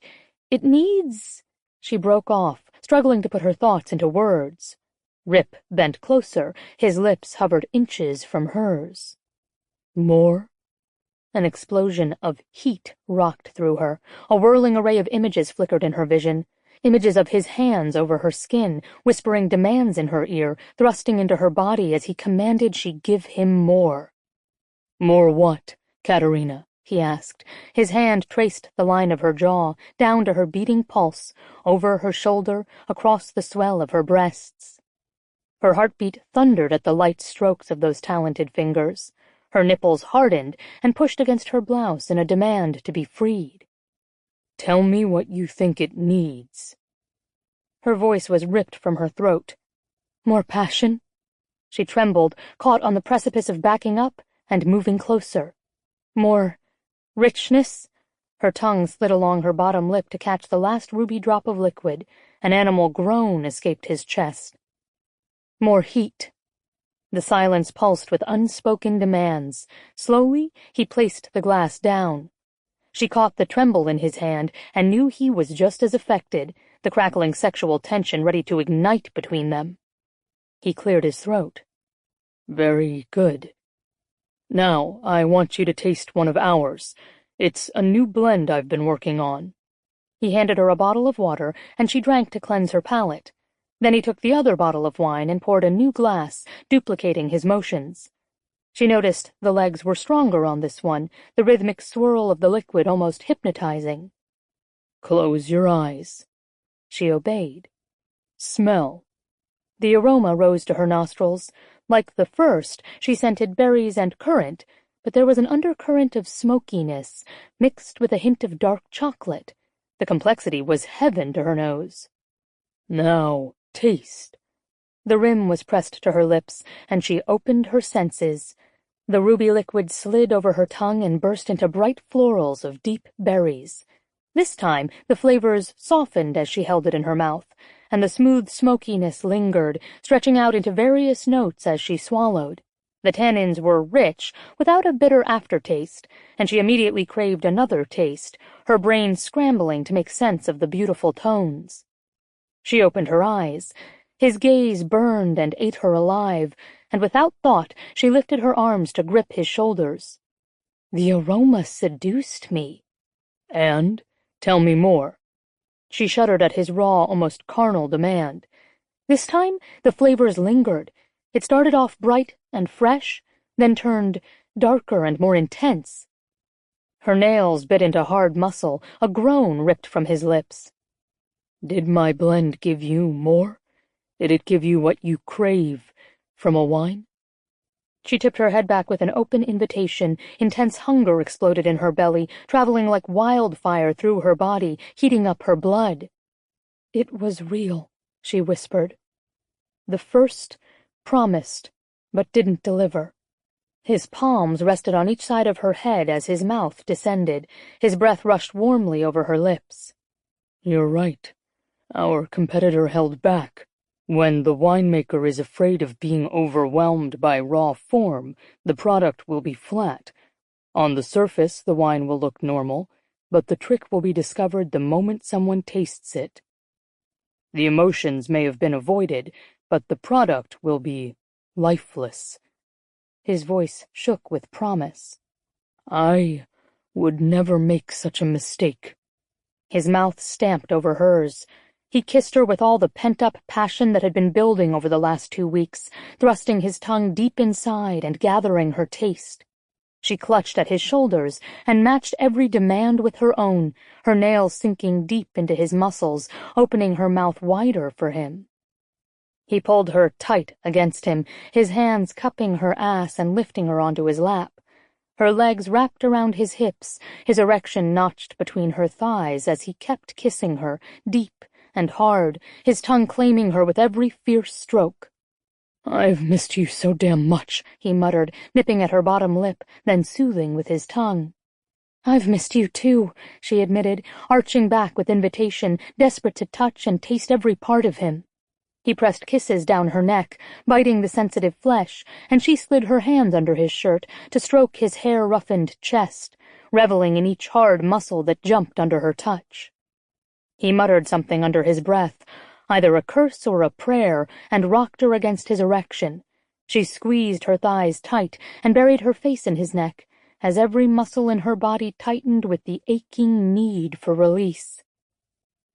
His hands stroked her back, cupped her breast, tweaked the hard nipple, lighting every part of her on fire, until an itchy, empty hunger burned.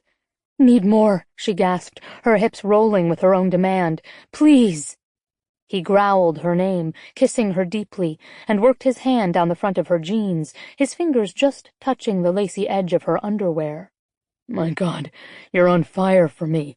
So sweet, so perfect. I have to touch you." "Yes, touch me, Rip." "Katerina? Ripley, are you down here?" She froze at the sound of her father's voice. Rip cursed, his hand shaking as he withdrew and quickly slid her off his lap, righting her. With adept, gentle fingers, he fixed her tousled clothing, then gave her a burning look. "Your father has terrible timing," he said, frustration nipping at his voice. "Stand in front of me." She dragged in a shaky breath and tried not to sway on her feet. "And if I move?" "Your father's going to get a big surprise." A giggle escaped her lips. His face softened, amusement curving his lips, and she raised her voice. "Papa, we're in here." "Oh, sorry to interrupt. Are you tasting the new Merlot you blended, Rip?" "That's right. I was getting Katerina's opinion." Her father glanced at both of them, his blue eyes lighting up with a joyous satisfaction. "Good. Very good. I just wanted to tell you both I'll be gone for the weekend. My friend Daniel invited me to stay with him at his vineyard in Long Island. He knows I'll be leaving for Florida soon, so I wanted to make the trip while I'm still here." "That sounds like fun," she said, smiling. "Tell him I said hello, and hopefully we can have him over for a visit." "Sounds good. Now I'll leave you alone to finish your wine tasting." Kat glanced over.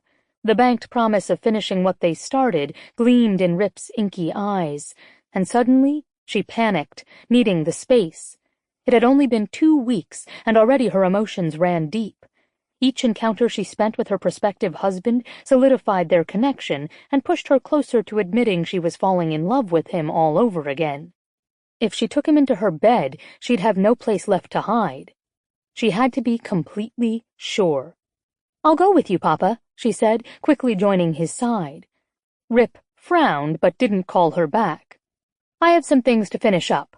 I'll see you later, Rip." She turned, but his gravelly voice rose in the air with an intimate promise. "Presto, Katerina." She shivered, her mind flicking to the image of one perfect red rose, then Rip's determined face. She didn't look back as she raced up the stairs with her father safely beside her. She was still running from him. Rip uttered a curse and paced in the darkness of his bedroom. A few nights ago, he'd sensed her opening up to him in the cellars, and when he'd kissed her, she'd practically burned up in his arms. He knew if he'd pushed, he'd be sinking between her thighs and buried in her sweet hot heat. He dreamed of the tiny cries she made at the back of her throat when he kissed her, and the way her hands trembled when she touched him, almost reverently, making him feel like a god. He craved her like his next breath. She was slowly driving him insane. But he'd sworn to give her time. He never thought he'd want anything as bad as Windsor Winery, the ultimate symbol of achievement and success in a world that had mocked him. Until Katerina Windsor. He realized he wanted her more. Rip glanced at the clock. Almost midnight. She wasn't coming to him tonight. Slowly, he walked over to the adjoining door and pressed his palm against the wood, struggled with the need to push it open and seduce her into admitting she loved him. Each day, he watched her soften and open up more. Each day, he hoped she would look in his eyes and realize the truth of his feelings. But it had to be on her terms. Then, he could finally claim her forever. He dropped his hand from the door and made his way back to his lonely bed. Chapter 12.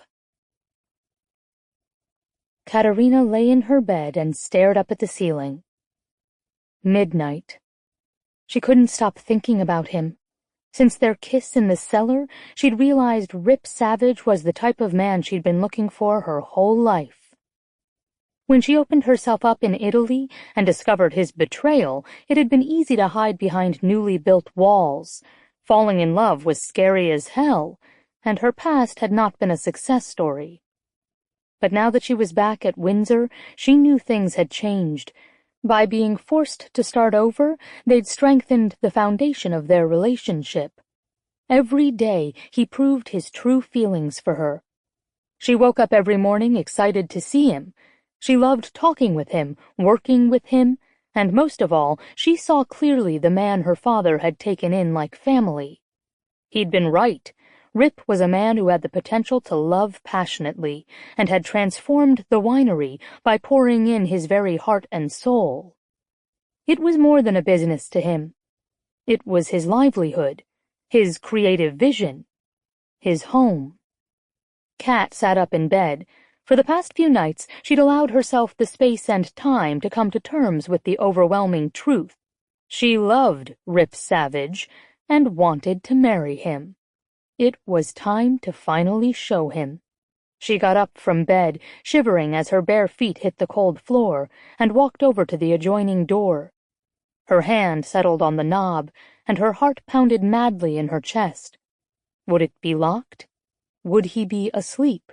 Would she have the courage to give him everything she'd been holding back? Kat dragged in a deep breath and turned the knob. The door swung open. "I've been waiting for you." The gravelly, seductive voice drifted in the air, making her freeze. Her gaze searched the darkness, finally settling on the shadowy figure sitting on the edge of the bed. The hum of sexual energy crackled in the silence. Anticipation flowed through her veins. She moved closer. I needed to be sure. He straightened to his full height. His sweatpants hung low on his hips. His chest and feet were bare.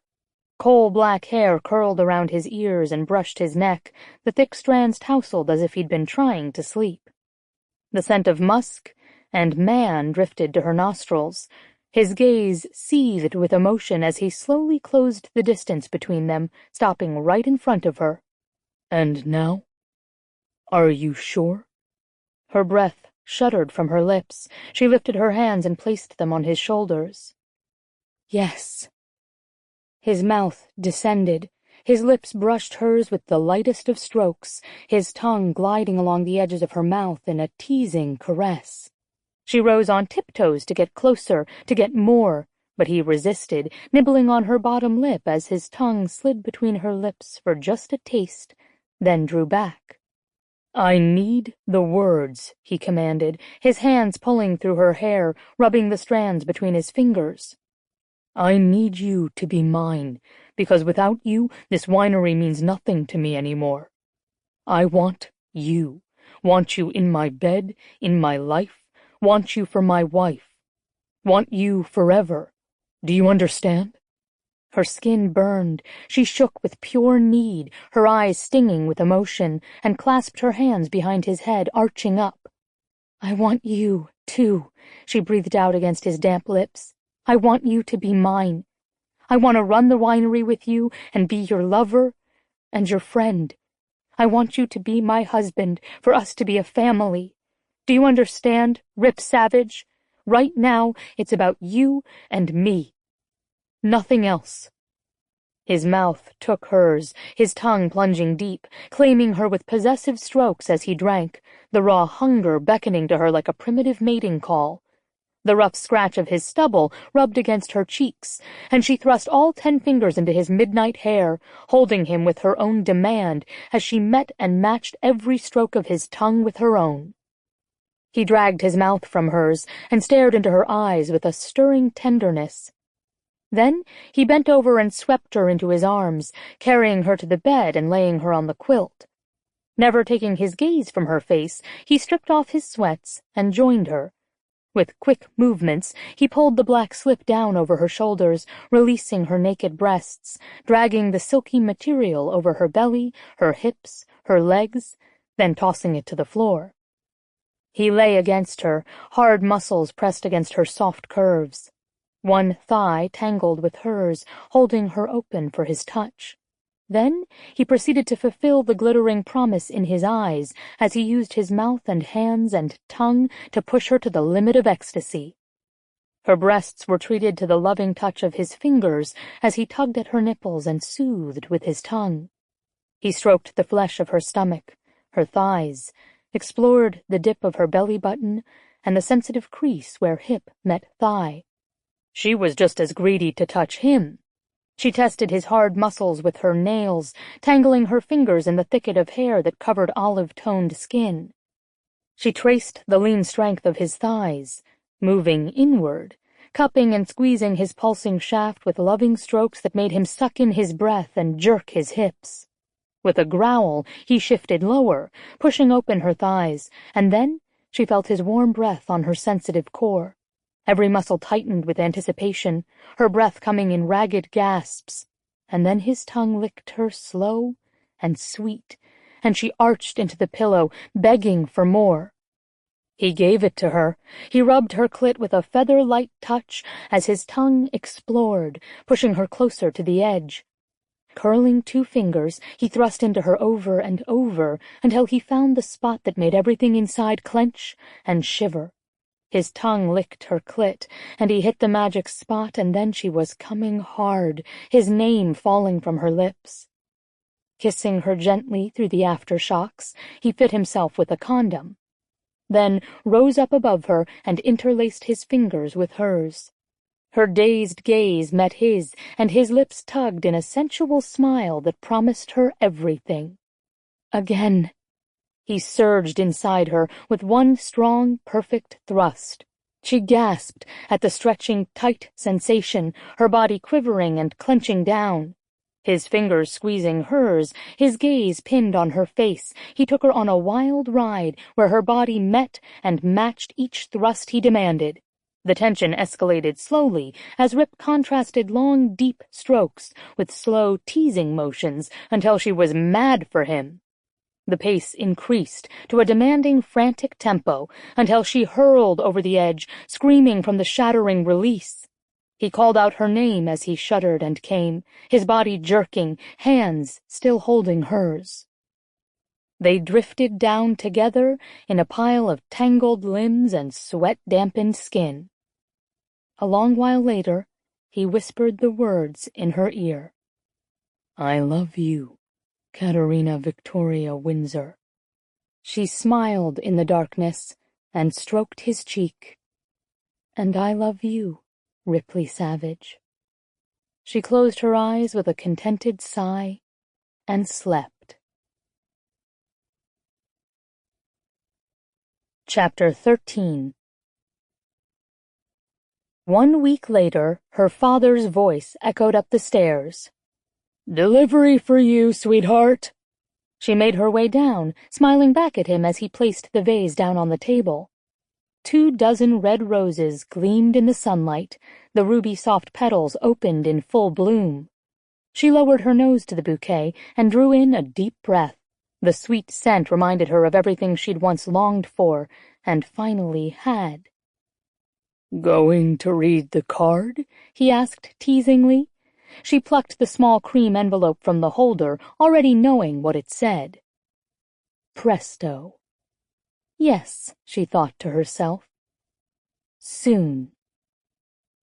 Are you ready? She nodded at her father and followed him outside. The walk down the path was symbolic of the home she'd left and returned to, leading her to the future. The sun shone bright and hot in a cloudless blue sky. The vines and red barns shimmered in the distance against the backdrop of the mountains. A hawk lazily circled above, dipping gracefully, then rising back in flight. Her high-heeled Louboutins tapped over the pavement until she reached the high archway and paused in the doorway. Her gaze lifted and met his. Time slowed, stopped, then pushed forward as it always did, bringing her closer. The music rose in the air, but every step toward him was at her own pace and her own choice. Her father kissed her cheek and stepped away. She tilted her chin up and stared at the man she loved. A beautiful smile curved his lips and gleamed in his eyes. She repeated the words with everything she was. He repeated them back with the ring of truth and reverence in his voice. And then he kissed her like it was the first time. And to Katerina, it was. The first kiss for the beginning of their lives together as man and wife. They danced and ate and spoke with guests until the sun hovered in warning. She looked for Rip, but he was talking to a large group, so she grabbed a glass of champagne and slipped away. She walked toward the highest hill which overlooked the winery. Ignoring the pristine white of her dress, she settled on the grass, kicked off her shoes, and watched the glowing orange disk sink slowly over the horizon. The rosy glow of sherbet pinks blended together in a perfect canvas. She sat in silence, soaking in the beauty around her, until she heard him draw near. She turned to him. He sat beside her on the grass. The elegant cut of his tuxedo emphasized his broad chest and shoulders, moving with each graceful step like a welcoming lover. Jaw cleanly shaven, hair neatly slicked back, he cut an impressive figure. The grin that curved his lips was devastatingly masculine and caused her body to hum. You look beautiful today. His gaze traveled over the body-hugging lace of her dress, sweeping over the skin laid bare by the strapless top, the vulnerable nape of her neck, exposed by her intricate updo. The naked male satisfaction in her appearance was all too obvious. She smiled back at him with pure joy. So do you. Tuxedos should be illegal for you to wear. Way too sexy. You're my wife. Her heart softened. And you're my husband. The gold band around his finger glinted in the dying sun. He stared out at the valley for a while before he spoke.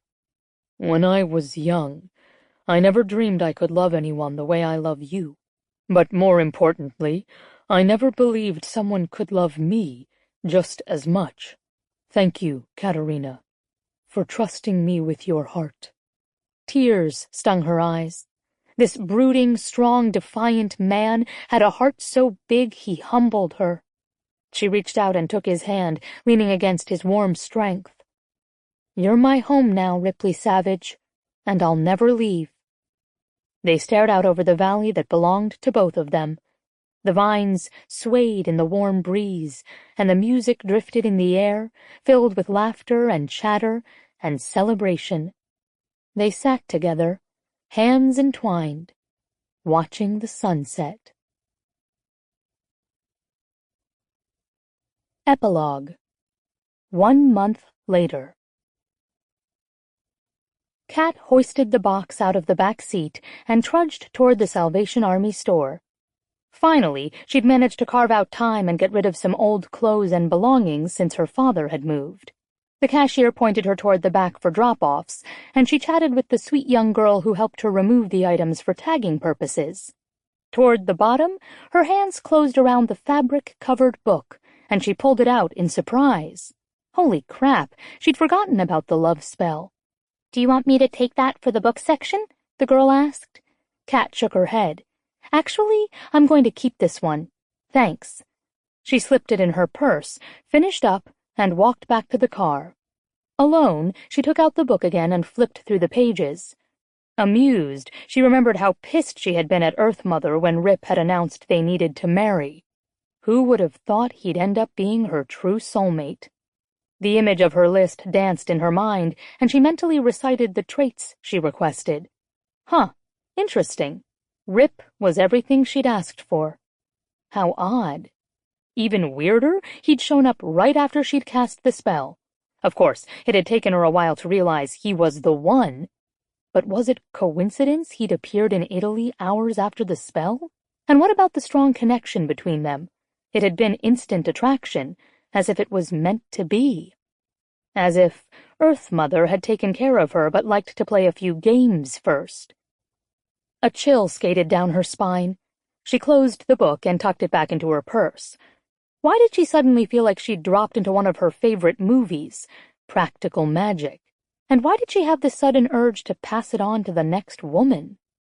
Shaking her head at her silliness, she drove to the grocery store to grab a few things, then decided to stop in town and hit the bookstore. Rip had an eclectic taste for books, and she was dying to pick up the new Emma Chase novel. Chase's portrayal of heroes always made her laugh and swoon at the same time, nailing the male perspective with skill. The bell tinkled merrily as she walked into Book Crazy and lost herself amidst the shelves of books. The store was well thought out, with interesting nooks and crannies offering readers different experiences. Apple green velvet chairs were comfortably set up, along with a small platform where a poetry night was held and catered to local writers. The delicious scent of paper and vanilla drifted in the air. She grabbed the new Ruth Ware thriller, a political memoir, and Emma Chase's Getting Schooled, then headed toward the register. Katerina, I haven't seen you in so long. I also hear congratulations are in order. You got married. The enthusiastic greeting made her smile as she turned to face the owner, Alexa Mackenzie. With her black corkscrew curls and bright blue eyes, she radiated a warmth and energy that made everyone around her happy. Kat hadn't seen her since returning from Italy and missed chatting with her. She reached out and gave the woman a hug. Yes, the wedding was last month. I'm sorry I haven't come in sooner. Things have been crazy. Alexa rolled her eyes. Boy, do I understand that. I'm just glad to see you. How's Windsor Winery? And your new hubby, Ripley, right? Yes, everything is wonderful. We're actually hosting weddings now, so let me know if anyone is in need of a new venue. Alexa squealed with delight. Why don't you get me some brochures? I can leave them here in the bookshop. I'm so happy for you. You're absolutely glowing. Thank you. Sometimes you have to kiss a lot of frogs to get to Mr. Right. Alexa had known about her humiliation and heartbreak with her ex-fiancé and had encouraged her to take some time away. It was amazing how things could change with time, patience, and the guts to take some chances. Alexa gave a sigh. Unless you got the last prince, she said. I swear, I've tried everything, but I can't seem to find any man worth even a second date. I'm losing heart. Her friend's glum expression reminded her of the frustration of a nice single woman trying to find a worthy man. Almost on cue, her fingers tingled, and she acted on instinct. Kat unzipped her purse and removed the book of spells. Are you up for a more creative way to find Mr. Right? Alexa frowned, taking the book. Her fingers drifted over the purple fabric cover. Kat, what the heck is this? Do not tell me you turned away from Catholicism to the occult. She laughed. No, I found this book when I was in Italy and did the love spell. Crazy, right? Anyway, I know it sounds ridiculous, but I met Rip that very night. Alexa flipped through the pages. Oh my God, the fact I'm even considering this shows me I've reached my breaking point.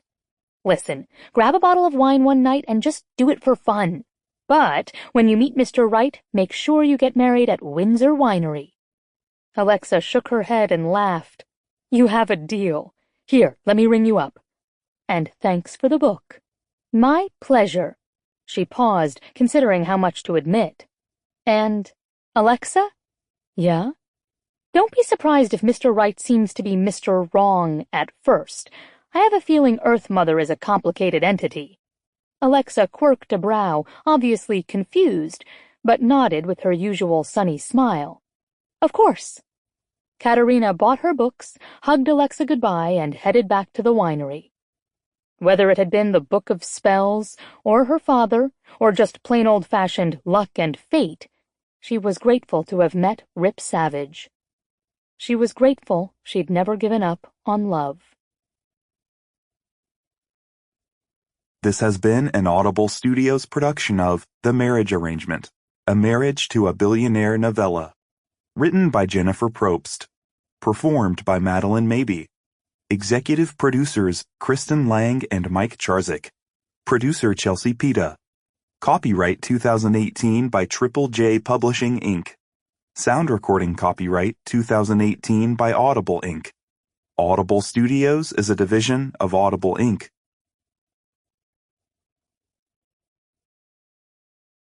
Audible hopes you have enjoyed this program.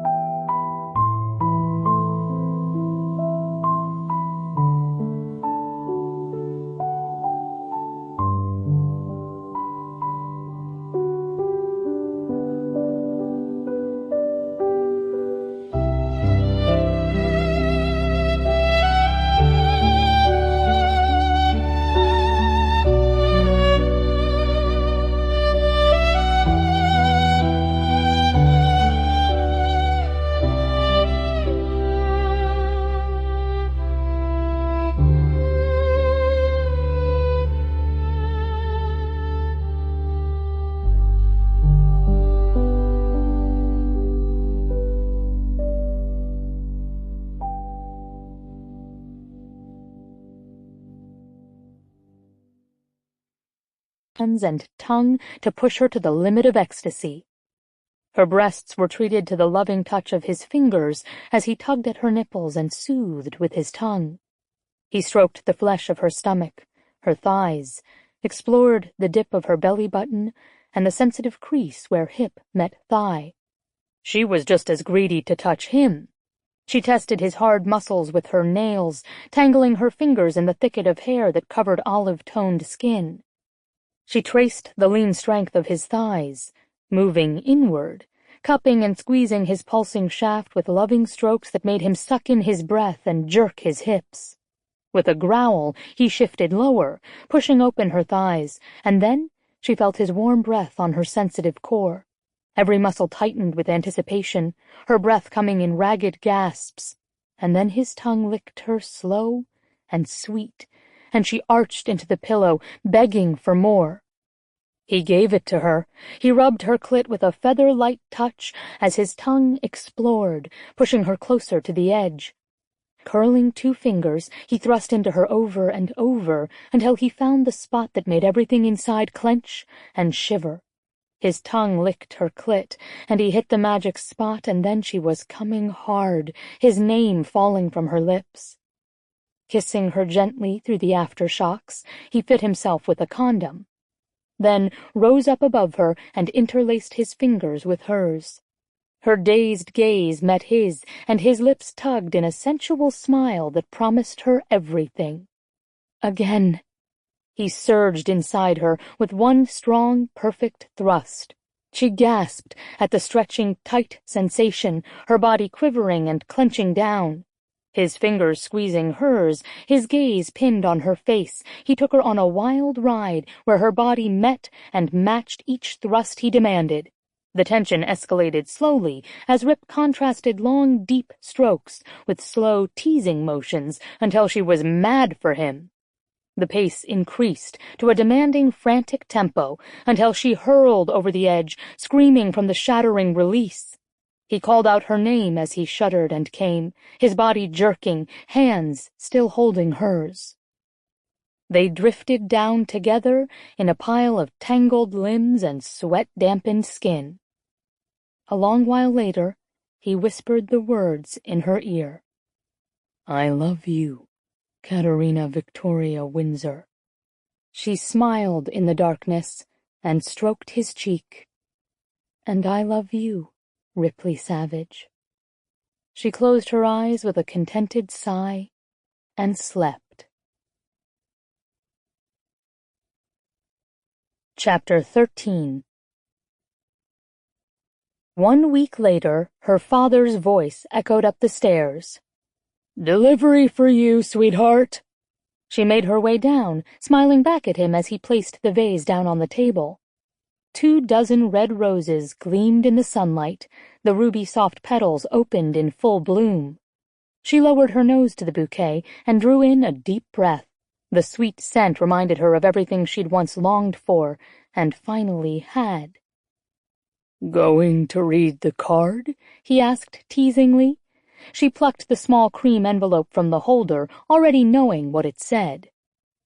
Presto. Yes, she thought to herself. Soon. "Are you ready?" She nodded at her father and followed him outside. The walk down the path was symbolic of the home she'd left and returned to, leading her to the future. The sun shone bright and hot in a cloudless blue sky. The vines and red barns shimmered in the distance against the backdrop of the mountains. A hawk lazily circled above, dipping gracefully, then rising back in flight. Her high-heeled Louboutins tapped over the pavement until she reached the high archway and paused in the doorway.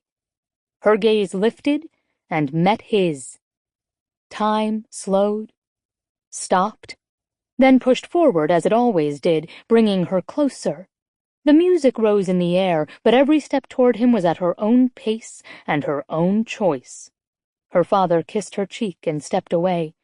She tilted her chin up and stared at the man she loved. A beautiful smile curved his lips and gleamed in his eyes. She repeated the words with everything she was. He repeated them back with the ring of truth and reverence in his voice. And then he kissed her like it was the first time, and to Katerina, it was. The first kiss for the beginning of their lives together as man and wife. They danced and ate and spoke with guests until the sun hovered in warning. She looked for Rip, but he was talking to a large group, so she grabbed a glass of champagne and slipped away. She walked toward the highest hill which overlooked the winery. Ignoring the pristine white of her dress, she settled on the grass, kicked off her shoes, and watched the glowing orange disk sink slowly over the horizon. The rosy glow of sherbet pinks blended together in a perfect canvas. She sat in silence, soaking in the beauty around her, until she heard him draw near. She turned to him. He sat beside her on the grass. The elegant cut of his tuxedo emphasized his broad chest and shoulders, moving with each graceful step like a welcoming lover. Jaw cleanly shaven, hair neatly slicked back, he cut an impressive figure. The grin that curved his lips was devastatingly masculine and caused her body to hum. "You look beautiful today." His gaze traveled over the body-hugging lace of her dress, sweeping over the skin laid bare by the strapless top, the vulnerable nape of her neck, exposed by her intricate updo. The naked male satisfaction in her appearance was all too obvious. She smiled back at him with pure joy. "So do you. Tuxedos should be illegal for you to wear. Way too sexy." "You're my wife." Her heart softened. "And you're my husband." The gold band around his finger glinted in the dying sun. He stared out at the valley for a while before he spoke. "When I was young, I never dreamed I could love anyone the way I love you. But more importantly, I never believed someone could love me just as much. Thank you, Katerina, for trusting me with your heart." Tears stung her eyes. This brooding, strong, defiant man had a heart so big he humbled her. She reached out and took his hand, leaning against his warm strength. "You're my home now, Ripley Savage, and I'll never leave." They stared out over the valley that belonged to both of them. The vines swayed in the warm breeze, and the music drifted in the air, filled with laughter and chatter and celebration. They sat together, hands entwined, watching the sunset. Epilogue. 1 month later. Kat hoisted the box out of the back seat and trudged toward the Salvation Army store. Finally, she'd managed to carve out time and get rid of some old clothes and belongings since her father had moved. The cashier pointed her toward the back for drop-offs, and she chatted with the sweet young girl who helped her remove the items for tagging purposes. Toward the bottom, her hands closed around the fabric-covered book, and she pulled it out in surprise. Holy crap, she'd forgotten about the love spell. "Do you want me to take that for the book section?" the girl asked. Kat shook her head. "Actually, I'm going to keep this one. Thanks." She slipped it in her purse, finished up, and walked back to the car. Alone, she took out the book again and flipped through the pages. Amused, she remembered how pissed she had been at Earth Mother when Rip had announced they needed to marry. Who would have thought he'd end up being her true soulmate? The image of her list danced in her mind, and she mentally recited the traits she requested. Interesting. Rip was everything she'd asked for. How odd. Even weirder, he'd shown up right after she'd cast the spell. Of course, it had taken her a while to realize he was the one. But was it coincidence he'd appeared in Italy hours after the spell? And what about the strong connection between them? It had been instant attraction, as if it was meant to be. As if Earth Mother had taken care of her but liked to play a few games first. A chill skated down her spine. She closed the book and tucked it back into her purse. Why did she suddenly feel like she'd dropped into one of her favorite movies, Practical Magic? And why did she have this sudden urge to pass it on to the next woman? Shaking her head at her silliness, she drove to the grocery store to grab a few things, then decided to stop in town and hit the bookstore. Rip had an eclectic taste for books, and she was dying to pick up the new Emma Chase novel. Chase's portrayal of heroes always made her laugh and swoon at the same time, nailing the male perspective with skill. The bell tinkled merrily as she walked into Book Crazy and lost herself amidst the shelves of books. The store was well thought out, with interesting nooks and crannies offering readers different experiences. Apple green velvet chairs were comfortably set up, along with a small platform where a poetry night was held and catered to local writers. The delicious scent of paper and vanilla drifted in the air. She grabbed the new Ruth Ware thriller, a political memoir, and Emma Chase's Getting Schooled, then headed toward the register. Katerina, I haven't seen you in so long. I also hear congratulations are in order. You got married. The enthusiastic greeting made her smile as she turned to face the owner, Alexa Mackenzie. With her black corkscrew curls and bright blue eyes, she radiated a warmth and energy that made everyone around her happy. Kat hadn't seen her since returning from Italy and missed chatting with her. She reached out and gave the woman a hug. Yes, the wedding was last month. I'm sorry I haven't come in sooner. Things have been crazy. Alexa rolled her eyes. Boy, do I understand that. I'm just glad to see you. How's Windsor Winery? And your new hubby? Ripley, right? Yes, everything is wonderful. We're actually hosting weddings now, so let me know if anyone is in need of a new venue. Alexa squealed with delight. Why don't you get me some brochures? I can leave them here in the bookshop. I'm so happy for you. You're absolutely glowing. Thank you. Sometimes you have to kiss a lot of frogs to get to Mr. Right. Alexa had known about her humiliation and heartbreak with her ex-fiancé and had encouraged her to take some time away. It was amazing how things could change with time, patience, and the guts to take some chances. Alexa gave a sigh. Unless you got the last prince, she said. I swear, I've tried everything, but I can't seem to find any man worth even a second date. I'm losing heart. Her friend's glum expression reminded her of the frustration of a nice single woman trying to find a worthy man. Almost on cue, her fingers tingled, and she acted on instinct. Kat unzipped her purse and removed the book of spells. Are you up for a more creative way to find Mr. Right?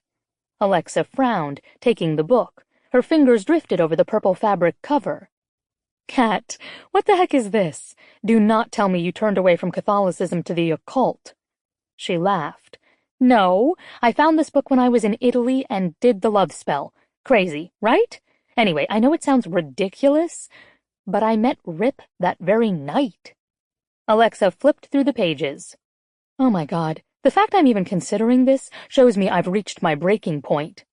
Listen, grab a bottle of wine one night and just do it for fun. But when you meet Mr. Right, make sure you get married at Windsor Winery. Alexa shook her head and laughed. You have a deal. Here, let me ring you up. And thanks for the book. My pleasure. She paused, considering how much to admit. And, Alexa? Yeah? Don't be surprised if Mr. Right seems to be Mr. Wrong at first. I have a feeling Earth Mother is a complicated entity. Alexa quirked a brow, obviously confused, but nodded with her usual sunny smile. Of course. Katerina bought her books, hugged Alexa goodbye, and headed back to the winery. Whether it had been the Book of Spells, or her father, or just plain old-fashioned luck and fate, she was grateful to have met Rip Savage. She was grateful she'd never given up on love. This has been an Audible Studios production of The Marriage Arrangement, a marriage to a billionaire novella. Written by Jennifer Probst. Performed by Madeline Mabey. Executive producers Kristen Lang and Mike Charzik. Producer Chelsea Pita. Copyright 2018 by Triple J Publishing, Inc. Sound recording copyright 2018 by Audible, Inc. Audible Studios is a division of Audible, Inc.